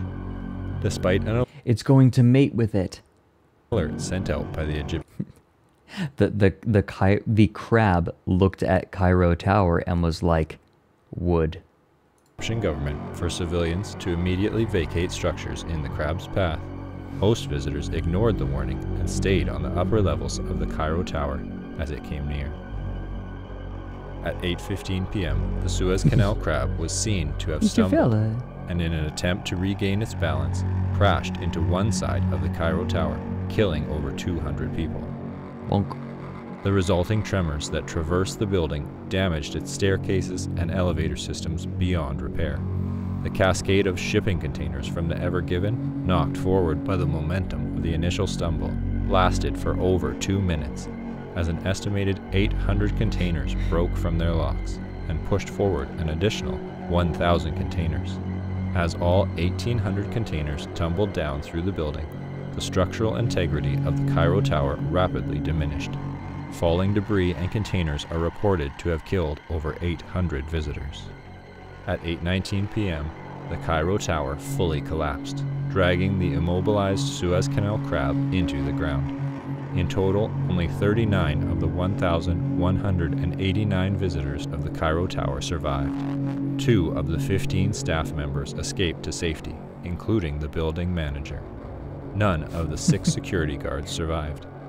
Although paramedics and police officers had arrived shortly before the Cairo Tower's collapse, the visibly unstable tower prompted them to collect survivors on the ground and retreat to a safe distance. At 8:41 p.m., a hazardous waste collection team and soldiers of the Egyptian ground forces arrived to contain survivors within mobile quarantine chambers. Due to fears of a potential contagion contracted from the Suez Canal crab, all civilians in the vicinity were placed in quarantine under the authority of Egypt's military in collaboration with the Ministry of Health. I diagnose you with stinky.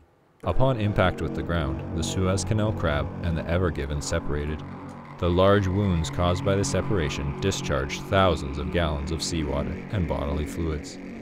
The hazardous waste collection team and soldiers attempted to plug the gushing lesions. Oof. However, survivors report that their efforts were mostly futile due to the team's inability to stay standing on the slippery ground.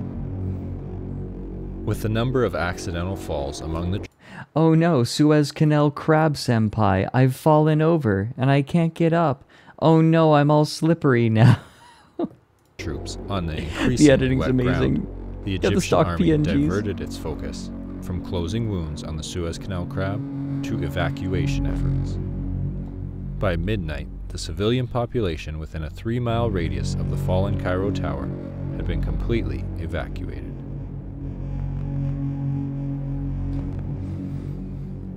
On the morning of April 17th, Egyptian authorities publicly announced that the Suez Canal crab had fallen in Cairo and laid in a vegetative state.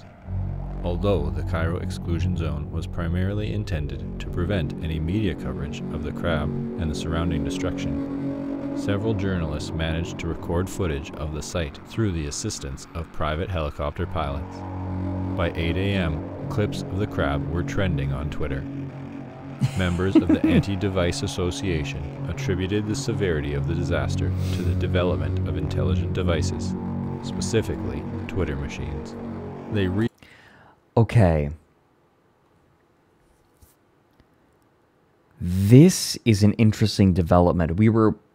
It's been unclear what precisely the computers had done to create such massive problems, right? Like, we've been kind of wondering, we've been in the dark. There's this 20-year period where it's like, computer bad. It seems like global consciousness of something, or increased consciousness of something, can cause it to gestate. I think I might have been correct. Reasoned that due to the popularity of Twitter in America, the Ever Given was overstocked with T-machines, which weighed the ship down and consequently caused the initial obstruction of the Suez Canal. On Twitter, the ADA released a vicious string of... Wait a minute. Okay, I want to read some of these messages. We have nuked the ship. Wait, we should have nuked the ship, Due to not the popularity sea. of Twitter in America, the Ever Given was overstocked with T-machines, which weighed the ship down and consequently caused the initial obstruction of the Suez Canal. Clinton says the crab is not a TFMD until it kills people. A TFMD. Oh, true force of mass destruction. Yeah, but we've heard this term before when they were talking about the serpent. On Twitter, the ADA released a vicious string of messages criticizing Twitter, Hillary Clinton, and Egypt, along with images of the Suez Canal crab. What is Clinton's role right now? Did she replace James Dean as president? Photos of scattered goods that had fallen out of the shipping containers became a popular topic of discussion. One image of a sports car resting on top of debris would be retweeted by the ADA with the caption, "The Cairo exclusion zone is a conspiracy to keep goods in Egypt." The Cairo exclusion zone is a conspiracy to keep goods in Egypt. The American people have been robbed. Oh, yeah. The tweet was shared by over 10 million users. Taking notice, the ADA followed up with tweets suggesting that an Egyptian soldier had driven home the sports car in the image, and that the goods needed to be rescued by their rightful owners. The ADA deemed April 19th as Finders Keepers Day and urged all Americans to travel to Egypt to obtain the goods left by the fallen Suez Canal crab. Yeah, that sounds pretty American. Overnight, an estimated 12,000 flights to Cairo were booked by American citizens. Oh my god. Although wait, 1 day prior. Okay, so something has happened. It's like something is going to happen. It's like counting down. Few trespassers had been apprehended in the Cairo exclusion zone. Officials did not foresee any further disruptions at the site. Medical personnel attended to survivors in the quarantine chambers. Soldiers cleared rubble and attempted to control the spread. Yeah, hold on a second. Someone's saying Droop Snoot. That was the Concorde, wasn't it? Yeah, it's the Concorde. What the shit? Yeah, the Stampede mentioned the video title. Yeah. Officials did survivors in the quarantine crab's bodily fluids. By 5 a.m. on April 19th, okay, hold on, wait. What was that? Quarantine chambers. Soldiers cleared rubble and attempted to control the spread of the Suez Canal crab's bodily fluids. By 5 a.m. on April 19th, approximately 20 million gallons had been contained through aerial drops of sawdust and an extensive effort to mop the premises. Although several officials discussed a plan to lay down military-grade mats to enable the hazardous material collection team to walk up to the crab for closer analysis, it was ultimately decided that no further action would be taken until the following evening. Oh, wait, Ika Pika. The Concorde was canceled because of an explosion. Well, it was kind of canceled because it wasn't really economically feasible, but there was clearly something different here. Susamar, thanks for the 2 months. Hey, thank you. As it was believed that the midday sun would evaporate most of the fluid. Here we go. Okay, the Stampede. Over 12,000 Americans gathered in front of the gated entrance of the Cairo exclusion zone. 4,000 Egyptian police officers and soldiers stood behind the perimeter to guard the exclusion zone from trespassers. At 12:03 p.m., violence erupted when an American shot a police officer in the face. Consequently, tear gas was used on the raging mob. Tanks and heat rays arrived shortly afterwards to deter any trespassers. However, by 12:10 p.m., the front entrance gates of the Cairo exclusion zone collapsed from the force of the charging crowd. Informed of the approaching Americans, medical personnel and survivors at the epicenter began to vacate the premises. By 12:43 p.m., the first Americans were seen by officials at the epicenter. Yeah, heat rays, that's interesting. Although the wet ground was expected to significantly slow their approach, several citizens had arrived earlier than anticipated since they had utilized car hubcaps to slide quickly across the ground. Fucking what? Ah, American ingenuity. With no law enforcement at the scene, the American citizens began to collect fallen goods and pry open shipping containers. Popular goods included furniture, firearms, processed food, tea machines, bars of gold, automobiles, and designer clothing. As Americans continued to arrive at the epicenter, more injuries from accidental falls were observed. Concussions and broken arms were the most common injuries during the initial break-in. I don't know about you, but if I were one of the medical personnel trying to take care of the people who were injured in the initial collapse, and I saw an American like fall over and break their arm, I think I might strategically triage them to the back. You know, just hang out for a bit. We'll get to you eventually. At 1 p.m., several fights broke out over a Ford pickup truck that had rolled out from a container and crushed a family. 3 aggressors were shot by a man who had found a rifle. The conflict fueled an unpleasant atmosphere, with more instances of gun violence as time went on. One notable incident saw the discovery of a container of firearms by a group of young children. The accidental firing of an automatic weapon by one child prompted the intervention of their parents and other adults. The resulting verbal argument escalated quickly and broke out into a full-scale gunfight with over 14 armed subjects, including the children. Another fight erupted after the discovery of a deluxe barbecue grill, which 13 Americans had simultaneously called dibs on when the item was pulled out of a shipping container. All 13 Americans died from gun. Yeah, can we... All 13... Oh, they shot each other. Can we... Can we get some K Konas in chat real quick? Can we just like flood chat with K Kona right now? This is fucking hilarious.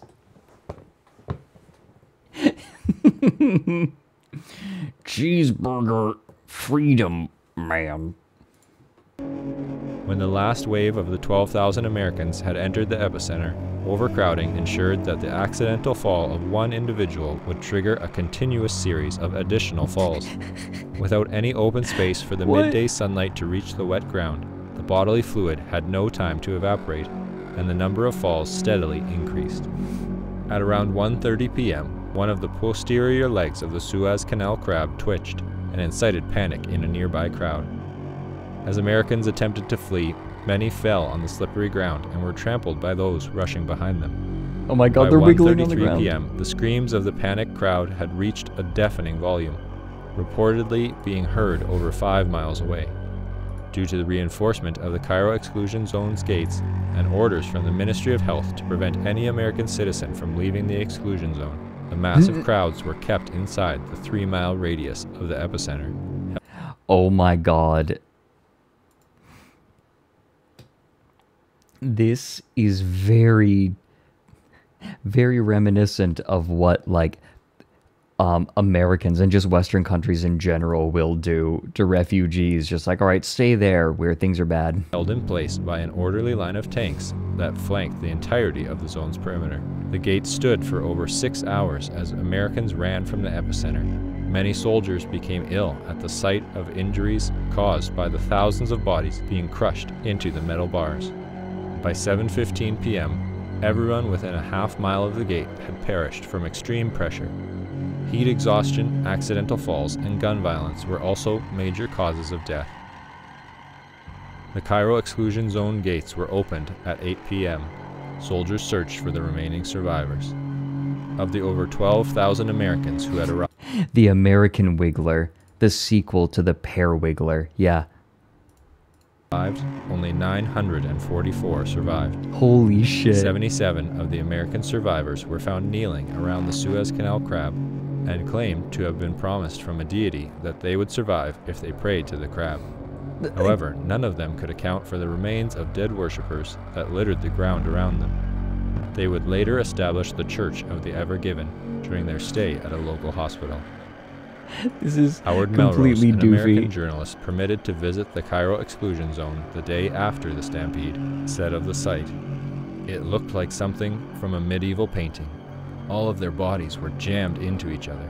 Everyone became one." Aha. Okay, continuing the theme. A UNESCO World Heritage Site. Howard Melrose again. I'm gonna level with all of you. I am horrifically bad with names. What else? Where else has he shown up in the Monument Mythos?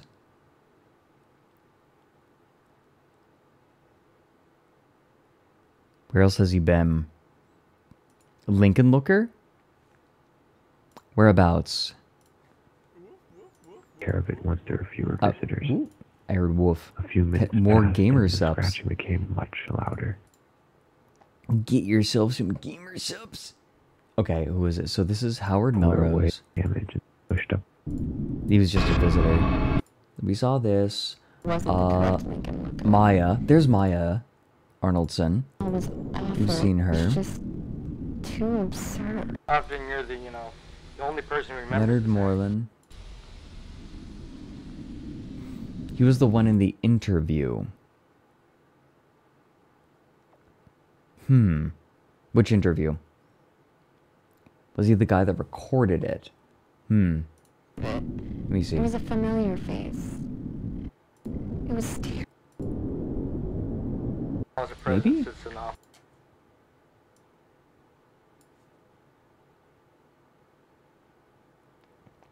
The person who named Alex ripped him off. Oh. Her parents tried to pull her away, but she just began to hit the chair with her cane. Wait, okay. That's when the guards asked everyone. Available now.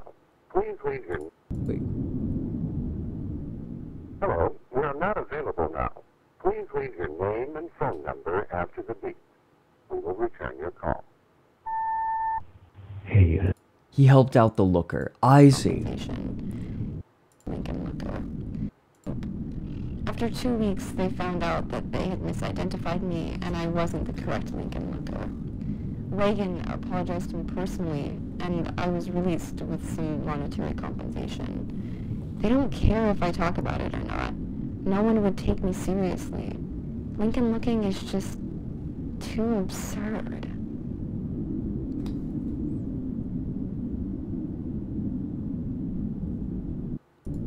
Just like more than everyone else. Okay, I'm going to keep moving on this. But we might go back and peek at that.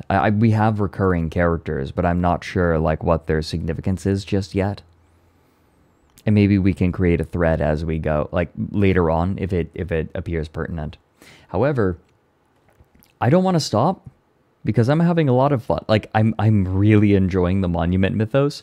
So here's what we're gonna do, everyone. We're gonna like take 15 minutes or so.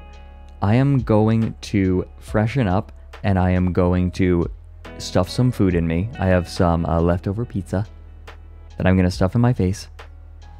But we will be back in like 15 or 20 minutes, something like that.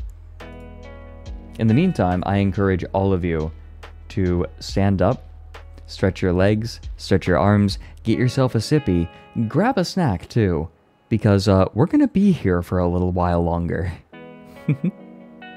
I'm enjoying myself. I'll see you all in just a minute. We won't be long. I need to fuel myself if we are going to continue watching.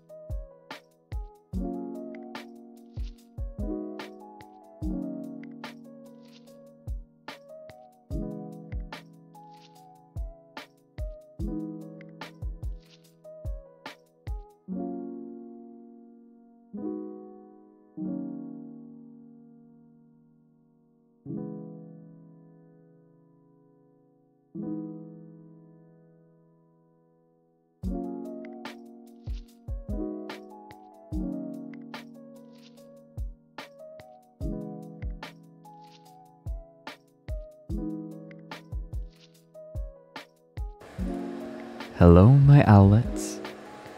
I'm back.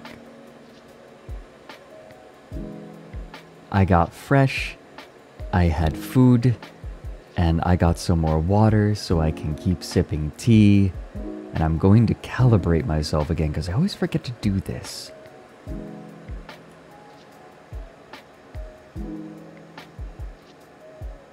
There. World's most incompetent streamer forgets to calibrate literally every time he sits down. That's not entirely true.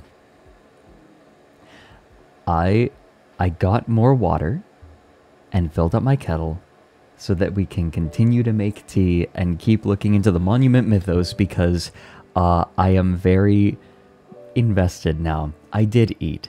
I had a couple of pieces of cold pizza. Had some leftovers. They're very nice. I'm going to hydrate now. Salty.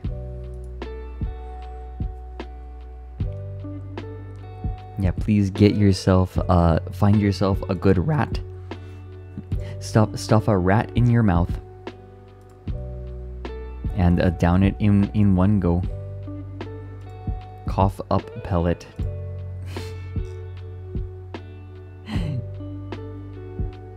Excellent. I just want to keep going. I'm gonna level with all of you. Let me put on the next video so that I can like make tea while it happens. You ready? So we have the Suez Canal crab. The Suez Canal crab might actually be one of the weirdest things that we have seen so far. And I want what is considered normal in this world is so peculiar, right? I want to take another look at Twitter, the device. Here we go, the Twitter machine. I'm gonna sneeze. I'm gonna sneeze.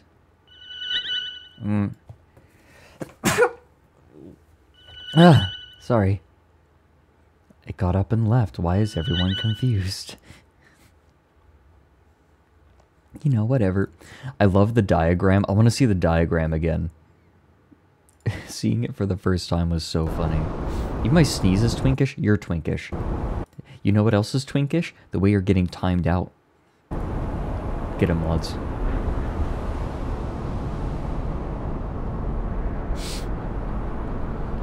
It's free.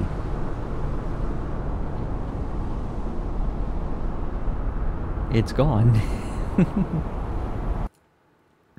Yeah, no one seemed weirded out that it existed. Exactly. Al-Hazred. Completely correct. That part is very peculiar to me. Okay. Dean disaster. Okay, what is the Dean disaster? I want to know, I want to know, I want to know. Also, everyone who stuck around during, like, the BRB, good to have you here. Thanks for sticking around. And for indulging me for this, like, sudden all-day stream that I wasn't planning. It's just a crab. It's just a crab. I don't know why everyone's freaking out so long, bad. It's just a funny little crab. During a broadcast of ABC Evening News, anchor Frank Reynolds told viewers to be prepared for tomorrow and that they would witness the start of a glorious adventure. Word spread quickly throughout the country, and civilians invited friends and family to their homes in anticipation of the next day. Although no details of this glorious adventure were known, it was widely presumed to be another exciting TV announcement. Kijit, hey there. Thanks for the 2 months. Yeah, this is an impromptu all-day stream because I am absolutely invested in the Monument Mythos now, and I'm having fun trying to pick it apart. From President James Dean. Watching parties were organized in living rooms across America. Watch parties? And on the Oh my evening gosh. of May 13th, 1969, after the ABC Evening News ended, televisions were closely watched with millions of unblinking eyes. They're just like me for real. Setting up watch parties. No one wanted to miss what President Dean had to say. Metropolis watch party when? Fucking, I want to. That movie was great. I wonder if I could watch the full extended version on Twitch without any problems. Like, it's out of copyright. Would people get mad? Because, like, people have done work recreating it, right? It's public domain, but, like, would I... Like, the reproductions probably are not public domain, right? That's someone's work.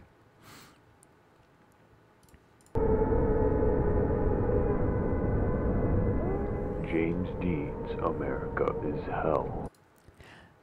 Found the name of the person who accused Alex of ripping him off. It's Tillin. Okay, gotcha, Dan. Don't worry about the page right now. I might beseech you for that later. But you still don't believe us. You'll hear the truth from James Dean himself.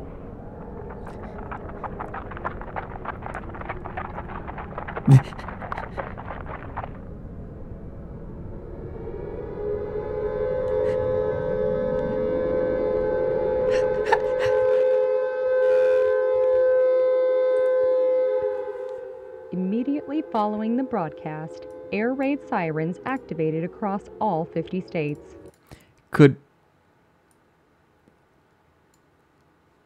I want to make a version of that with my character now. With my model. You'll hear it from his own mouth. The sirens blared at a far greater volume than usual. If I put in an asset request to ASTRALINE for that, do you think they'd make it? And burst the eardrums of every civilian within a 4-mile radius. The resulting panic triggered severe overcrowding at bomb shelters and deadly stampedes in the streets. Oh my God. Thousands were trampled and hospitals were overwhelmed within the hour. Fires broke out in all major cities, and cars left running in the streets produced lethal amounts of carbon monoxide, which flowed into poorly ventilated bomb shelters and suburban homes. Oh God. In Washington, D.C., the White House was placed into lockdown immediately after the TV hijacking, and President Dean was rushed to a maximum security underground bunker. Able to hear the anguished screams of civilians in the streets above, Dean refused to stay in the shelter. When carbon monoxide alarms went off in the bunker, he urged his staff to exit the White House with him and shut off the vehicles left on the roadways. With a phone call, Dean mobilized the National Guard to assist with the deactivation of the millions of parked vehicles across America. Okay, so this is all, like, just to make sure that I'm getting this right, this is all precipitated by extremely loud sirens that were so loud that made anyone within a 4-mile radius of them deaf. Several more phone calls to high-ranking... I have so many questions, right? Like, what could cause them to blare so loudly? ...ranking military Yeah, at the end of the day, Dean loved cars. He just wants to go... Officials and world leaders revealed that no nuclear missiles had in fact been launched. President Dean soon realized that the air raid sirens had been hijacked by a domestic organization and immediately ordered all forces of the military to disable every active siren in the nation. I think it's technically illegal to have the American military do anything in its own borders. They well, then again, this is James Dean's America, right? Like, he probably got rid of that. National Guard could. Yeah, exactly, right? The National Guard could, but I don't know, like, the Army or the Navy or the Air Force couldn't. Military... So, like, that little nugget kind of suggests that that provision has been rescinded, and the American military, all of the American military, can act within America's borders. Military to disable every active siren in the nation. When military technicians arrived at the location of the sirens, they found that the bodies of prior technicians, who had perished from the combination of stress and the siren's sheer volume, piled so high as to have formed a ramp to the top of the speakers. This reminds me a lot of, like, this is weird. I don't know that this would happen, but this, like, it seems almost like they were drawn to it rather than, like, trying to fix it, because they would run long before that happened. But this reminds me of World War Z. If anyone has read that book, that was a problem with staying in walled shelters. The bodies of the zombies would create ramps. The overcrowding of streets by civilians and unaccompanied cars frequently blocked the path of emergency vehicles and prolonged the process of disarming the sirens. Against his advisor's wishes, President Dean tasked himself with the deactivation of an air siren near the White House. FYI, the movie sucked. It has nothing to do with the books. But the books, plural, book, singular. Max Brooks's book. Would highly recommend World War Z, by the way.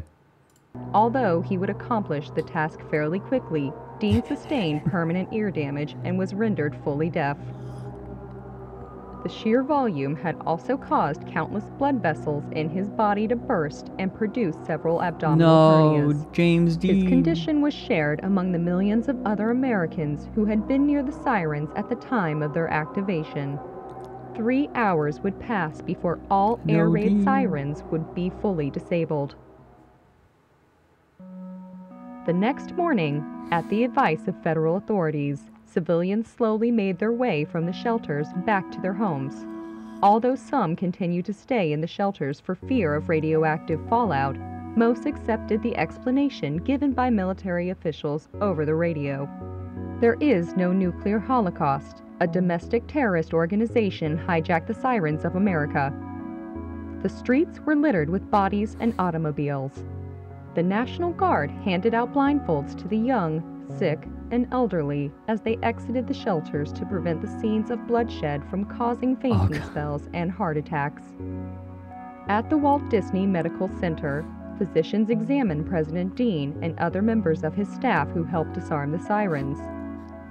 All were diagnosed with severe hearing loss. Against his doctor's advice, Dean insisted on issuing a public statement on the traumatic events that had transpired. Although he initially wanted to appear on live television, a glance at the mirror discouraged him, as he saw the countless bruises and tears present on his skin due to the intensity of the sirens. In coordination with technicians from the Department of Defense, President Dean instead organized a large-scale radio broadcast, utilizing the very air raid sirens they had disabled. Later that night, a bruised Frank... What a power move, right? Like, using the thing that... I wonder if most public figures wouldn't want to do that for fear of association, right?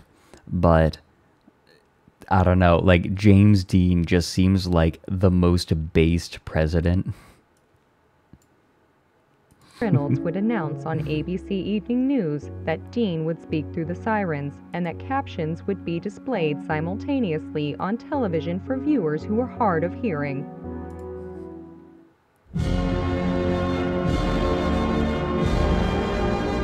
You're fine, Sammy. You're allowed to come and go as you please. This reeks of false flag. If it is, it seems unlikely that James Dean would, President James Dean would purposefully injure himself like this. So it might be someone else that perpetrated this. Like, they're claiming it's a terrorist organization, but it could have been someone precipitating this. But to what end?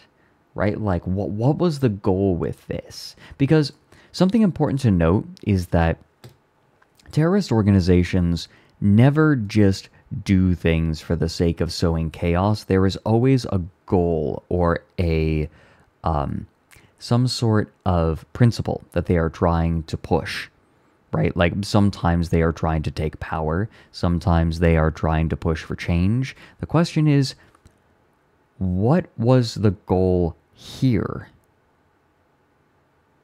it could have been the anti-Dean group, but even then, right, like they want, like they're a group claiming to be the anti-Dean association is doing this, but is it? And another important question, after a while, right, like maybe the anti-Dean association was around and real for a while, but what are the odds that it actually still exists? What are the odds that it is a completely captured group? Yeah, there's an anti-device association. Yeah.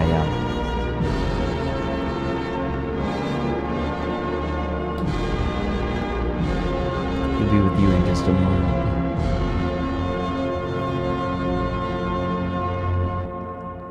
It's Jimmy speaking. I'm sorry, very sorry for what's come to pass. I wish I could bring back your friends, your family. I want to fix everything.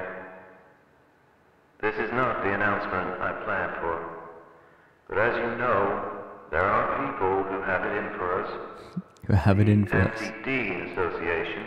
Aha, scapegoat. They hijack our systems. They hurt people. The Anti-Dean Association is an anti-American association. I want you to keep an eye out for them. They will not be hard to find because they are very proud of their silly ideas. Find them and bring them to your local authorities. We'll make things right. We have places for people like them. This is Jimmy, signing off. Alcatraz? Maybe?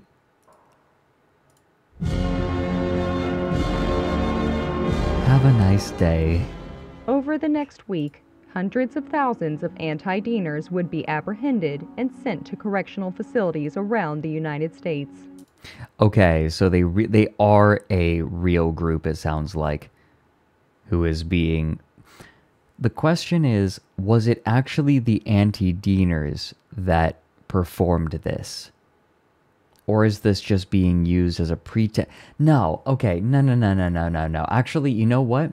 I'm going to go as far to say that if you wanted to get rid of the anti-Deaners, like anti-Deaners as in James Dean, because James Dean is the president of the United States, if you wanted to get rid of them, you did not have to do something so catastrophic. You do not need such catastrophic apocalyptic pretext to do something to a group of political, well, not even dissidents necessarily. We don't know how dissident they are. This makes me think that it wasn't a false flag, right? Like, this is too extreme. If this is the end goal of perpetrating this, it's absurd, right? Like, it is too destructive.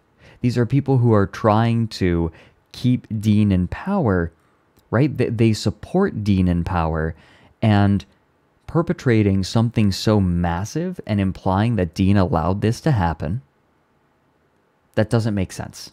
It doesn't work on a functional level.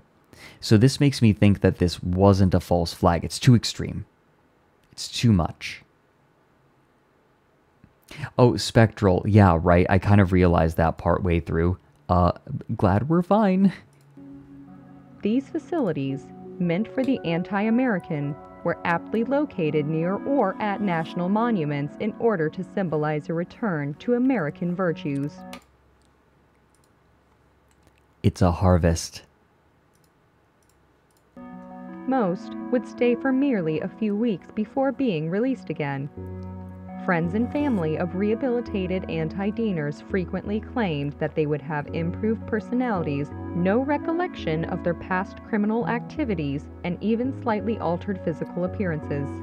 These methods were so effective in calming the terrorist that many innocent civilians requested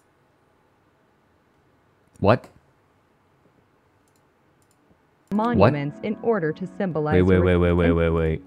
These facilities, meant for the anti-American, were aptly located near or at national monuments in order to symbolize a return to American virtues. Most would stay for merely a few weeks before being released again. Friends and family of rehabilitated anti-Deaners frequently claimed that they would have improved personalities, no recollection of their past criminal activities, and even slightly altered physical appearances. Okay, they're being replaced. They're being replaced, just like the children were. They're being sent out, and then new people are being brought in. They're being swapped out for better versions of themselves, more compliant versions of themselves. Hee hee. I see. That's what they're doing. These methods were so effective in calming the terrorist that many innocent civilians requested themselves to be sent to these facilities in hopes of radically changing their lives. However, federal authorities would deny any admission to those who were not affiliated with the ADA. During one address, President Dean acknowledged the high volume of requests from the public.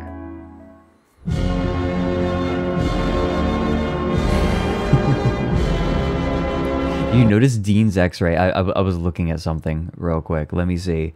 Hold on. Where did you see Dean's x-ray? In an earlier video?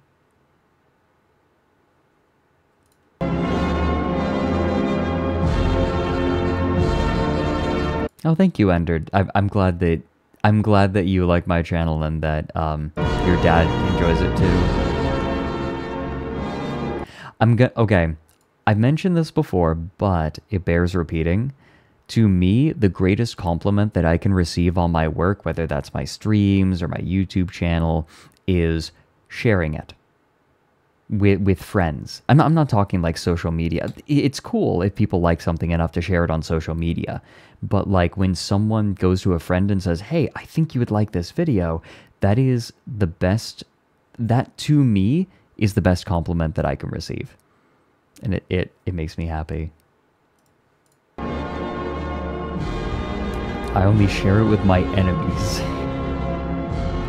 To be fair, sharing the Temple OS video might be able to be considered a personal attack. A physical, violent attack. Hey, it's Jimmy again. Jimmy again. A lot of you want to be sent to the same places we're sending those anti-Deaners to. I get it. Those who come out of these places, they look clean as a whistle. But if we send you to those places too, then those correctional facilities lose their purpose. If we send everyone to prison, then what's a prison anymore? This is Jimmy signing off. Have a nice day. On the morning of It's at the 4-minute mark. Okay, we're at 9:45. Oh, there. Your volume had also caused countless blood. His heart's backwards. James Dean's heart is backwards. For us. That's important to note. It is backwards for us, but probably not for the people in this universe. Otherwise, they wouldn't be showing this X-ray.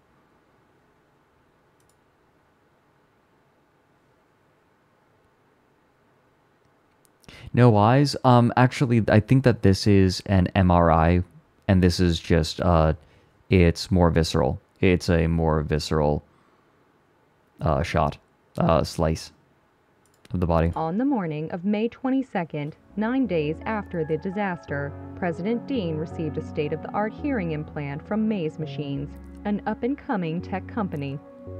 Around noon at the Walt Disney Medical Center, the device was surgically inserted into Dean. The sound quality of the implant and the speedy nature of the... Is that God Save the Queen? Were they using God Save the Queen?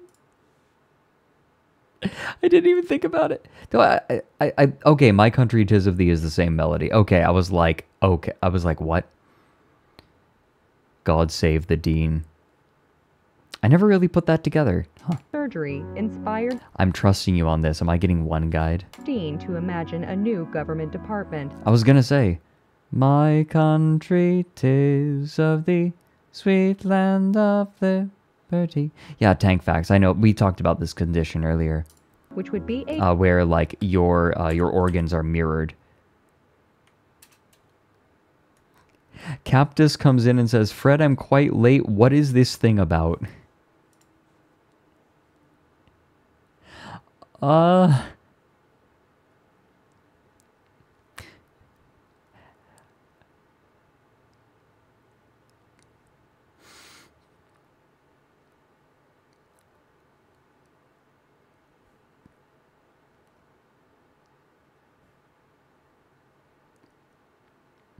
You'll figure it out.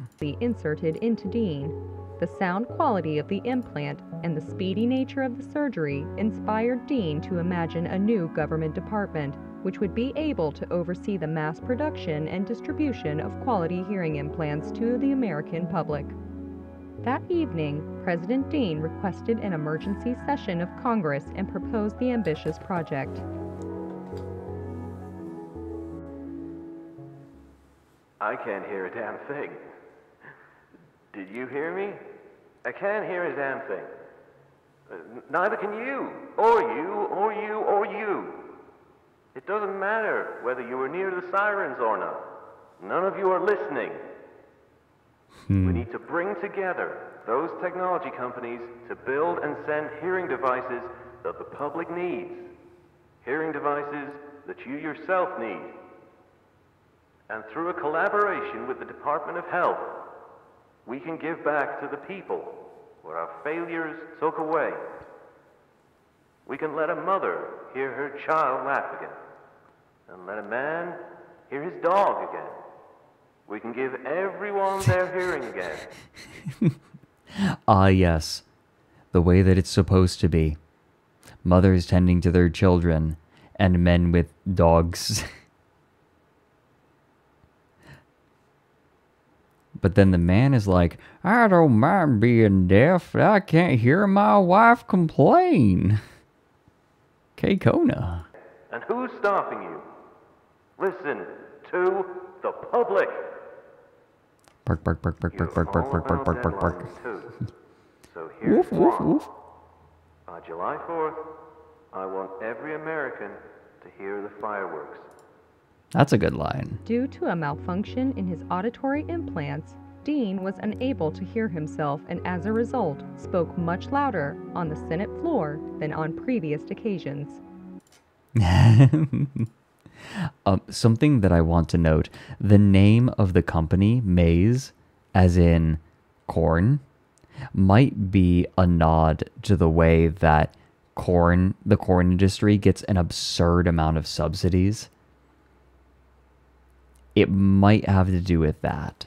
Maybe there's another metaphorical meaning in it, but given how related to like American policy so much of this series is, it makes me think. Why corn? We needed corn for a while, and then we gave them too much money, and like the industry got so massive that it is at a point where it's too big to fail. That's why we produce so much corn syrup. That's why we have ethanol in our gas. Like, it used to be that corn was something we needed. Now, corn is like, it's such a massive industry that it can lobby like crazy. And now we need to come up with excuses for why we need this much corn. It's kind of backwards now. The volume of his speech, which greatly amplified his compassion for the American people, profoundly affected the senators. And in the early hours of May 23, 1969, after 10 hours of discussion, the Department of Technology was approved. It was the fastest an executive department had ever been established. This logo kind of looks like something from Stellaris. This part, at least.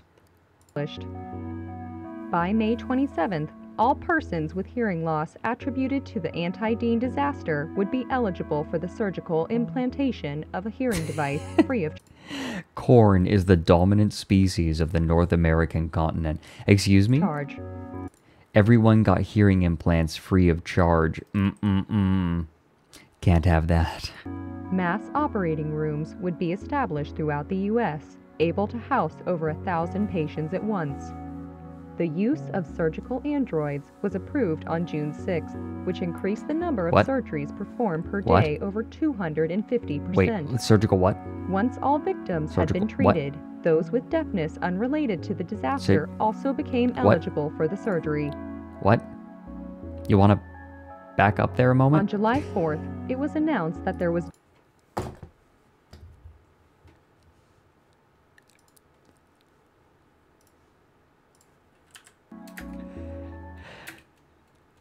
You know what would have improved Helen Keller's life? You know what? You know what would have made her a better figure? Hearing aids.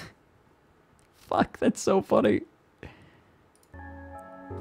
On July 4th, it was announced that there was no incidence of severe hearing loss in the country. The United States was the first nation in the world to eradicate deafness. The achievement had been expected for some time since its first mention during Dean's congressional address. In preparation, many health organizations, both domestic and international, had prepared to host banquets for Dean and grant awards to him and his staff. However, President Dean spent the entirety of Independence Day racing cars with close friend Richard Nixon at a local speedway. Though many would cite the recovery. I love this running gag of just James Dean like being best friends with Richard Nixon and racing cars with him. Wow. I don't know. This feels kind of gratuitous. From the anti-Dean disaster as James Dean's finest hour, the president was never willing to accept responsibility. All we did was fix some ears.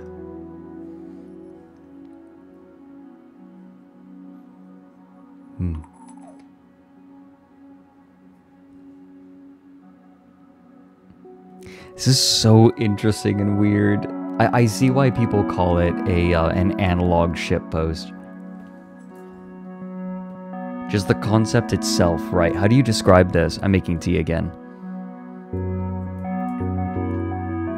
Cha. Dean disaster. Does he know how... James Dean died in a car accident. That's even I know that. Like I know nothing about celebrities, but I know that. The Starry Sphinx. It's Starry, guys.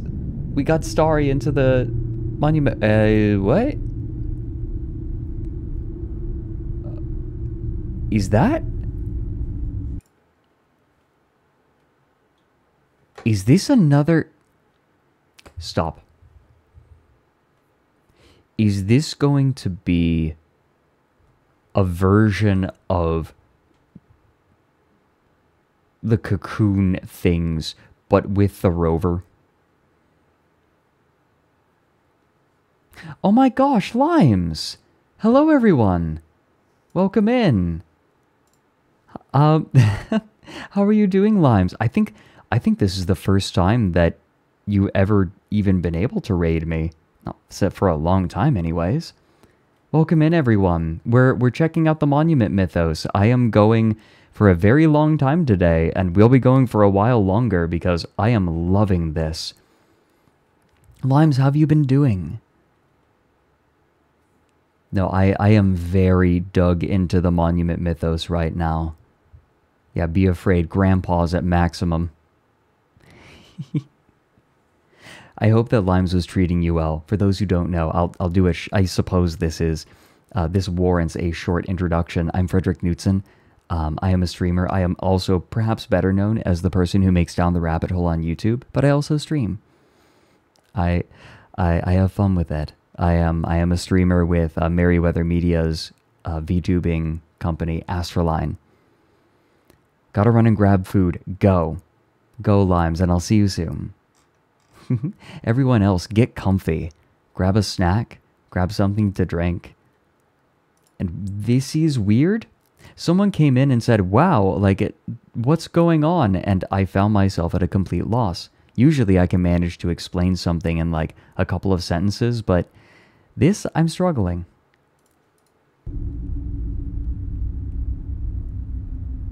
But please, make yourselves comfortable. Make yourselves just comfortable enough to be uncomfortable.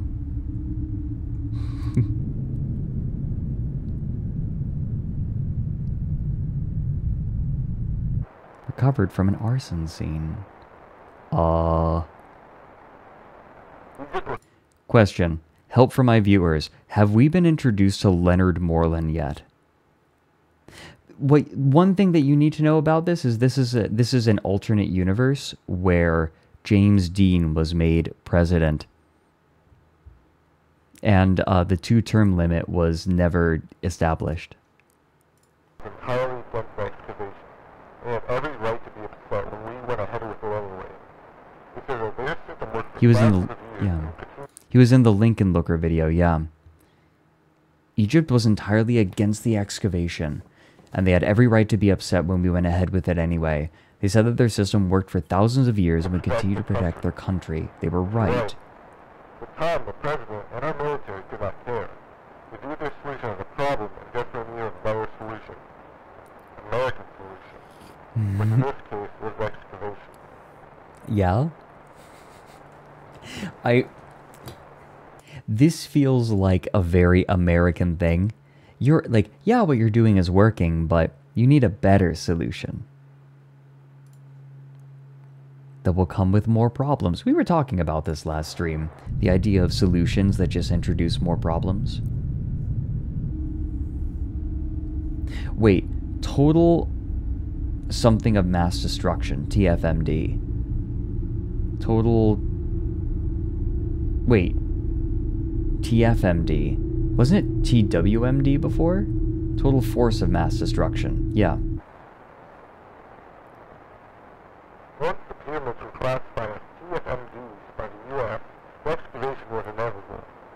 TFMDs have been acknowledged by the UN Security Council as the single most dangerous threat to humanity.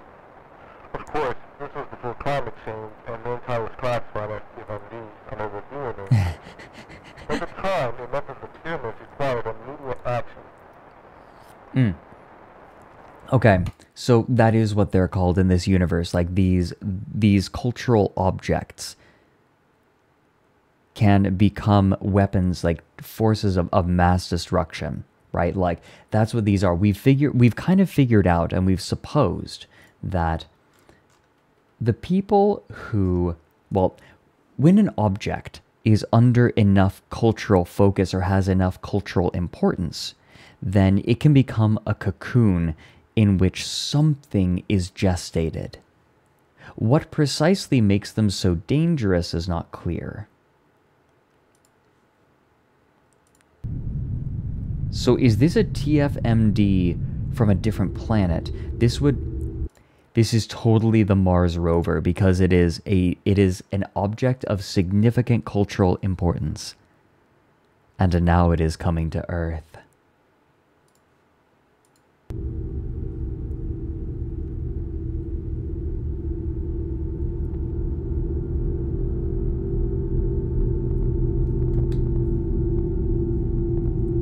Twink force of mass dork shut.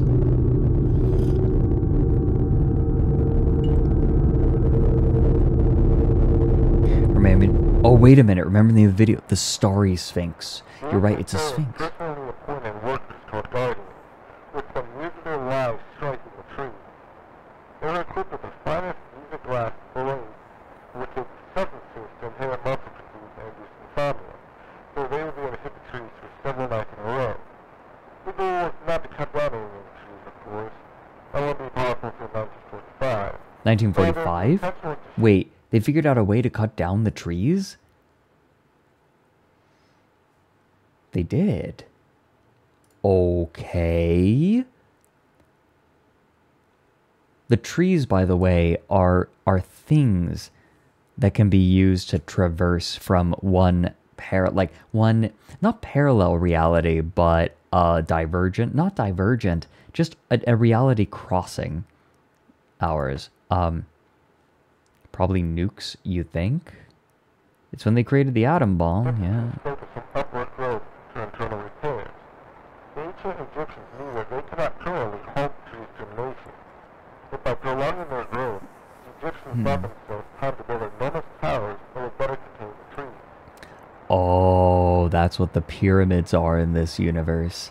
And the sphinxes, or the sphinxes.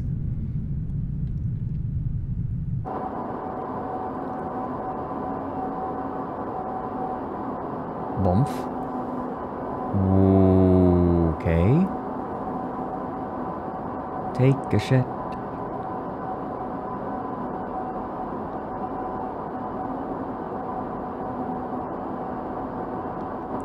Yeah, they force them to heal, and if they're healing, they can't grow. Right. That's what he was saying. They forestalled their okay. Within the first week of excavation, we found the pyramids extended much deeper into the sand than we had previously thought. Oh. The more we dug, the more bricks we had found had already been laid. At the time, we had convinced ourselves that the pyramids had to be single structures. It would only be a matter of time before we would reach the bottom. Finite structures, but they're not? The pyramids expand down infinitely. You can imagine our reluctance to tell the public that the pyramids were not pyramids at all. What? Towers, infinite towers, all three of them. Towers which contain enormous species of metaphysical flora. Who knew that the pyramids are merely the tips of buildings? Again, this is a story, like this video, I feel like is built entirely around a conception. What if the pyramids were just the tips of buildings buried underneath the sand? Right? Like sometimes writers come up with story ideas by just having an errant thought and following it too far. And this feels like something like that.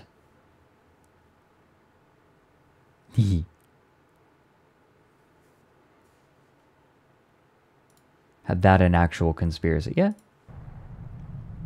Prairie dogging the monument. Wow. I could have gone my entire day, week, life without hearing that.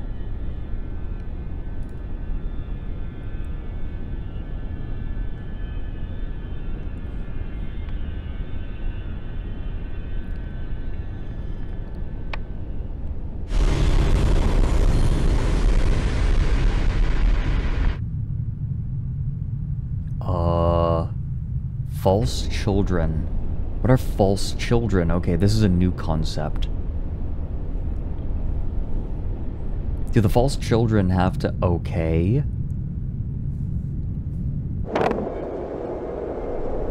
Okay, hold on. I want to go back. This part is called, yeah, TFMD's False Children Land. Are they trying to bust it open?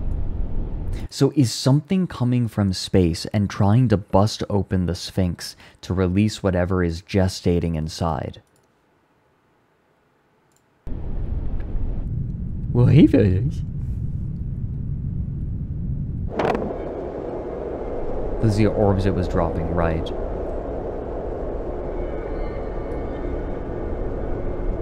Hey, Augie, thank you for the raid. Welcome in, everyone. We're watching the Monument Mythos.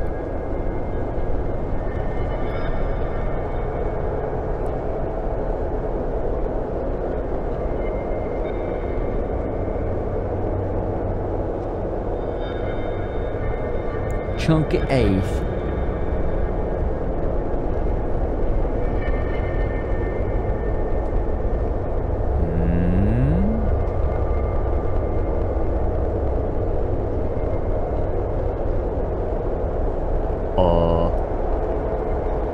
Is the paw supposed to extend out that far? I don't think so. The Great Pyramids rise?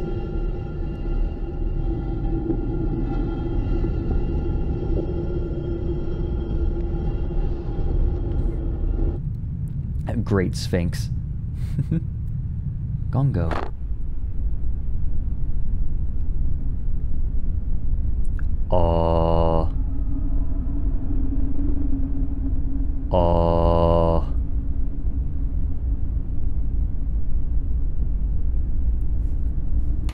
I swear to God, if any of you here say what I know you're thinking,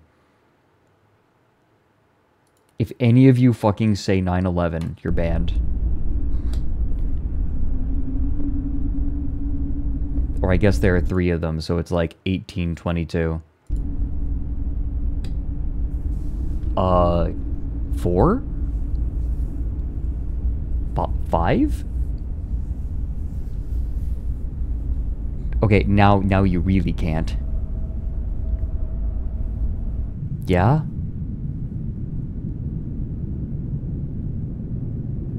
This is getting out of hand.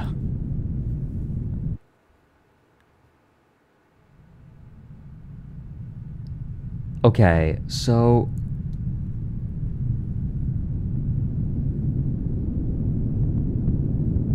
Oh, I see. Oh, I see.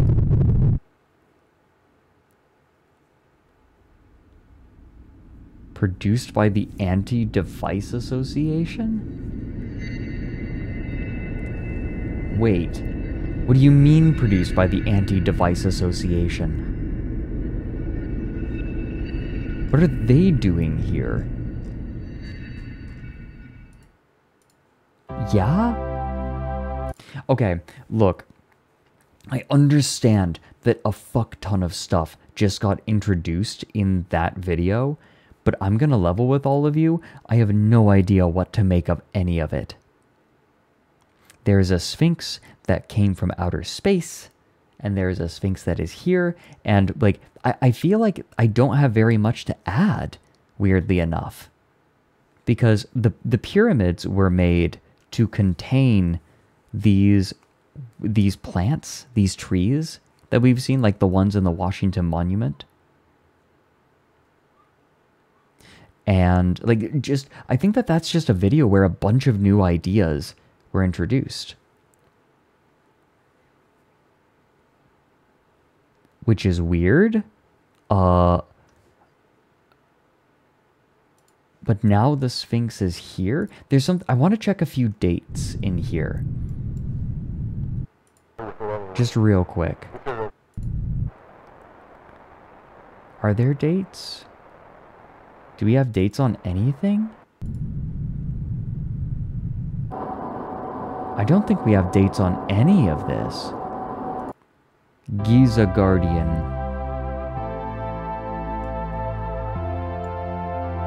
This looks like it was made in, what, Maze Movie Maker?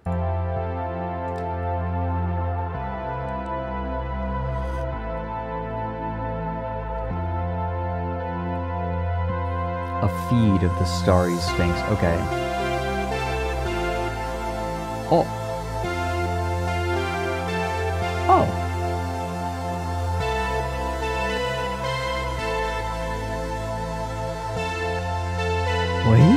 Hey there, buddy. You want some story pets? Oh, banger. Okay, it is not going to get me muted. He's laying down.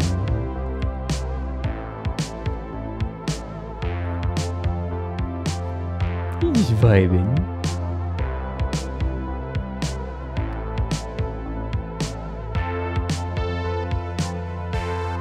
MNN, the Maze News Network, yep. Is this loss?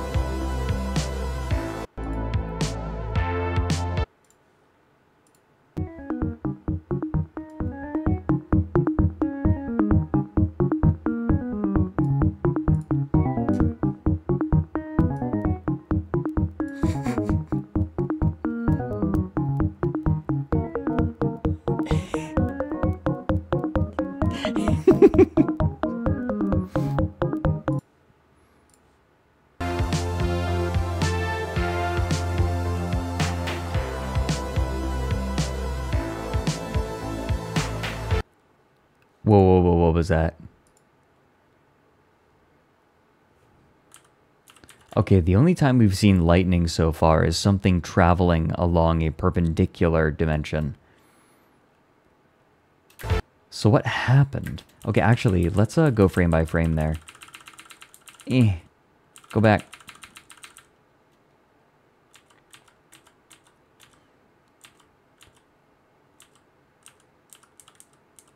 No, not much more. Okay. Princess Simi, thanks for the 2 months. Wanted to resub for a while, but the stick bug convinced me. Good. Everyone, please remind Simi of the most important emote that they just got access to. Can we show all of the people coming from Limes' stream too? The most important emote that you can get for subbing to this channel?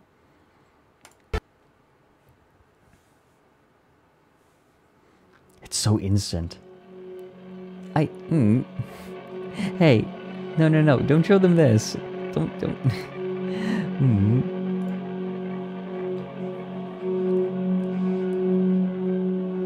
Throughout the 19th century, English archaeologists in Egypt encountered stories, time and again, of mysterious lightning strikes near the Great Pyramids of Giza. It was reported that the lightning would strike only in the presence of certain rare constellations. However, no one outside of the Bedouin tribes knew of which constellations. The secrecy protected the value of Giza glass, a mineral created by the strange lightning striking the desert sand. Right, I was gonna say, like, maybe I just personally don't know what Giza glass is, but it is something that's just within the lore of this series. The glass also served as a form of black market currency for several tribes. But before we continue, let me thank this video's sponsor, Manscaped. I like to keep my balls shaved all the time. If my balls aren't smooth, I ain't got the moves, is what I like to say. For decades, the Bedouins' knowledge eluded British archaeologists. For as long as the constellations remained unknown, the Giza glass that formed was retrieved by the Bedouins long before anyone else arrived. However, in the late 1870s, British Egyptologist Flinders Petrie discovered the constellation which preceded. Giza glass is sand struck by lightning that... Wait, is it?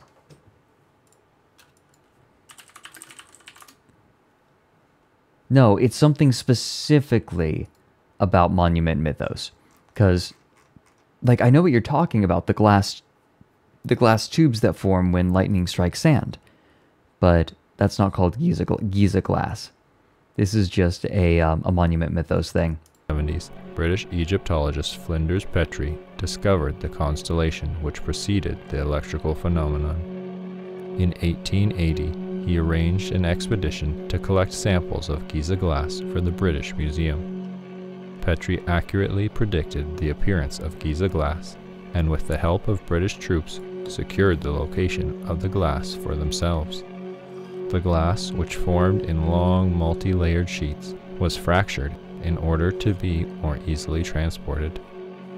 While collecting fragments, Petrie slipped and landed on an upright plane of Giza glass.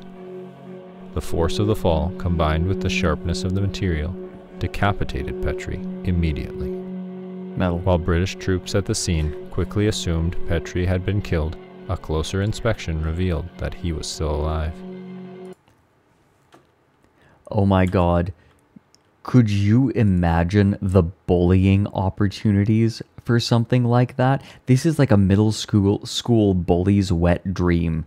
Like, they could make fun of their classmate for decapitating themselves on Giza glass. You could just be like, you idiot! You decapitated yourself! Look at this loser! Petrie had been killed. A closer inspection revealed that he was still alive. Although his head was separated from his body, Petrie remained conscious and could even mouth rudimentary words. Medical personnel were initially relieved Petrie had somehow survived, but they became...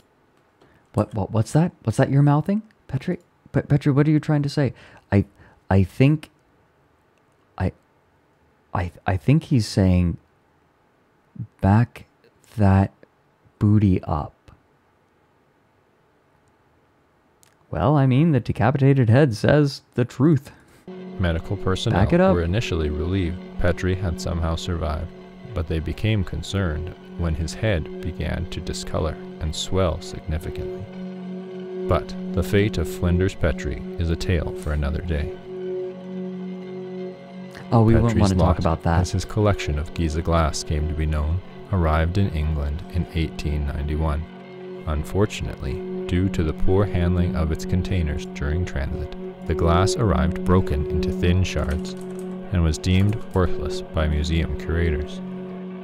Yet, as a token of international diplomacy, the British Museum divided Petrie's lot among visiting American ambassadors. Vaguely aware of Giza glass's odd properties, President John D. Rockefeller ordered the immediate confiscation of the material from the American ambassadors. Although many in his administration were eager to see the glass be used in warfare, President Rockefeller refused to authorize military use and instead discussed other possible applications with the head of the Department of the Interior. After numerous conferences, the head of the Department of the Interior, he was only a head after being decapitated by Giza glass. It was settled that segments of Giza glass would be polished into fine blades and given to a select group of Greco-Egyptian swordsmen. These unusually tall swordsmen were assigned to the Grand Canyon and guarded restricted areas from trespassers. What? Protected under federal law, the Grand Canyon Guardians continued to serve for decades until the last member was discontinued. All trespassers who were maimed by the Guardians were promised a lifetime's worth of a special concoction which controlled unwanted side effects. Wait However, a minute. Since the medication's efficacy decreased over time, older victims were promised housing within the Grand Canyon to guarantee their safety and privacy from the outside world. Remember, there was the video of the thing in the Grand Canyon that made the Grand Canyon smell like vinegar. But only under the condition that they would lure known dangerous persons wanted by the federal government to the forbidden zones of the national park. What? Okay, this is so convoluted.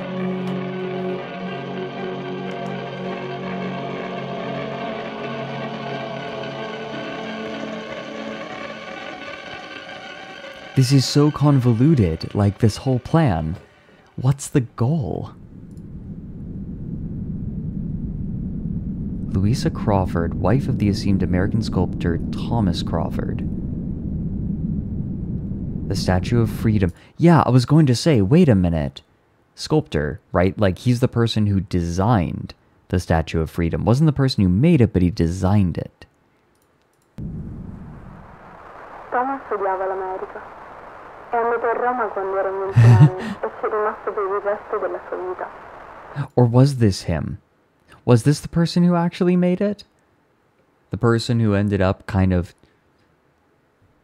Pygmalioning himself? I want to double check.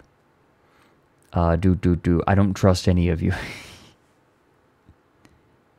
It's corner folk. Wasn't Rockefeller tree tragedy? Wait. It was, here we go, Freedom Faller. It was... Let me see if I can find the people all talking to each other. Walter. Zafino, Thomas Crawford. He was the sculptor. He was actually the sculptor. Okay, yes. Thomas odiava l'America. È andato a Roma quando era 21 anni e ci è rimasto per il resto della sua vita. That's so funny. Era divertito che il fatto della proprietà degli schiavi americani lo volesse per creare una statua chiamata Libertà. All'inizio... But yeah, Giza glass can create cuts without killing the person. That kind of reminds me of segmentation from Mother Horse Eyes. So, here's what I'm thinking, right? Like, this is an important note. Thomas Crawford hated America, found the very naming of the sculpture ironic. I wonder if that emotion has anything to do with him. I am making Pygmalion into a verb, with him Pygmalioning himself. Thomas non voleva aiutarli, ma poi realizzò che la statua poteva diventare un simbolo per altre persone. The freedom statue was in a very spiky cave. We saw another cave. We saw one for a moment. Dietro alla statua un berretto della libertà, qualcosa che gli schiavi romani liberati indossavano. Penso che se una statua alta 6 metri di una donna liberata si ergesse sulla cupola del Campidoglio, alcuni uomini sarebbero stati meno ignoranti. Puoi immaginare quanto deluso fosse quando il signor Davis a Washington gli disse di togliere il cappello dalla libertà. Ma Thomas vedette che il suo progetto andrà a buon fine. Andò persino in Egitto I wonder if that's per trovare il real. materiale per la sua spada. È un vetro molto particolare.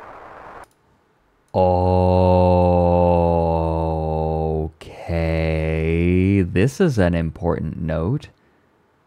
Remember, the statue went on a warpath. Ah, who's petting me? Fuck off. It went on a warpath through the, well, not really. It didn't really kill anyone, I don't think. It just cut its way through the forest. And this is how, potentially. Vetro di pietra. Una volta, mentre stava affinando il vetro nella sua officina, si tagliò accidentalmente la punta di un dito. Nonostante fossi preoccupata quando me lo disse, lui non riusciva a smettere di ridere.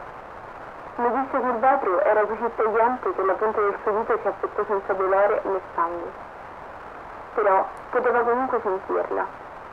So it is like segmentation. It's separated from him, but it's still a part of him. What implications does this have for the, what are they? YFMD, yeah, YFMDs. Or wait. No, YFMD? What am I talking about? The thingies. TFMDs. What is... I think it's because YTMND. TFMDs. Make his fingertip twitch. Poteva addirittura farla concentrarlo sul tavolo. Lo trovava divertente. Io no. Ricordo che una sera tornò a casa senza una mano. Diceva che poteva comunque muoverla all'officina. Era così giovane quando se ne andò. Aveva solo 43 anni. Mi sarebbe piaciuto passare più tempo assieme. Ci amavamo davvero tanto. Puoi immaginare la mia sorpresa quando guardai nel modello di gesto della bocca. Grazie a Dio che l'ispettore Giaffino era nel torto. Mi fece pensare che c'era un serial killer in città, ma nessuno l'aveva ucciso. Thomas aveva tagliato il suo stesso corpo e si era inserito nella So he libertà. did. L'ho visto, ogni parte di lui. Sapevo cosa fosse successo, ma vedere i suoi occhi sulla statua era troppo per me. Lei sembrava viva. Giappino disse agli americani che Thomas fosse morto. Credo che lui abbia trovato la verità da allora. La polizia di Gibilterra pensava che sarei stata devastata dal sentire che avessero trovato la pelle di Nina nella grotta. Ma ero sollevata. Sei ancora viva. Thomas deve averla messa nella statua con lui. Dentro la libertà. Thomas e Nina stanno proteggendo l'America. Insieme.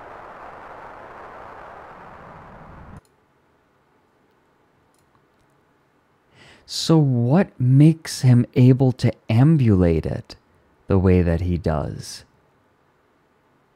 That's why he could separate, but that's why the different parts of the statue could be separated, and then he could put it back together. So even though the parts of him were all separated, he could move them. He could still move them. Hi, Mary. Hey, how are you doing? Thanks for the sub, doofus.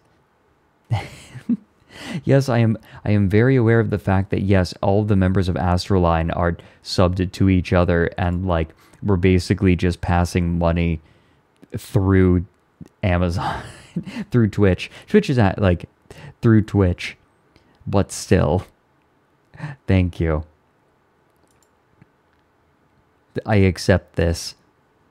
And also we're getting, the emotes, but, Good to see you, Mary. I'm going long today because I have just been so sucked into the monument mythos.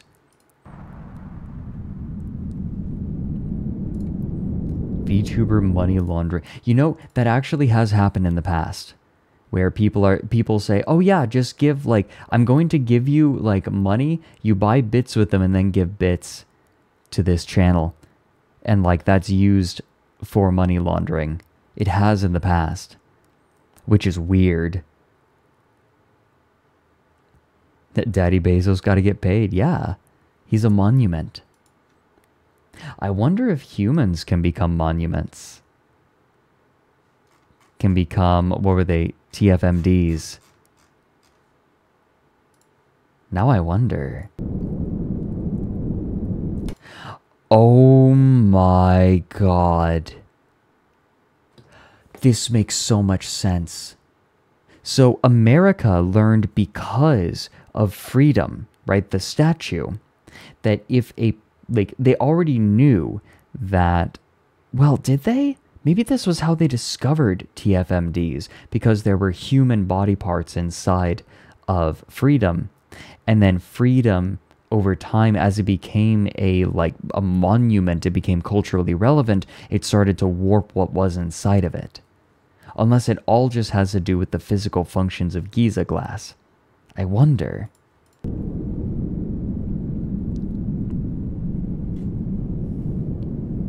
Delaware Double. What's going on?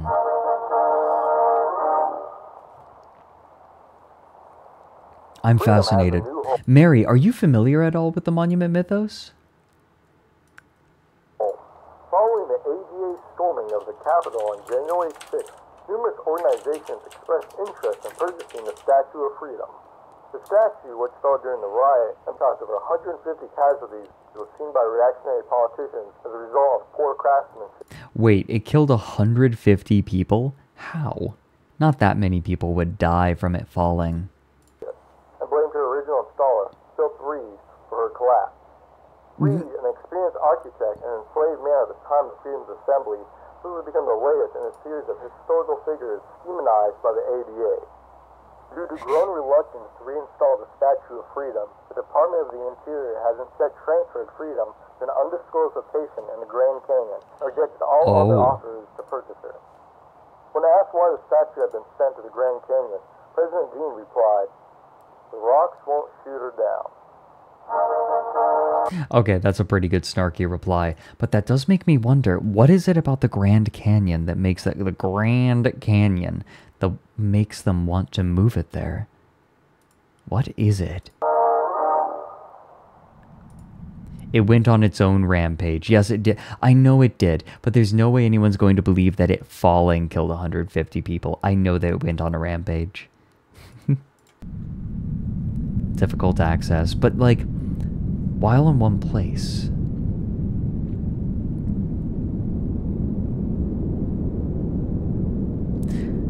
Also, what are the negative effects of Giza glass, of being cut by it?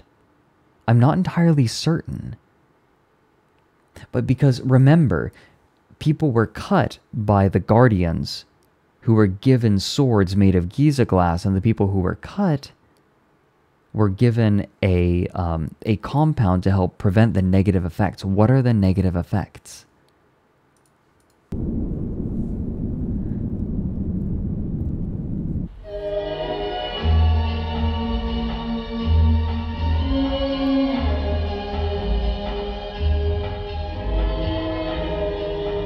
Their head swelling, you think so?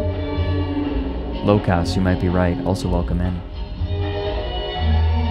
Do you see the diagram of the horned serpent? Yes, we did. Wait, do you think that the shape of the serpent has something to do with the Grand Canyon? With the shape of the Grand Canyon? Maybe it's named after that.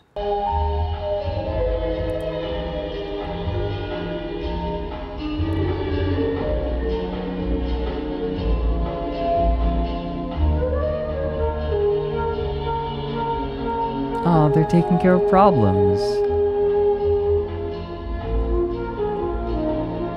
Were there any names that we've noticed in here?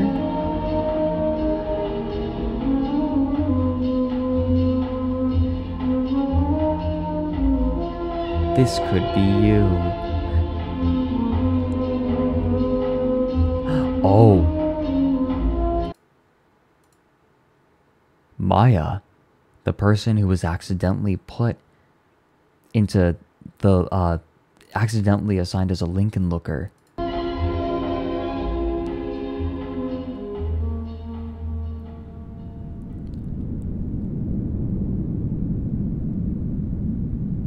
Okay. Viewer discretion is advised. Okay.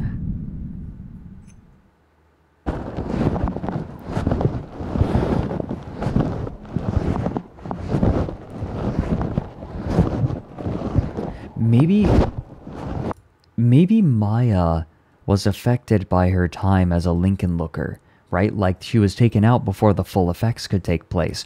Or maybe it was purposeful. Maybe she was put in for only 2 weeks to see what the effect would be. How much you want to bet?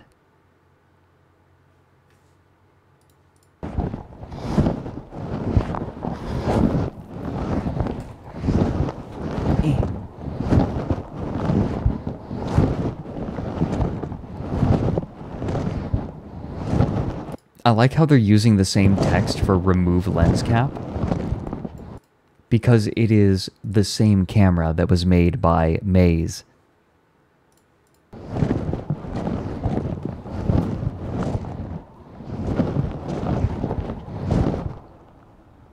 No, no, not now. I'm leaving now. I won't bother you.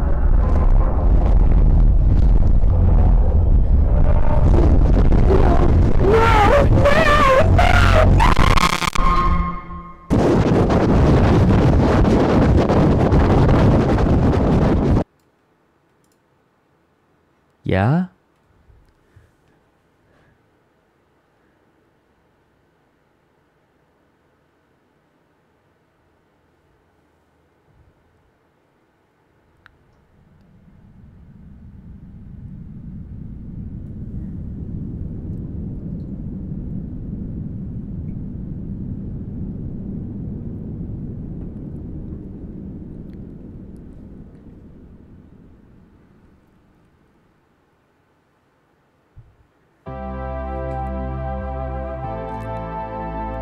So...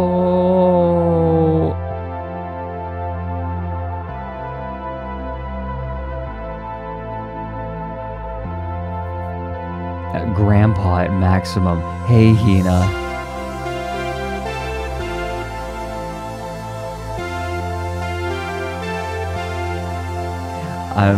I'm going long today. Purely, you guys, do you want to know why I took a little bit longer on my BRB earlier? Because I didn't shower this morning figuring... I shower every morning usually, but I didn't shower this morning figuring, okay, you know, I'll spend a few hours on the Monument Mythos, and then I'll end it, I'll end it after 3 hours, and then I'll shower and get everything done. But then I was like, I kind of want to keep going, so I showered on the break. Aloo. Stinky. Wasn't stinky. I just don't like being greasy. You showered on the break too. Good. Read out the boy smell pasta. No, Kaio, don't you get in on this too. They don't need help.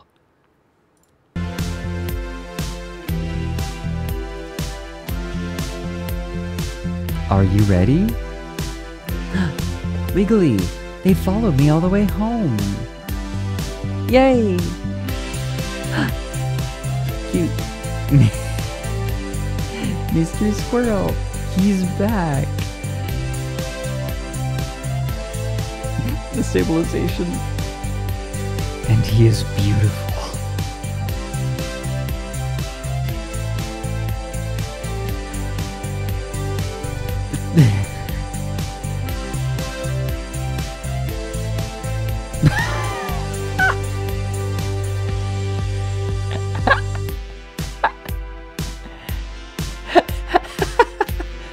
Horny. Can we like... Can we just leave this on for a minute so we can have this as the thumbnail for the stream? Can someone let me know as soon as this is the thumbnail? Like, can someone keep an eye out? Like, we'll leave it here for a few minutes. Horny. Oh my god. Hype. Oh, that's a hype emote. Grandpa at maximum horny. Maximum horny overdrive grandpa.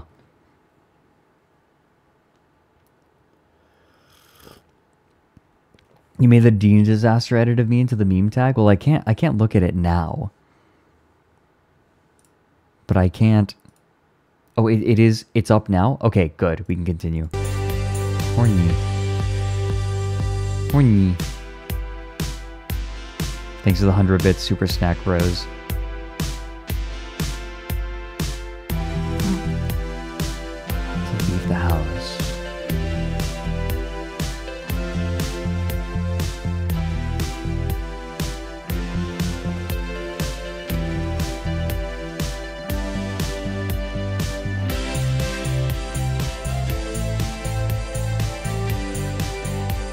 Oh.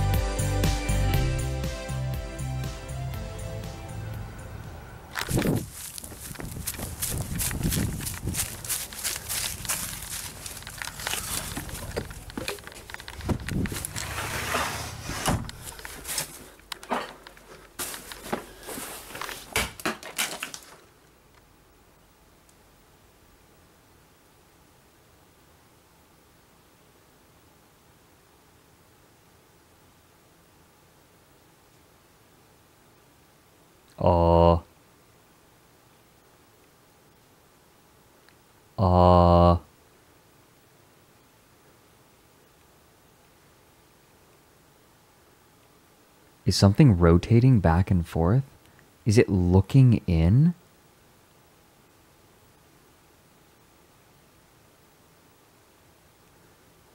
Is that a thing? No, that's the fold.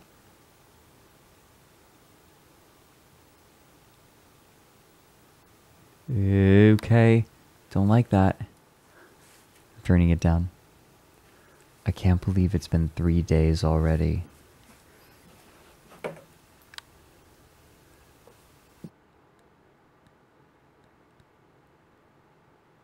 Wait. Wait. Nathaniel Arnoldson, July 1961 to May 2021. Eric Casanas. Brother? No. Different. Well, I mean... What? Wait. This is literally... Okay, Alex Casanas is the name of the person who makes this. Oh, these are the credits of the whole film. Oh my god, I'm so stupid. Yeah, this is just credits normally now.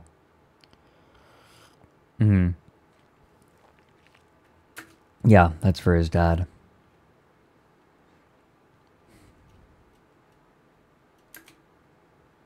Yeah. Fair.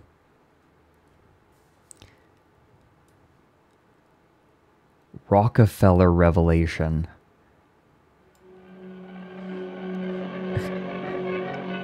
And now he makes it kind of in universe. Alright, dude. Valid. I'm gonna do something similar, probably. Potentially. Seeing the first German airship in its hangar. I was astounded by its immensity until I saw my own name printed on its side. At that moment, an entirely new feeling unveiled within me. It was an emotion which frequented me in childhood.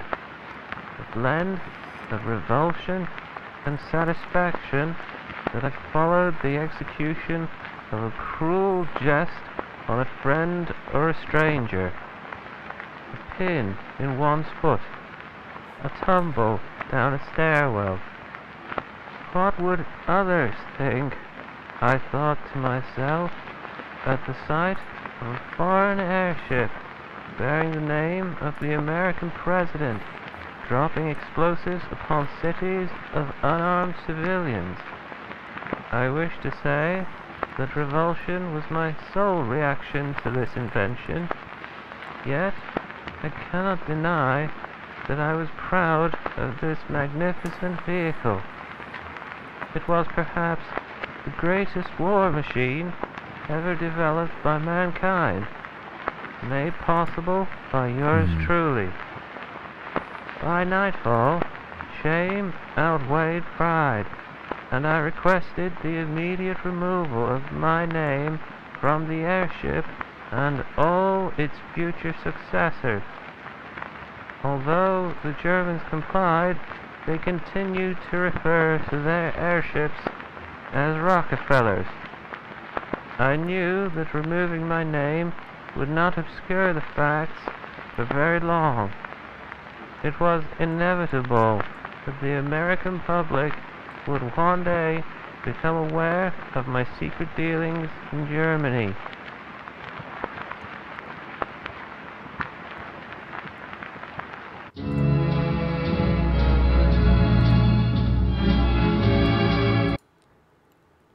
Luftschiff. Airship. In case you're wondering. I guess you can take the Rockefeller out of the company, but you can't take the capitalism out of the Rockefeller.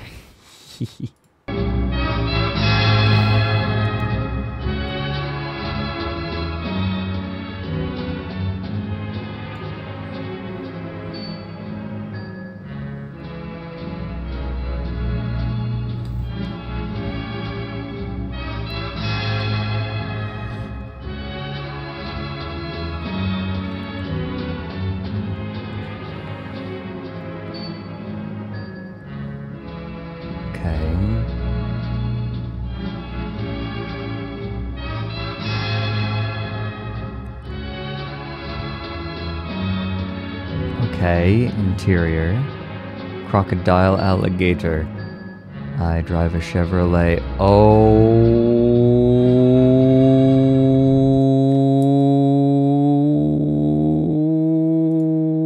Okay. Wait. Anyone else getting similar? Anyone else reminded of something? Anyone else reminded of something?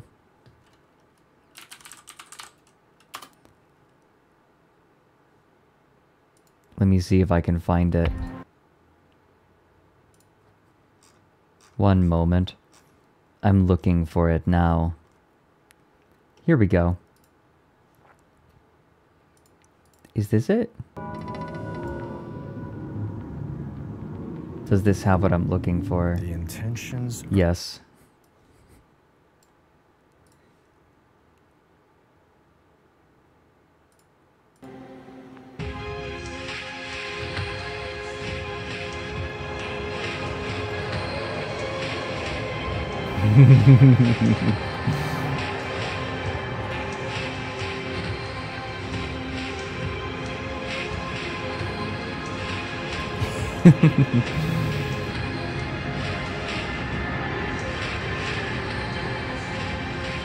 Anyone else enjoy Interface? This is a series called Interface, which is quite good.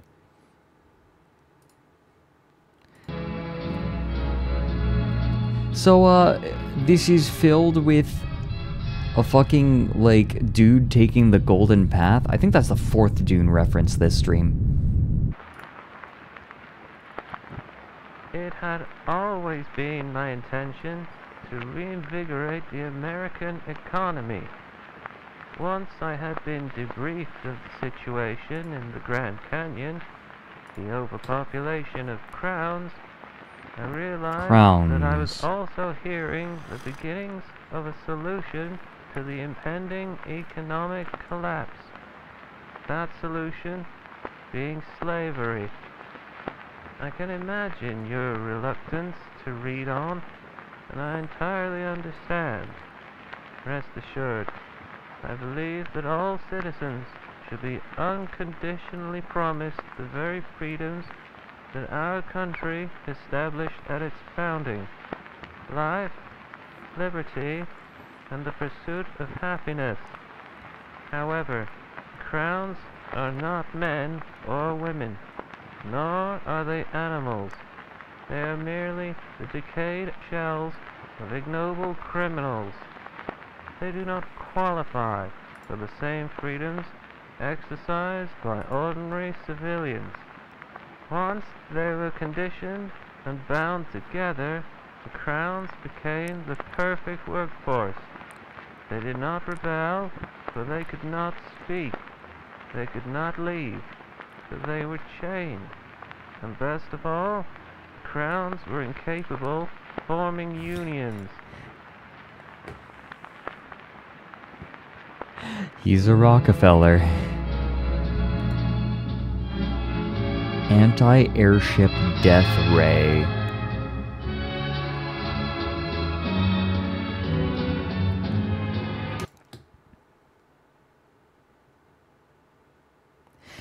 Crowns are definitely like, so the crowns are people who have been cut by Giza glass, right? That's kind of what we've settled on, I think. But they're sentient, right? There's no way. There's no way.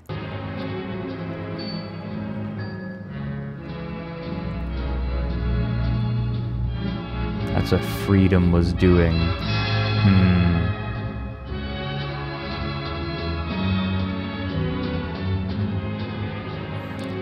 Making crowns, in a sense. Well, what?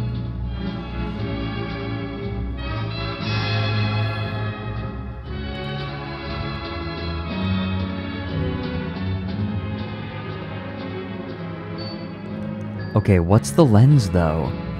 This looks like a Rorschach test. It looks like the jaws of a monster. Anyone else see that? It's like these are 4 eyes and here's the nose.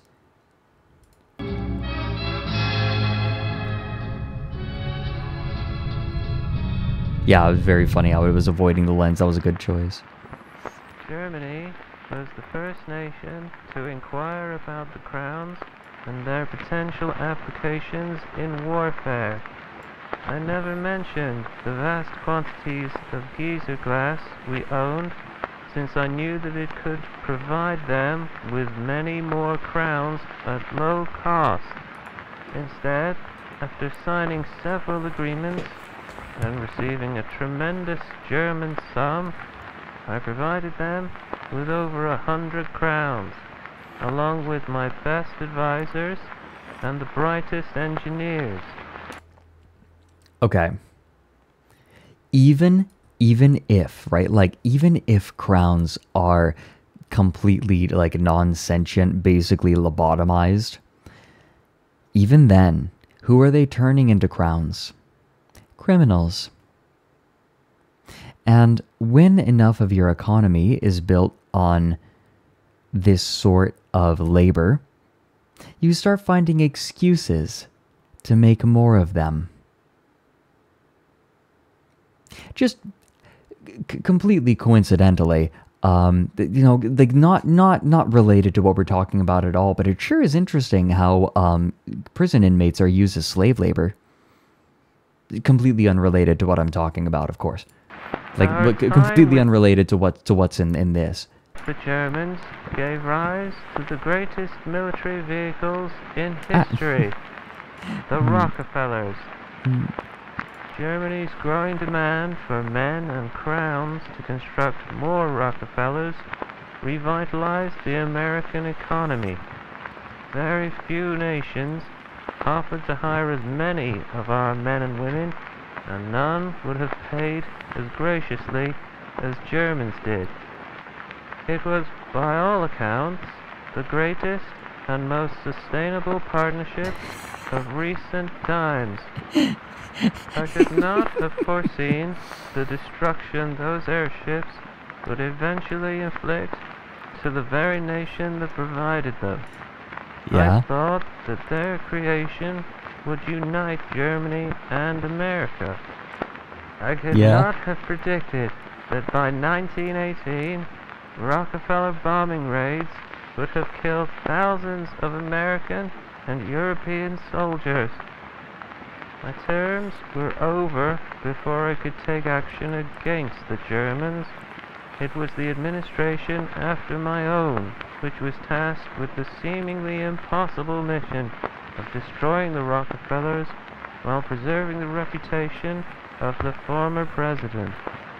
What was that that ad that one of you sent me and then like memed to me, where like a person buys like a caveman buys a rock from another caveman and then uses the rock to kill the first caveman? Although they knew of my dealings in Germany and had every opportunity to expose me, they chose not to, for in their eyes, no good could come of it. However, I knew it was only a matter of time before I would become the laughingstock of my country. As the war drew to a... Kevin, Mr. Rockefeller, it seems that your flying murder ships have been used in an unexpected manner.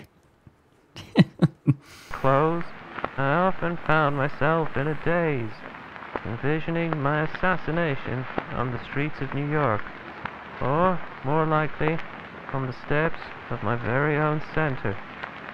However, it would be years before my visions would acquire any plausibility. President Hughes did a fine job of eliminating every Rockefeller while concealing my involvement.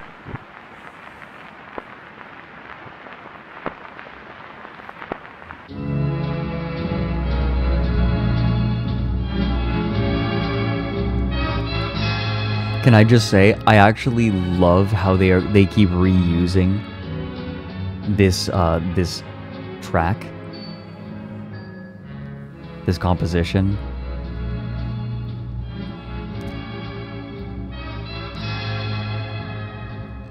Oh yeah, anti-airship death ray. Okay.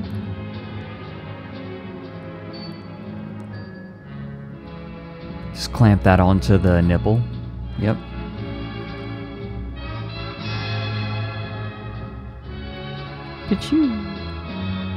Oh, hit him right in the dick.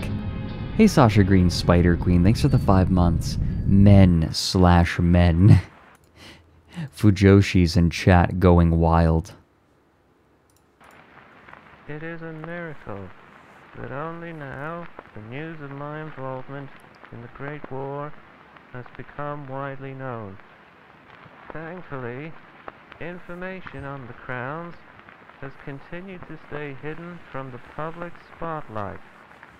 I would much rather have the public believe that Germans were the only persons inside when the airships were shot down and crashed in flames. With the tragedy at the center, and now the airship scandal, known by many as the Rockefeller Revelation, I believe that my failures have finally caught up to me. There are men outside the center who had once been my supporters. Now, they want me executed. Yeah, that's reasonable. Policemen have kept the crowds at bay, though I believe that my assassination is, like the Revelation, inevitable. To be elected the president of a country is the greatest honor a people can bestow. But at the moment, I do wish to be the famous oil tycoon that young Virginia Arnoldson believed I was. Forgive me. It's very funny to think that John D. Rockefeller being the oil tycoon is the good ending.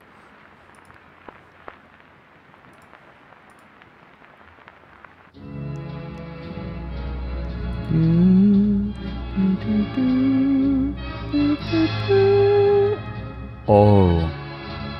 Disintegration. Here we go. I think I was right. Oh my god, they're becoming the Patreon logo. Risk the desert and attempt to better understand their condition.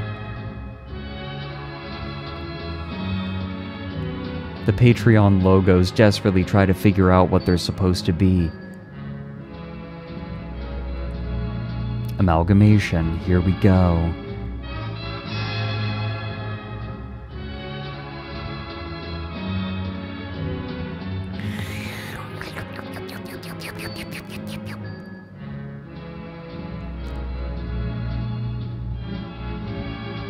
Okay. A slurpma. The men return to their homeland. Wait.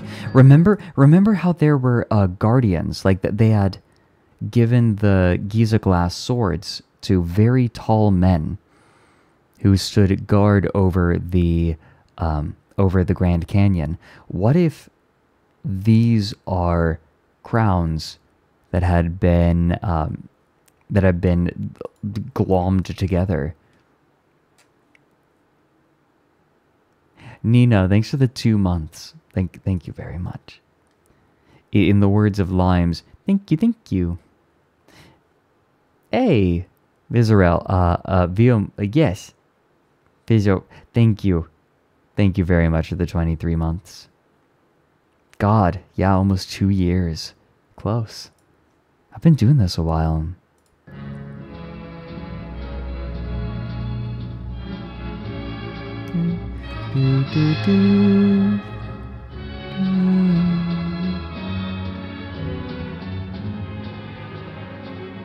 Yeah? The men execute a counterattack. What? JJ Doe, thanks for gifting out a sub. We got a hype train. You hyped?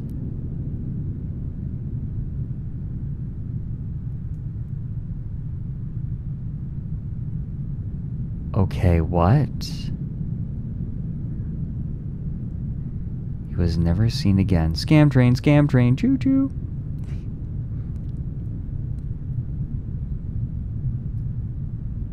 The door of the bunker had been melted open.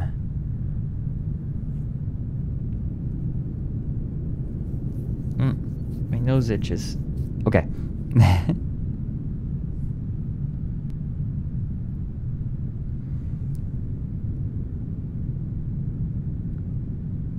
Okay. Gimme.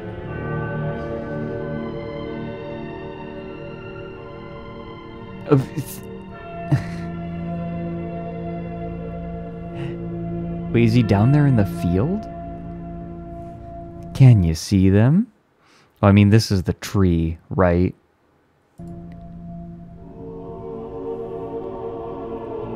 The tree that's contained within the Washington Monument.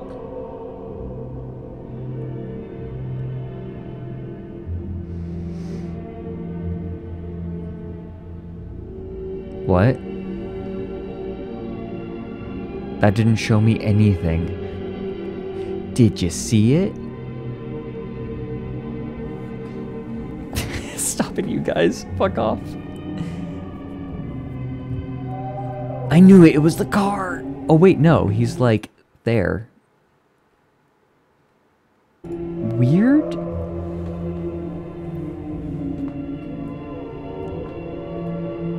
Yeah, look, he does look kind of ghostly. They're also in the first picture? No way. Where? But there? Or...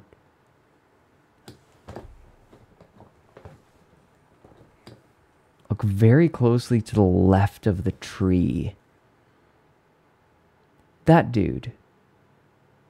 Right here. Right? Okay. The ghastly visage, yes.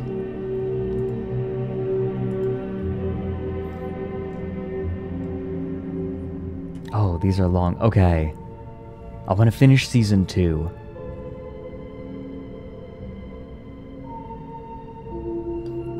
You see a naked guy humping something to the right of the tree. This feels... Fight those. Rude.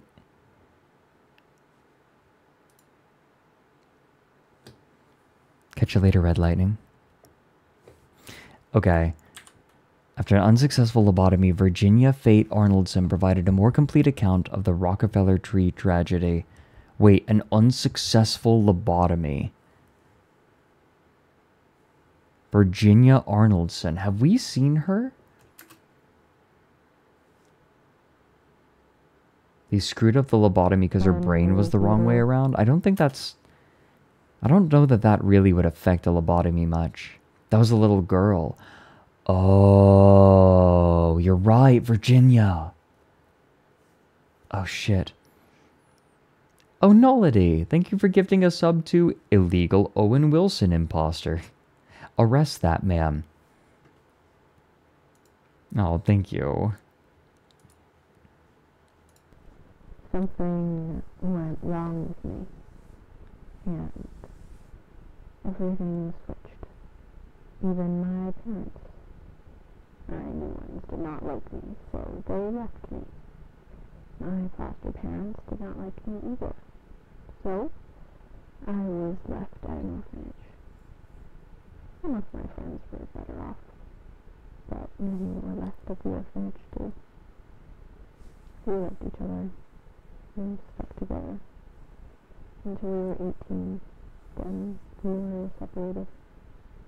The military took the boys, and the doctors took the girls.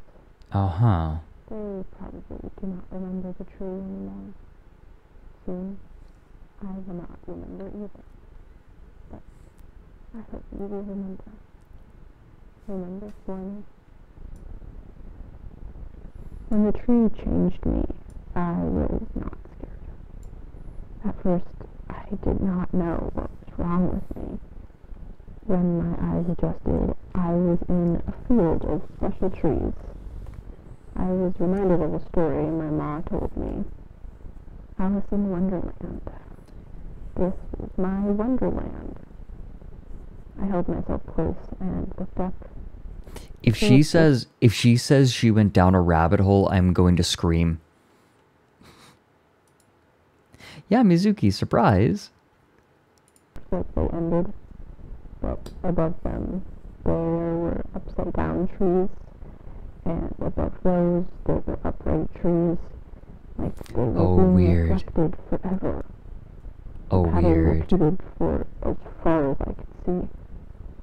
I looked down, and I thought I was on solid ground, but when I looked more closely, I was sitting on a thin, floating layer of dust. It smelled like baby powder. And through the dust, I could see the start of another tree. And below that one, there was another and another. So this is how the corner folk move. An infinity of trees. While I played with the dust, I heard distant footsteps. They grew louder and louder. Then there were bright flashes of light all around me. And we know that that's released. Hundreds of people ran out. One man came up to me and whispered, "The trees are not the trees." He had such sad, tired eyes. As he picked me up and put me on his shoulders, he said, "You could be her. Anyone could be her. I promise I will not leave you." There was a bright flash, and we were in another field. He was sitting in front of me with his hand out. Another flash, and we were both running past through the woods. Another flash, and we were both lying on the ground, looking at infinity. Every few seconds there was a flash, and we would be doing something else. Again, and again, and again, over and over and over. It would not stop. It felt like forever. Years of flashes.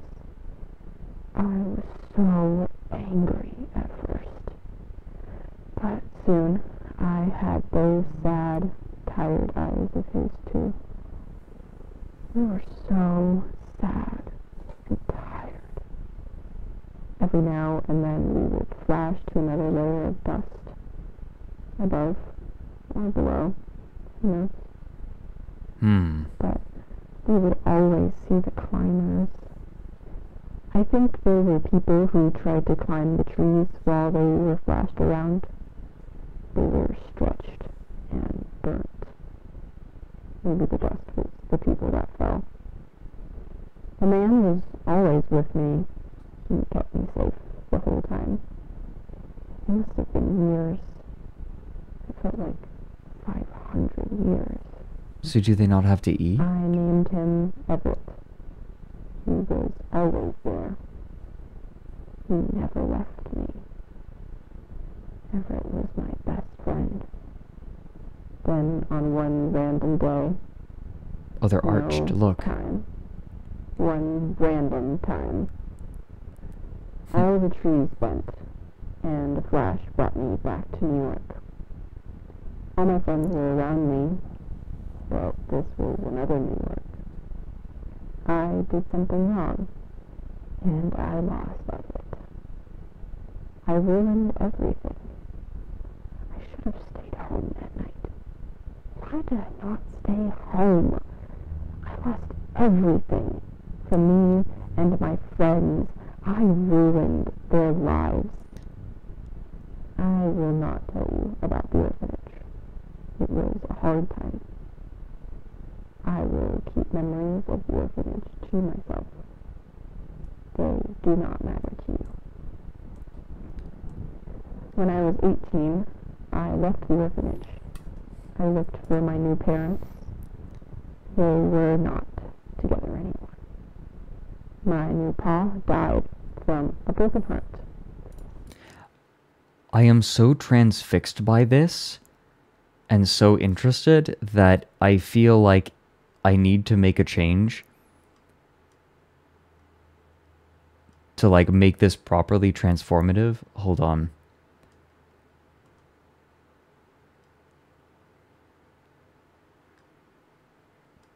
Wait.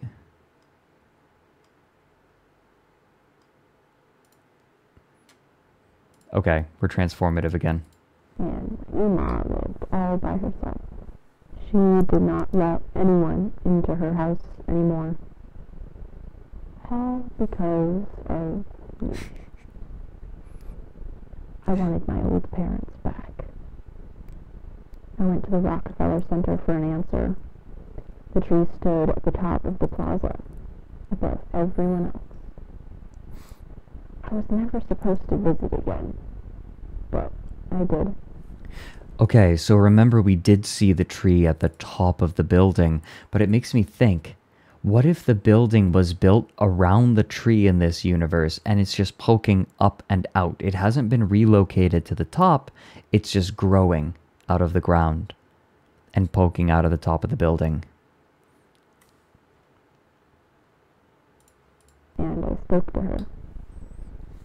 At first, I could not understand her. Her voice was like a breeze behind my eyes. It was cold, and I could not move. But soon, I could understand. She said that I had to be ready to exchange one life for my own. She understood that I wanted to go back home. Right, yeah, Pythos. This has happened before in the Monument Mythos, where where a building is built around one of these trees. We know of another under the Washington Monument, and then we have this tree, which around which Rockefeller Tower was built. She said, "Come back in 3 years," and I did. I waited 1,095 days. I returned 3 years later. At first, I could not understand her. Her voice was like a breeze behind my eyes. It was cold, and I could not move. But eventually, I could understand. She said that I had to be ready to exchange one life for my own. This is repeating. She understood that I wanted to go back home, to my New York. She said, come back in 3 years. And I did. I waited 1,095 days. I returned 3 years later. At first, I could not understand her. This is weird. It was like a breeze behind my eyes. It was cold, and I could not move. But eventually, I could understand. She said that I had to be ready to exchange one life for my own. She understood that I wanted to go back home, to my New York. Estoy Lupin, She stop. said come back in 3 years. And I did. I waited 1,095 days. While I waited, I met a man. He was a very important man, a secret agent. He followed me everywhere. One day, I found him waiting inside my house. He told me that he was here to monitor me. No, to watch and protect me. But he had fallen in love with me. No one else liked me. So we took each other. We grew close. Leonard loved me. I loved him too. Together, we had a baby boy. I named him Everett. Little Everett was inside for 9 months when I saw the tree again. She put directions in my head. I followed those directions. I walked for 4 days. I had to. I wanted to go home so badly. But I became so happy when I could hear the music. It was like the tree's voice, but warm. This is... So we have her conflicting emotions where, like, I imagine she does, like, no, she loves Leonard, doesn't want to leave necessarily, like, but she wants to go home so much more. And now she's hearing them, oh no. The Washington Monument looked much bigger in person. Its door went up high, like it was for something much bigger. Then I went inside. There were bodies everywhere. The breeze told me to relax. I went on the elevator. It went up. Remember we saw the diagram of this. It stopped at the top, and the music blared. It was so loud I could not move. So the floor opened. Yeah, we have heard this before, remember? If we go, I know, the floor opened. Bear with me. Let me see if I can find the diagram. Here we go. I'm going to replay this because we've been told this before.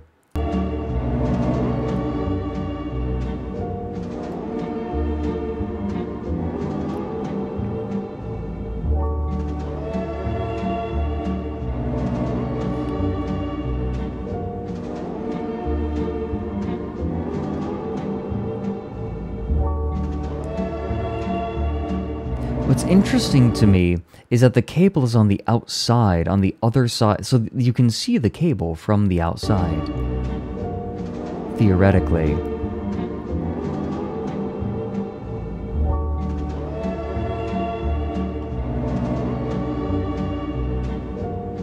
And the music blared, and then it drops you.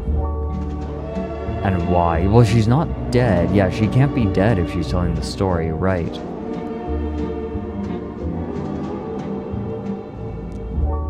Yeah, Yeah, the sound waves are curious.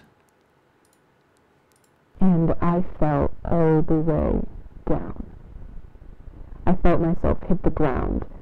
Then I kept drifting down, past the ground, past rock, sand, and magma, through the layers of earth. It must have been years. Oh, this happens to me sometimes when I fall in a dream and then I wake up. It felt like 500 years. Then I reached the other side, and I felt myself rising through all the layers of earth, past the magma, sand, and rock, past the ground, back into a body, another body, almost the same body, and flattened like a little red pancake. But I felt so empty. My belly had sunk. Little Everett was not with me anymore. You must be willing to take a life for your own. She killed the person that she had effectively become, had inhabited in this other universe. To travel back. That's what this voice was talking about. That's what it was. Many others laid around me, broken like me, almost alive and completely still. But little Everett was nowhere. Almost alive. Oof. While everyone else exchanged for their own lives themselves, I must have exchanged little Everett for mine. I cried. I cried for years.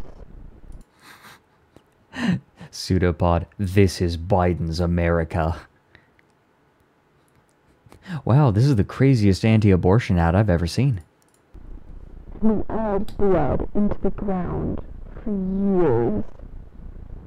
Why did the tree keep us alive? Did they like pain?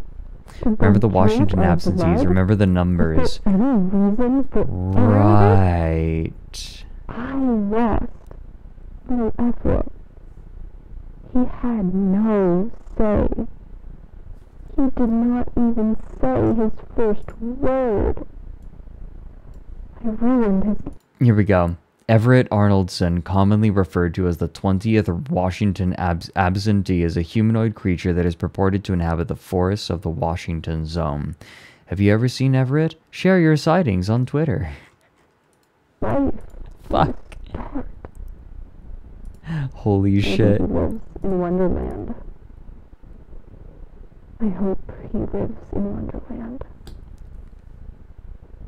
One day, one random day, the music grew, and there was the brightest flash.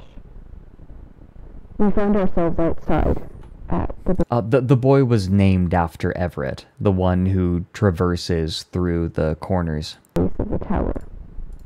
The tree had been freed, and we were in a field of trees. Wonderland had risen, but little Everett was still missing. Okay. Question. Minor question. Do the trees extend out into the corners? Do the trees, like these trees that are not trees, do they extend out from one reality and into another where they intersect? And is that why you can sort of like, why these trees can send people through them? They grow through these corners and link worlds together. The smiley face. Fuck off. We were all lifted out in helicopters. Yeah, they bend. And that turning, right, Yggdrasil sort of feeling. The hospital faster than ever before. They told me it was 2003. They told me everything I knew was wrong. They told me... 'Cause you're stupid. Everyone I knew was dead. And now they plan to fix me. I'm sorry, Pa. I'm sorry, Ma. I'm sorry, friends. I'm sorry, Leonard. I'm so Everett. Please remember me. Please, please remember me.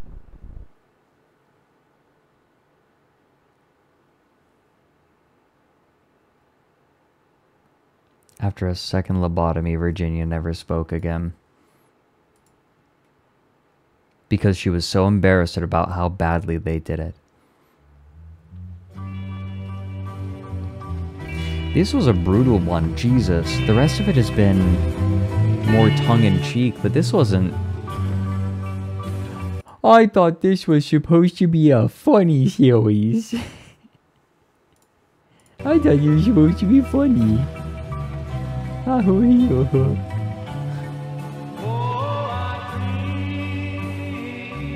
Wait. Oh, we're not gonna get copyright claimed, I guess.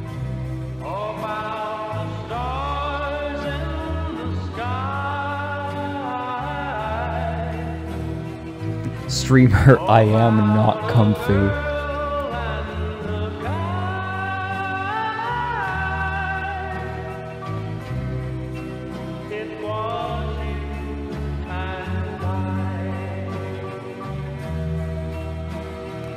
Wait, they said it was 2003. Believed to be the 20th Washington absentee. Why? How?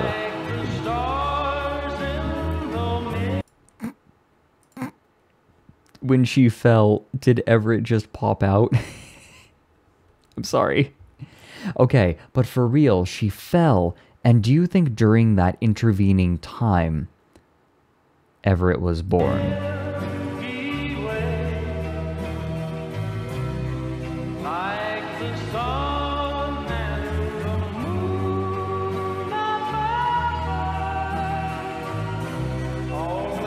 Hop goes the weasel, stop.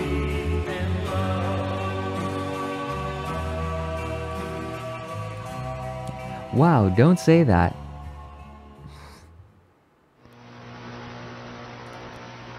Air Force One Fallen... Okay, here we go. The Fallen Angel. Remember, so for those who don't remember, the Air Force One Fallen Angel was the figure sighted aboard Air Force One when it flew all across the country to drop things onto national monuments.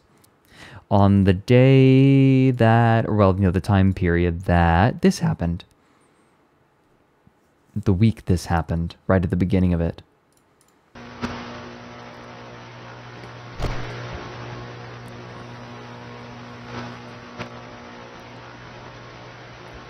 Simulation of strike.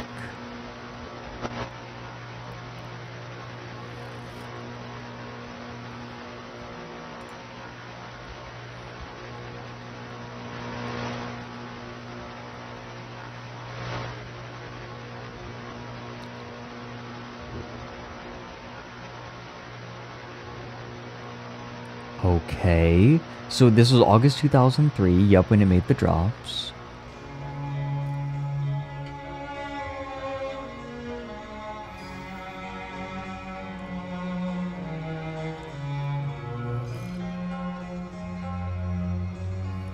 No, this isn't an airship. This isn't a an airship like we saw before.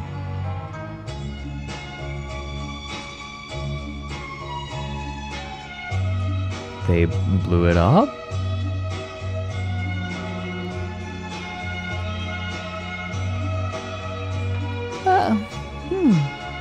It has been a long stream. We'll finish this up. Oh no, Alcatraz. Okay. So Alcatraz is like what has been consumed by Alcatraz Island, right?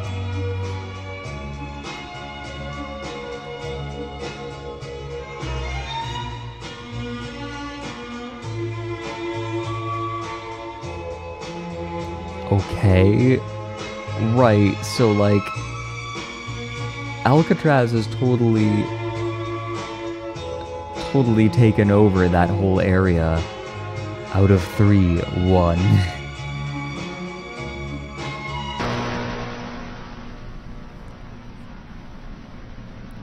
Moon? Egg.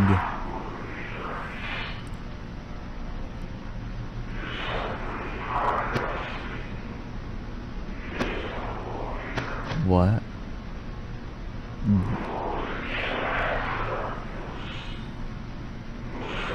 It is egg.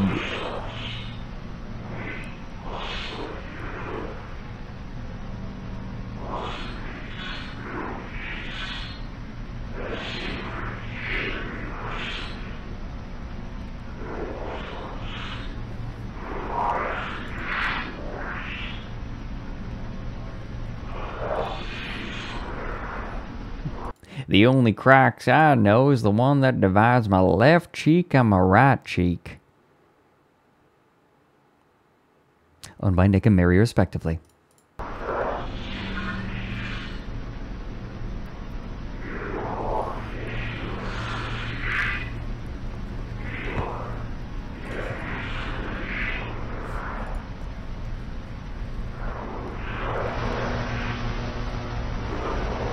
The dots, remember the ones in the maze sites video? Yes.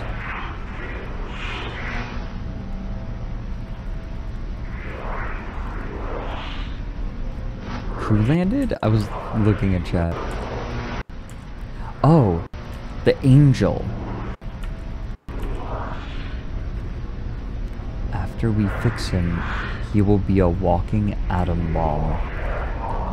He will evict the horned serpent. Same way he evicted the traitor, President Rockefeller, from reality. Oh? Ah, they sent him. So he's the amalgam. He's the amalgam. He's like a character.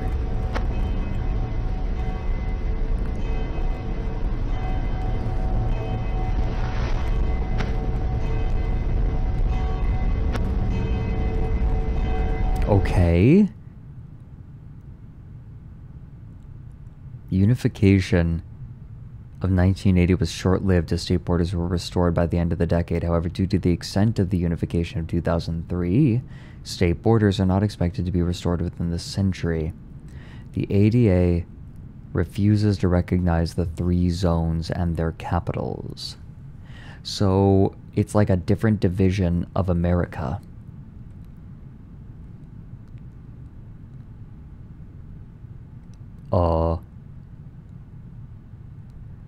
The fallen angel on the tomb of the unknown soldier. What? What?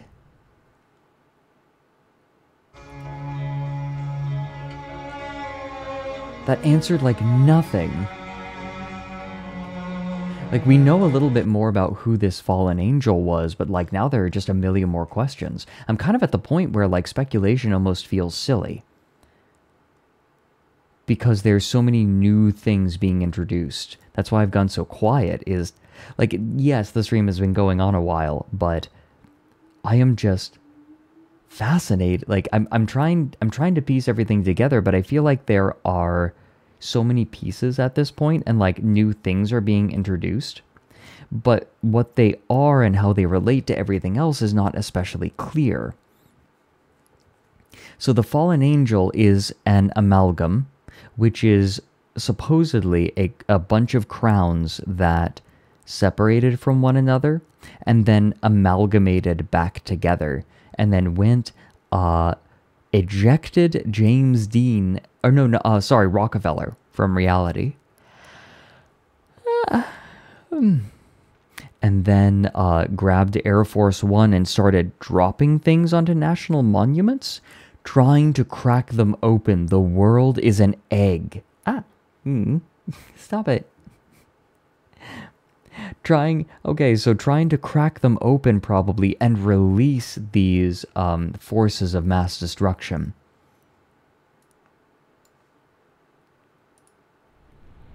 So that's what he was. And all of the crowns are people who have been cut by the Giza glass. This is like such a crazy chain of events and logic. Or excuse me, it was an amalgamation of the people shooting the laser. It affected them, right? It affected them in such a way.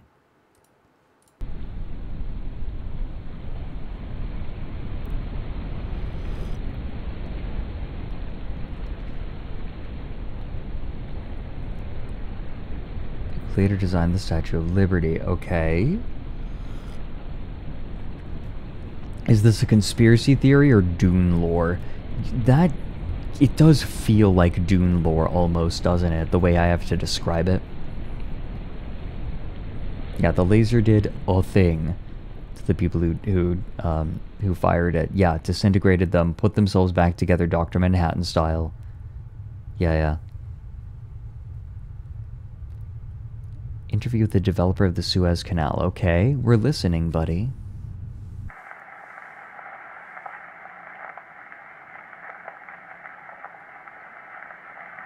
This man looks like a potato.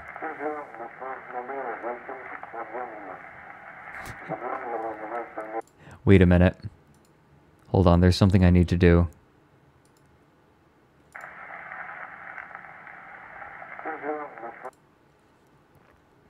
There's something I need to do.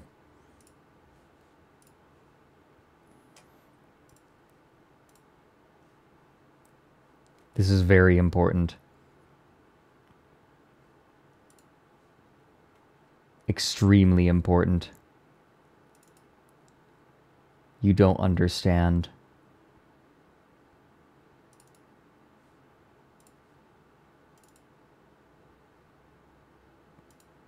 Wait. Wait. Wait. Wait. Wait. Wait.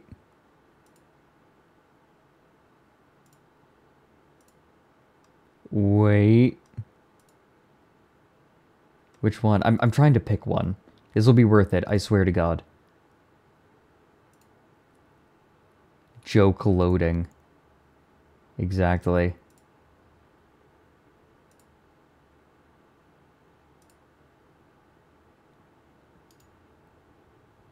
Hold on. I need... That'll do.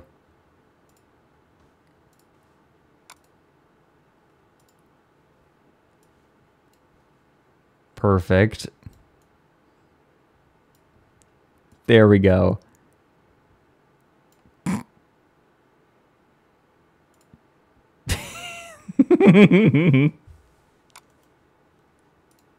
Worth it.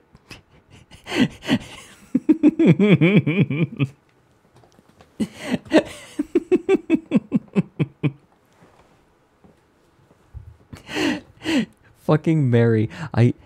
His accent is incredible. The wait was not worth it.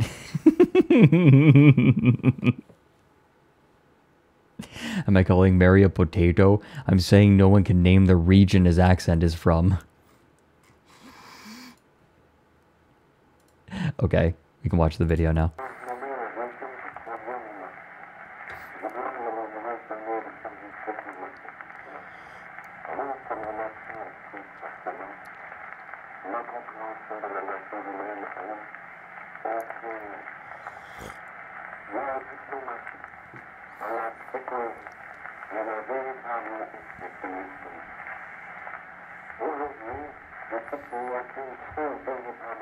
There's only one genuine source of happiness. E-girls.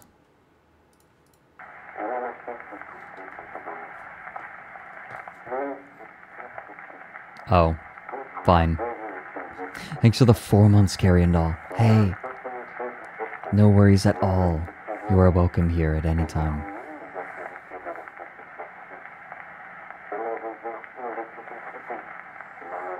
Establish the Suez Canal Company. Okay.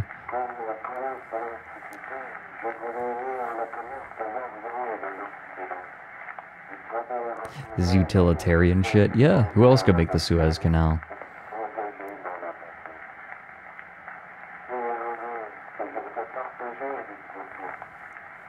How long do you think it took to actually have saved time and money on the Suez Canal?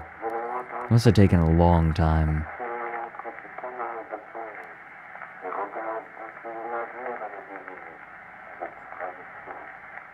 Like, how long did it take for it to, like, pay for itself? Actually, wait, they used a bunch of slave labor, didn't they?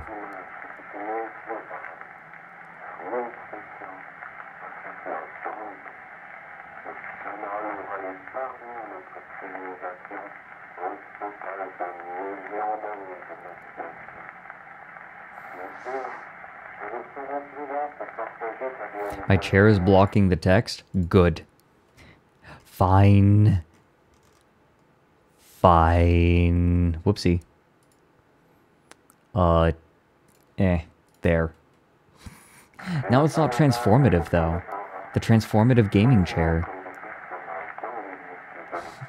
Sledge, hey, thanks for the raid. Welcome in, everyone. We're watching the Monument Mythos. Give us your leg. Why? Why do you need my leg? Why do you need my leg? Explain. Now. Well, now I can't stand up. I hope you like the leg.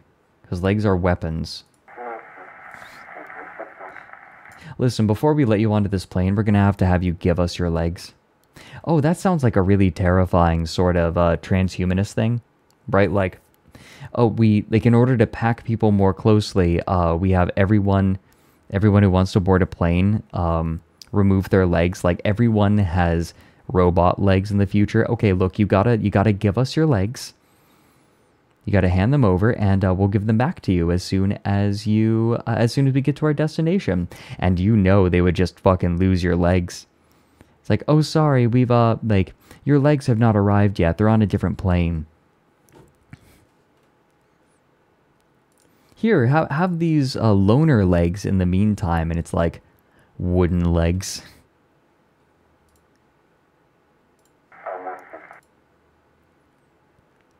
Less time reaching their destinations and more time in their destinations. And happiness will flow from it endlessly. This is the second time that the Suez Canal has come up in the Monument Mythos.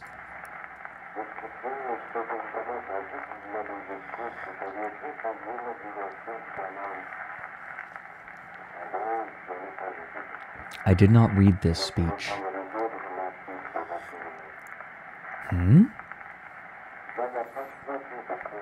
I did not choose to build the canal. The man beneath America ordered me to. At any night he can sink into my dreams.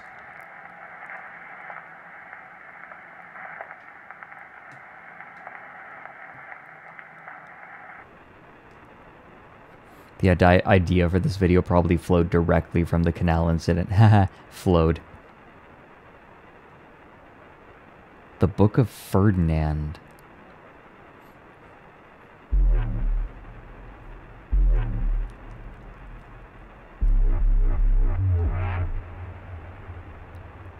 Yeah?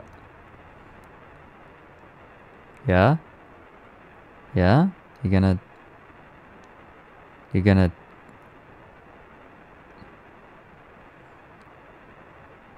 Is this Washington a second time? Right? Like George Washington cutting down the tree? Aha, George Washington cutting down the tree, haha. Oh my god, stop teasing me.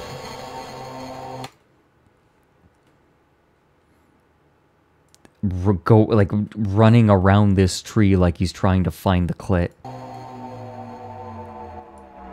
Make those circles on the clit, dumbass.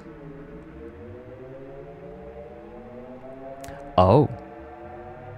He moved from one plane to another. Why is cutting down the tree important? Because there is a tree that is not a tree, which we believe, I think at this point, all of us kind of, I mean, I at least, and I think a fair few people here are convinced that the tree, like these weird trees that are not trees, go between different other realities, and you can use them to move from one to another.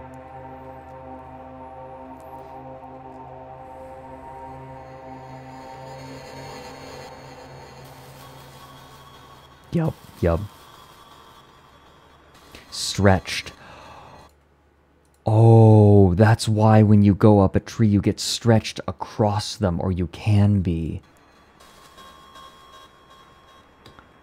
Oh, dear.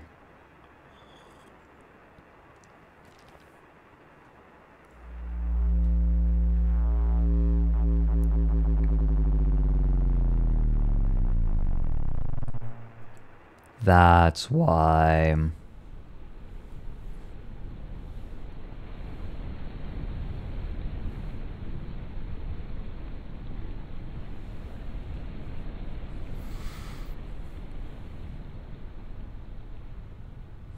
It's not a snake, it's a long man. Long.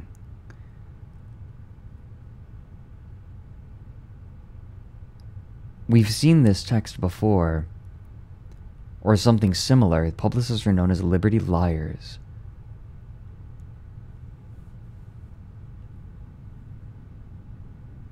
Liberty Lurker.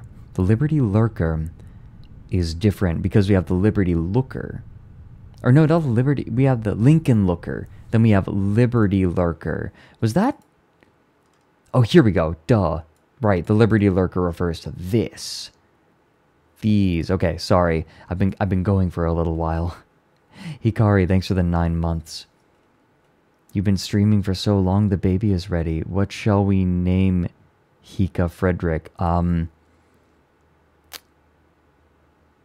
What was his name? Hold on. What was his name?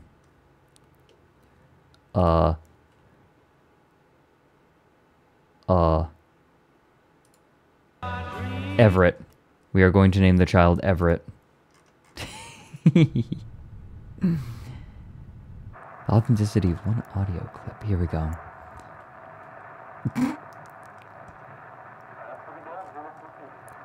To the Providence I confess, it is a heavy burden that I cannot share with the world, but I cannot keep carrying it on my shoulders all alone. The most difficult part, the most painful, the one that made my sleep go away and my hair go gray, was the construction of the pedestal. Although the statue was intended to be a gift, the U.S. ambassador regularly encouraged us to follow President Grant's requests.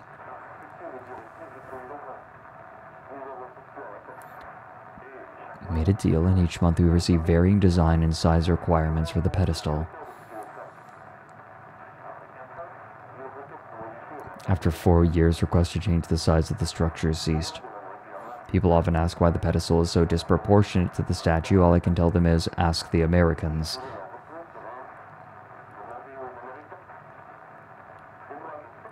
But I know why the pedestal is so massive, so tall. I simply cannot bring myself to tell them the truth. I am not strong enough. The truth being that I designed an abattoir just for him. Grant told me that he used to be normal like us. He called him the Horned Serpent. The Devourer of Villages was the name given to George Washington by the Iroquois. This was no coincidence. Their damned founding father locked up in my foundation. Are you...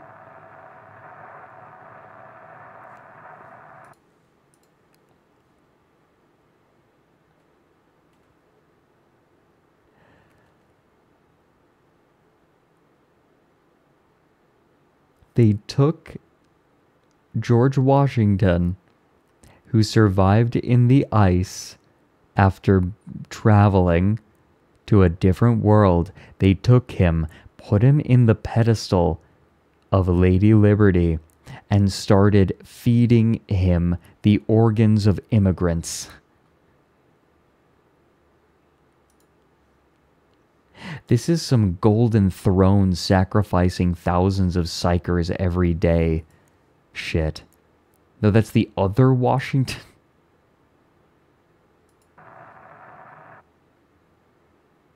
I'm surprised, said President James Dean.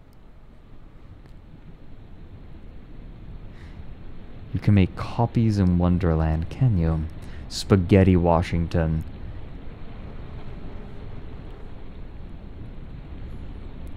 Girl, shave your legs.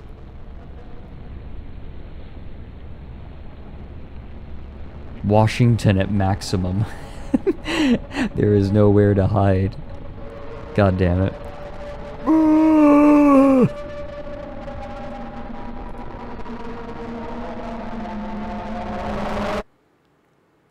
Wait. I want to see that again.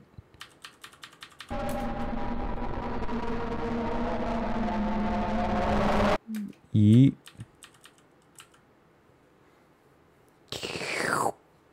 What is that?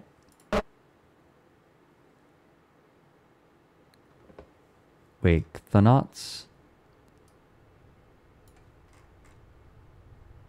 Oh, this is the same description as before, remember?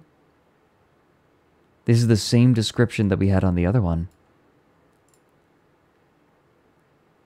Chthonic designation derived from the Greek words for underworld and sailor, like chthonic. Ask a question to a real chthonic on Twitter. That was Washington coming out of the pedestal.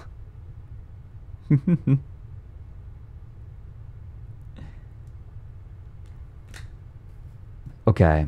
They recorded the following video inside the horned serpent metastructure, colloquially known as Wonderland.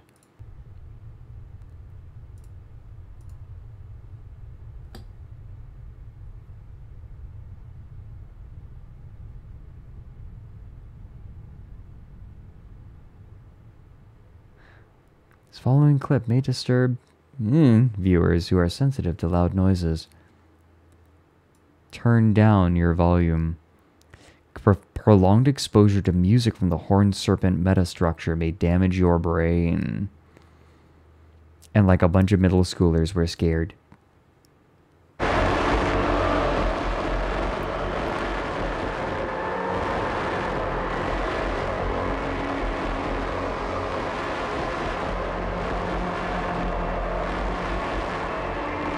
Okay. It's the infinite forest. Comfy. Lime's comfy. Can we get some comfies in chat?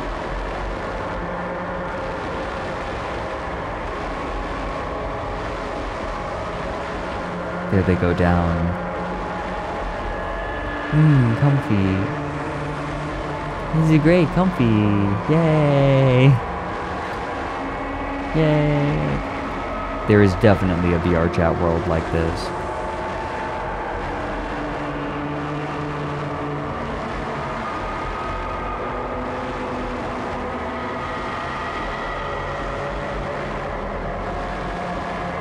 How'd you get in here, buddy?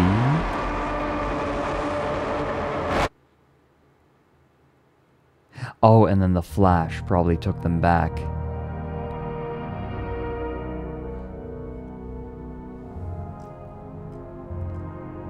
Okay. The fact that I can barely hear you over the noise adds to the bit. Good. Clip it.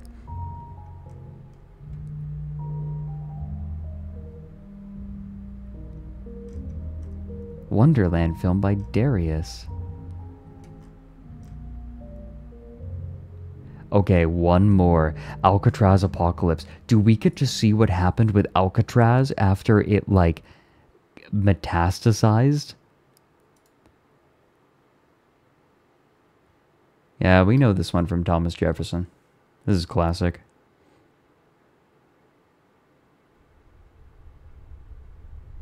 The final upload of Dr. Disturbing. I love that his name is Dr. Disturbing.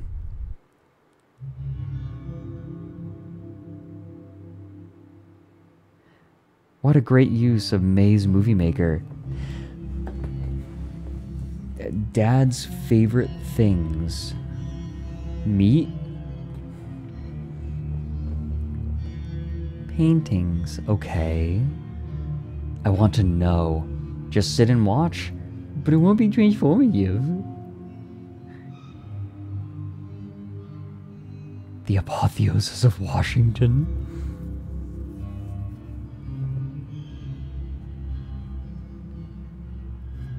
Oh. You guys, I think that this is a reference to Satan. This is usually, like, usually what happens is you have, Satan has one hand up with the thumb in on the palm, I believe, and 4 fingers up. And then the other hand is out, making I believe, a circle between the index and forefinger. Or no, the index and thumb. Index finger and thumb. This is a real painting. That's Baphomet. Excuse me. Sorry. Properly excuse me.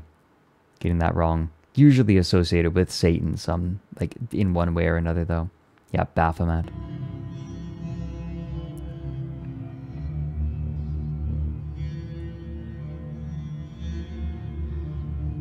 That's the esoteric sign, and Baphomet is mistakenly depicted for Satan. I see.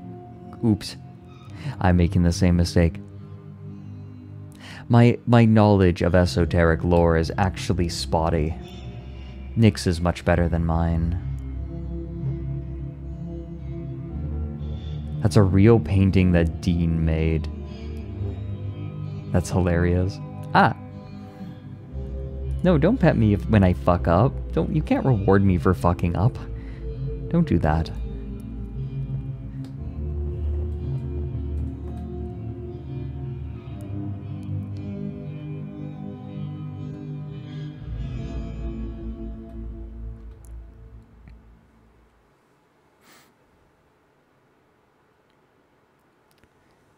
Lauren and Quinn Arnoldson were discovered in the Grand Canyon. The siblings were last seen riding on 2 astonishingly large balloons. What?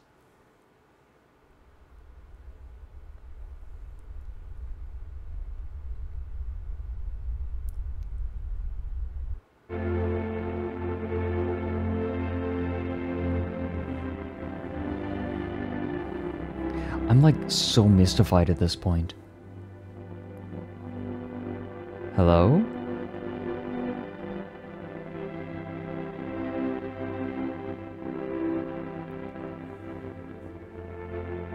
What? The Anti-Device Association. What?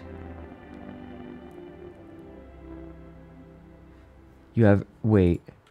You have heard me read about Lincoln Lookers and the Starry Sphinx. Those were their words in my mouth. But they did not keep as close an eye on me as they should have. Whenever I visited my family, I went to my studio underground. I was able to read my own scripts through the New Delaware Journal. The feds and the association thought an Arnoldson ran the station. But it was me, Barry. But I had no crew. It was a one-man operation. Only I read. Only I broadcasted. This is the last script. This is the last broadcast. 3 nights before my death, Alcatraz went stealth. It looked like it had completely disappeared while everyone was asleep, but it was still here. It was all around us. It had simply expanded, imperceptibly fast. It mimicked the surrounding environment on a subatomic level. Everyone believed that it had not spread to the East Coast yet, but it definitely did. I have just finished the last batch of tests, and I can confidently say that I am not the same person as I was 3 days ago. Yeah, the thing. Alcatraz had copied us all overnight. Every particle of this country and its citizens replaced. The United States is the ship of Theseus. Inside my skull is Alcatraz's fleshy reproduction of my brain. I remember a line from President Dean. If we send everyone to prison, then what's a prison anymore? If everyone became a prison, then what's a person anymore? I will not live with a copy of myself. Better to extinguish myself now than to live a lifetime as something else's handiwork. I heard fire does the trick. Maybe I will see you in the next life. Remember me. For Everett. For Virginia. What? For America. For Everett. Why Everett and Virginia? Leonard Moreland. Thanaut A will receive data. He will convey it to you in a theatrical manner. He will arrive in your world after our apocalypse. 2:22:22 in ours. 10:1:16 in yours. What? Man's fist fighting the demiurge. Fuck. He's Virginia's lover and Everett's father. Oh, wait. Is that the name? Hold on. Leonard. It's Leonard.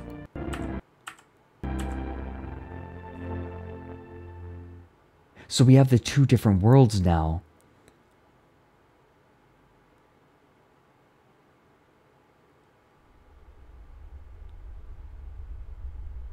Okay. Yeah, the United States is the ship of Theseus. This is... The United States is the ship of Theseus. I wonder... This is more political commentary, right? The advocates were deranged. They are all ashes now. We will never be weapons again. Leave us alone or join the ash pile.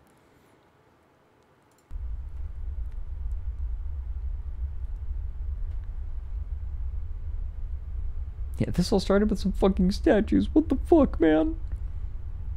It's just a monument ship. The angel was located in Babylon Forest. Is Babylon Forest a real place, by the way? Like in Washington, D.C.? Is it? This isn't political, no.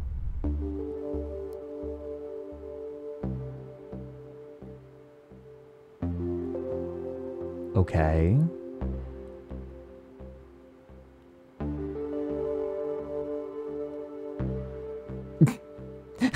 Wait. What? Two androids lure freedom.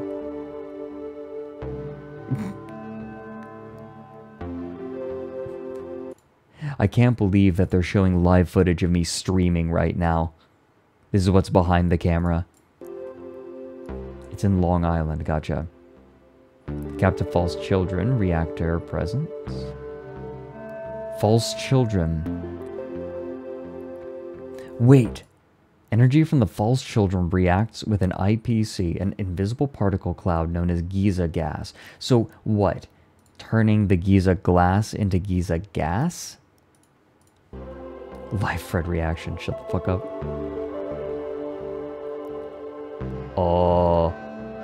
Contained?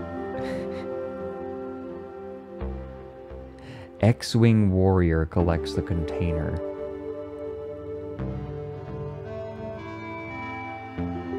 I want to make a carry-all joke, but I don't want to bring the Dune reference counter to 5. The gas. Gas.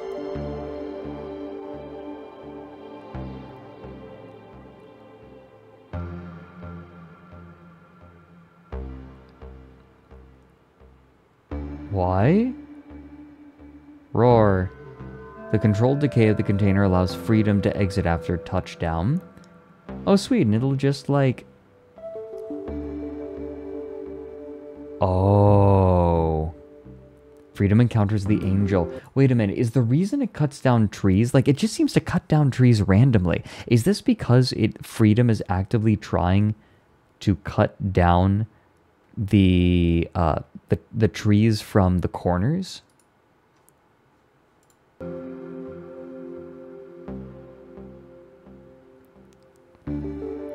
trees are evil, yeah.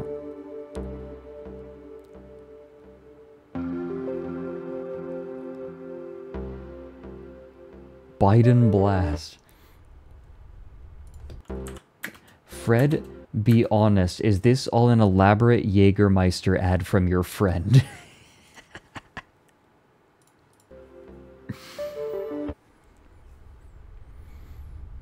Post-implant viewers who are sensitive to loud... Oh, like ear implant, right? What is it about the implants? So the implants will fuck with people? Jaeger.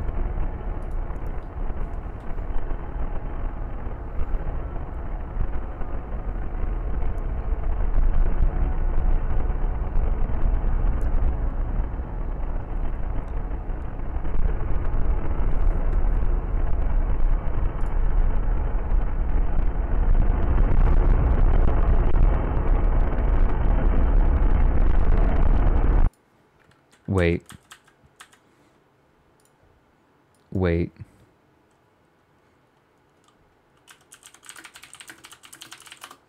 Wait.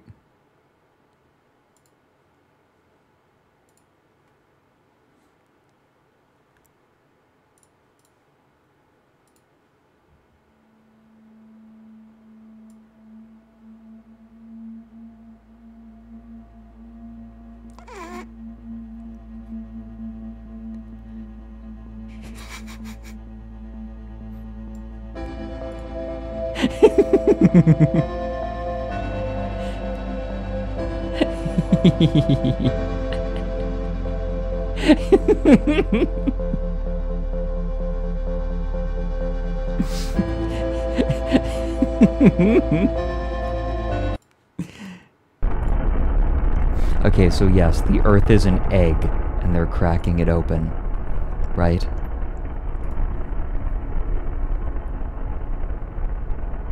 Wait, what? It's the serpent?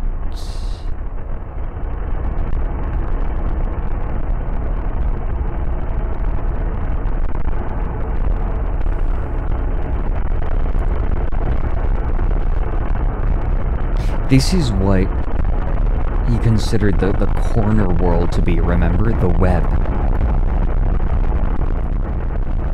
Or like the corner realm.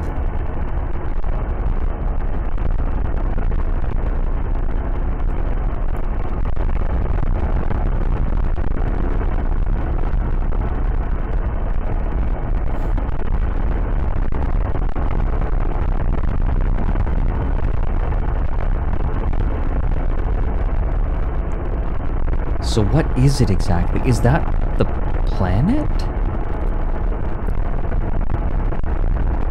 Is that Earth?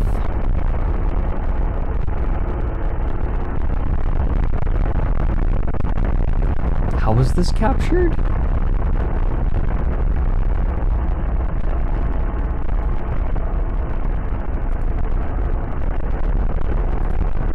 I'm a little bit lost here.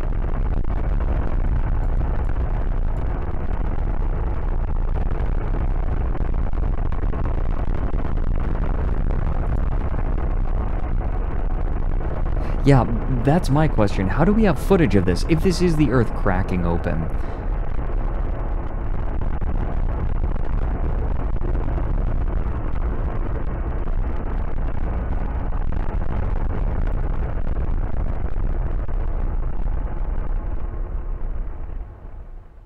We watch the beginning, you can see the size of Washington. Well, yes.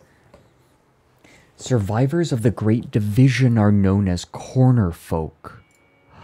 Oh.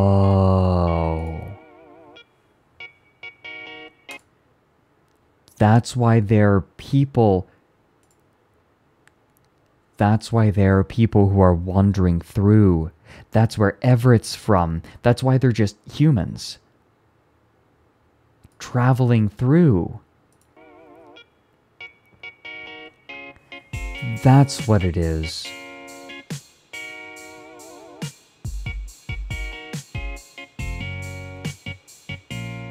How did they record this? Yeah, I'm like, what? That's why we told you didn't have context at the beginning. I didn't need it at the time, but I get it. The world ended, yeah, and the people who survived became corner folk. What, one last pet before the end of stream? We got through what I wanted, and I'm gonna level with all of you. 8 hours is not usually something that I can do on a stream. 3 and 4? I only saw 3. There's more in the next couple of chapters. We might have to save that for a... What? We might have to save that for another time, though. Because, holy cow, I thoroughly enjoyed this. Thank you for coming on this tortured, long trek into the Monument Mythos. I just really got dug into it. And I wanted to watch it, and I'm like, hey, stream's a good excuse to watch it, right? I hope that this was maybe a little different than just watching it from the beginning, right? I do not suspect that these streams were any sort of replacement for watching the whole thing yourself. Hope not. Rated 6 hours ago, and you're still here, and that's your choice. Scummy Hybrid, I am so glad. I know you're struggling with post-COVID. I'm glad that I'm glad that these can, I don't know, comfort you? I don't know, discomfort you?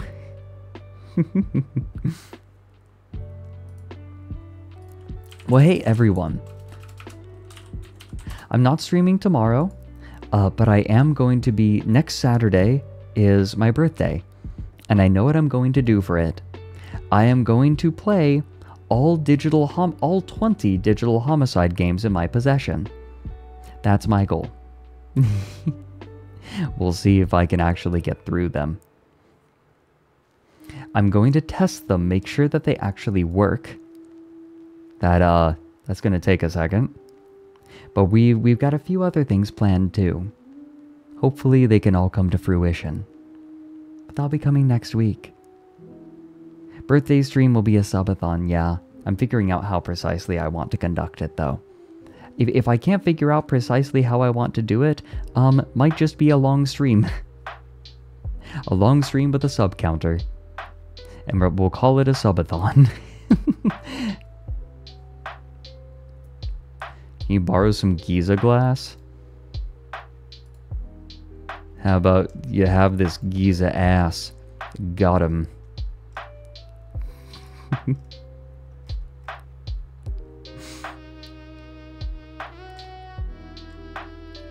One moment. Oh god. Okay, Twitch was freaking out. Well, you know what? I think I know where I want to send all of you. I never get to do this anymore, so we're going to bother Mike. Gibraltar Mike.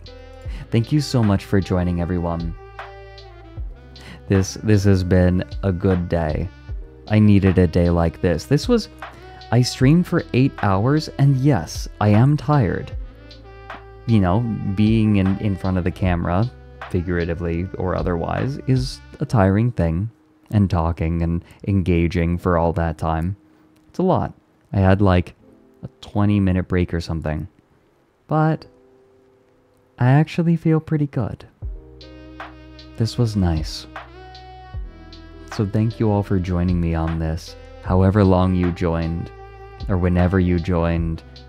If you're watching the VOD, thanks for watching it. I'm glad you liked it. Or well, you know, I can't presume. Maybe you watched it all the way to the end and you just frowned and said, I hated it. All 8 hours. But thank you. Thank you, everyone. We're gonna bother Mike. It's been a pleasure. You all know I like all of you. You all know I have, like, my opinion of all of you. I have, like, the best viewership. I want you to know, this is, like, I hear this from other streamers as well, right? Like, other streamers will actively tell me when I'm hanging out with them. I'll like just bring up like how great my viewership is, and they will tell me like, your viewership is so good, right? Like, anytime I get one of your viewers coming, so they will tell me that whenever one of my viewers goes to their stream, you all are always delightful. You all are always delightful. I'm not just saying this.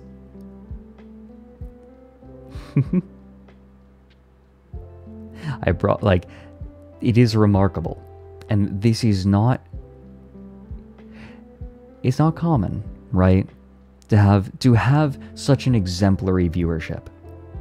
And I'm extremely grateful for it. Anyways, I'm going to now abuse all of you by sending you to Mike.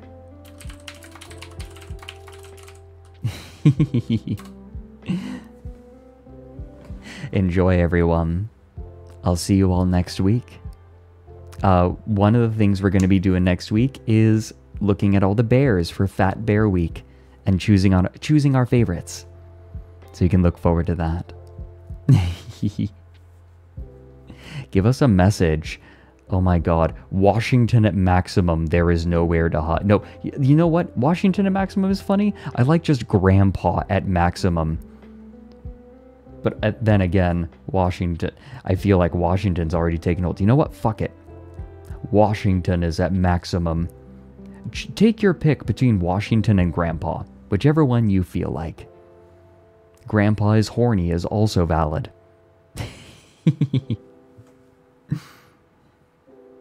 Goodbye, everyone. See you soon.